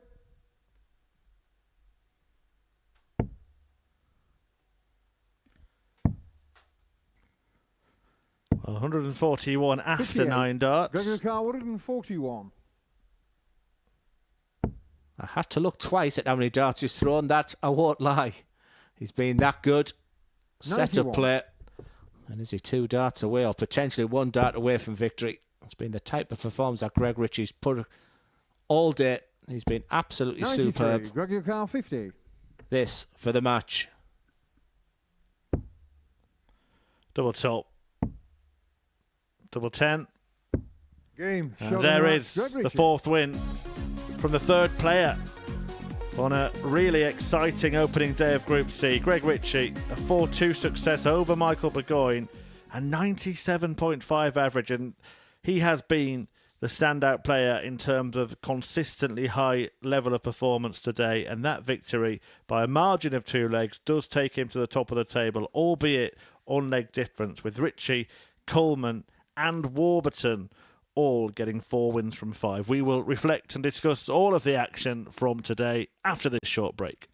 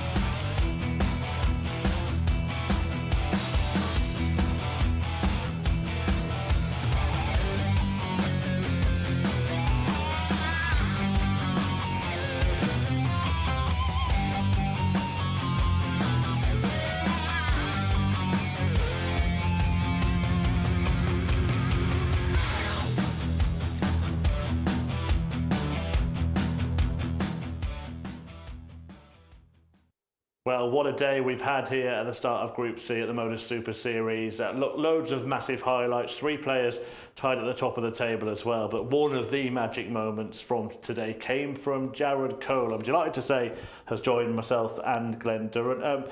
Jared, we'll start with the good. I think we'll reflect on everything else as well. A 9-dart finish, what a moment. I'm speechless. Like, that actual moment, it came in the match out of nowhere, out of the day, out of nowhere. I'm ecstatic to sort of like put my name on the highlight reel, but yeah, it just... I don't think I want to watch it. No, I'm joking. I loved every second of it. Obviously, it's fantastic to be involved in a moment like that, and obviously to produce the goods, it's a great feeling, but it just... For me personally, it's sort of like, it's changed the whole reflection on the whole day, because the rest of it, I just couldn't find nothing. Just everything in one match or one leg in this scenario. But yeah, obviously a new day tomorrow. Did it take you a couple of legs in the next game to really find your feet again? When you've done something like that and left the stage with such elation, did it kind of cause an unexpected hangover? Yeah, the adrenaline sort of like wouldn't disappear. I don't know how else to explain it, but like sort of, it was a fantastic moment. I was ecstatic, and I've experienced it only once in sort of proper tournament before. It was at the PDC, and like it was a one moment thing, and after that I was rubbish for 2-3 legs. Yeah, World Youth Championship, yeah. Yes, and it's sort of like since then, well, for the rest of that match, I just couldn't find my range and I couldn't find my rhythm, and then obviously it happened again today. So I'm, in a weird way, I'm sort of annoyed that it happened. I don't know how else to explain it. Obviously, I'm ecstatic for the moment. It looks great, but the rest of the match, I'm like, well, the rest of the week or the day, let's say, but it just felt like it took everything out of me. Glenn, I'll get your thoughts in 1 second, but if there was a moment that summed up your day, look, let's have a look at it now. Was it that finish against Mike Warburton where you've got the treble 19 in, and then this happens? I mean, you can see it in the, obviously, in the video, and it's sort of like, that dart is not hanging nice. I'm like, I've got one option, unless I'm going 9 bullseye, which the amount of stick I would have got if I missed, I had to go for it. And yeah, obviously, Warby took it out. Fair play to him, but I was kicking myself. I think we did call that treble 19, we said, because his dart was sat so flat, and it came in our ears as well from the production team. 9 bull, that is the option there. I don't think the camera angle really did it justice there. That hitting a big 19 was going to be an easy thing to do, so I don't think he'd have been criticised on the 9 bull, but yeah, it was a tough moment for him, and just a most bizarre day as we've walked into this interview. Can you explain that, Glenn? And honestly, I can't. But first of all, I would like to say thank you, Jared. I mean, to commentate on something as spectacular as a 9-darter like that, and the smile that you did, and fair play to Michael Burgoyne, who gave you a big hug and everything as well. It was a special moment for a commentator, and you should thrive and enjoy the moment and go and self-reflect on. Yeah, I wish I was on 8 points and didn't have the 9-darter, but you know, that's something that you can hold there and come back fighting tomorrow and win 5 out of 5. Yeah, 100%. Like, the fight's still in me, 100%. I know full well I'm capable of running the card tomorrow, but it's a case of getting that out of myself. Obviously, as you say, in flashes, it was there, but I just need to be more consistent. And finally, from me, like, at least you know it's in your armoury, at least you know it's there. It's your job, through preparation and application, to find that 184 more regular. I have been criticised of calling you inconsistent. I don't think you're inconsistent today. You had an awful lot of bad luck as well. Whereas Mike Warburton on 8 points, he lived a charmed life today. That's darts. Get your head up and be proud. 100%, you're right there. Yeah, as I say, I know it's in there. I know it's a case of just getting it out of myself, but only time will tell if I do it. You will. Well, look, it is going to be tough. Let's just recap the results from today. And yeah, look, it is one of those days, isn't it? You get that win against Michael Burgoyne, a 4-0. Look, you've had that situation against Warburton. That's early on. At that point, what are you expecting from yourself after you've beaten Michael Burgoyne and hitting that 9-darter? What are you thinking is the worst case scenario for today? It's a difficult way to sum up, because if I'm going by performance, I don't feel like I've played well after 2 games. Obviously, I've had moments and I've had hints of the magic, but it's just not been consistent. I'm just sort of like, I'm in the practice room trying to get the consistency out of myself. I just want to sort of string 4 good legs together. And I'm like, in parts this came, by all means. Against Mike, I felt like if I'd win that match, maybe it's a different day. But yeah, I'm almost trying to ask the question of myself. And I don't like that feeling of sort of like you're making it harder for yourself. By all means, I can't control the treble 19 falling out, but sort of like if I win that game and then have the good moment, my mental state, I want to say, is so much better. My advice to that is like cramming in revision. You shouldn't be putting too much effort into your practice a couple of hours before you're playing or trying to find that consistency of the day. It should be going back to the weeks and months you've been practicing leading up to that. So don't focus and don't forget rest and recuperation is great. Sit down and just make sure everything's going right. I thought it actually worked for him, Chris, the fact that he had the 9 darter, then had 4 games off. That's darts. He usually charges for this stuff, you know, so just watch out he doesn't send you an invoice or something. I'll be keeping tabs on the emails. Let's just have a look at the table just to get your summary of how difficult this is going to be, because we've got 3 players all tied on 8 points. They're going to play each other as well, so obviously at least one of them's going to add to that tally. So are you now targeting those players specifically tomorrow, or do you think you're going to need to win every game? I look at it and go to myself, the best case scenario is you win 4 out of 5 and you scrape through. But my expectations for myself and knowing the game I have in me is to wipe the card tomorrow and to try and win all 5. By all means, it's not going to be easy. It never is. Obviously, this is the Modus Super Series for a reason. It's hard. It's a grueling day as well. But I believe I have the capability. It's just a case of getting out on the stage. Obviously, in patches it came today, but I need it to come as a match tomorrow and hopefully for 5 in a row. Just a moment, Glenn, to reflect on the other players today. Jared, you can join in with this yourself if you like. Out of the 3 players that are on 8 points, who's the one that stood out for you? Greg Richie. I mean, I've thoroughly enjoyed Ashley Coleman. I openly admit I don't even know what TikTok is. So to understand the sort of interest in this Ashley Coleman sort of took me back a little bit. I've never seen a debut for interest, and record numbers today, by the way, Jared. What a day to do the 9 darter, because there was 4,500 people at one point, all down to Ashley Coleman. He dealt with it tremendously well. Everyone, Jared Cole, broke the internet for about 15, 20 minutes. He was trending for a period there. But right in the background was a guy called Greg Richie who was smashing in average after average, and it only took a sensational performance from Ashley Coleman to beat him. He was my player of the day. I can agree with that to a certain degree. Obviously, Ashley was the centre of attention. I think we all knew that from his background and his reputation on, obviously, online social medias. He's a very good player.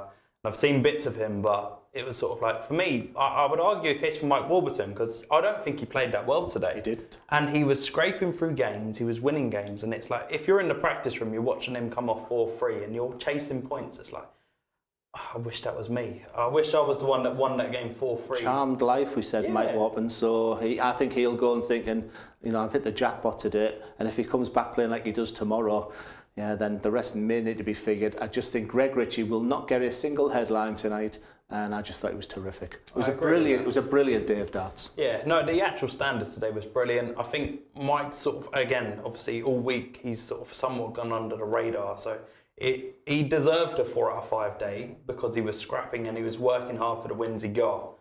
But I'm just sort of like, Ashley Coleman stole the headlights. And I mean, I can argue Greg Richie as well. I think the pair of them deserved 8 points because they both did the right things at the right time. Which is cliche because it's not what I did. But none of them were trending like you. No, exactly that. Absolutely. Well, look, you did steal his thunder a little bit with that 9 darter, but today is only half the story. You'll go again tomorrow. Glenn, we'll go again tonight, and I hope that you can join us this evening as well. Group B gets underway from 10 p.m. live here on the Modus Super Series YouTube channel. Do join us. We might even get another perfect leg. Who knows, eh?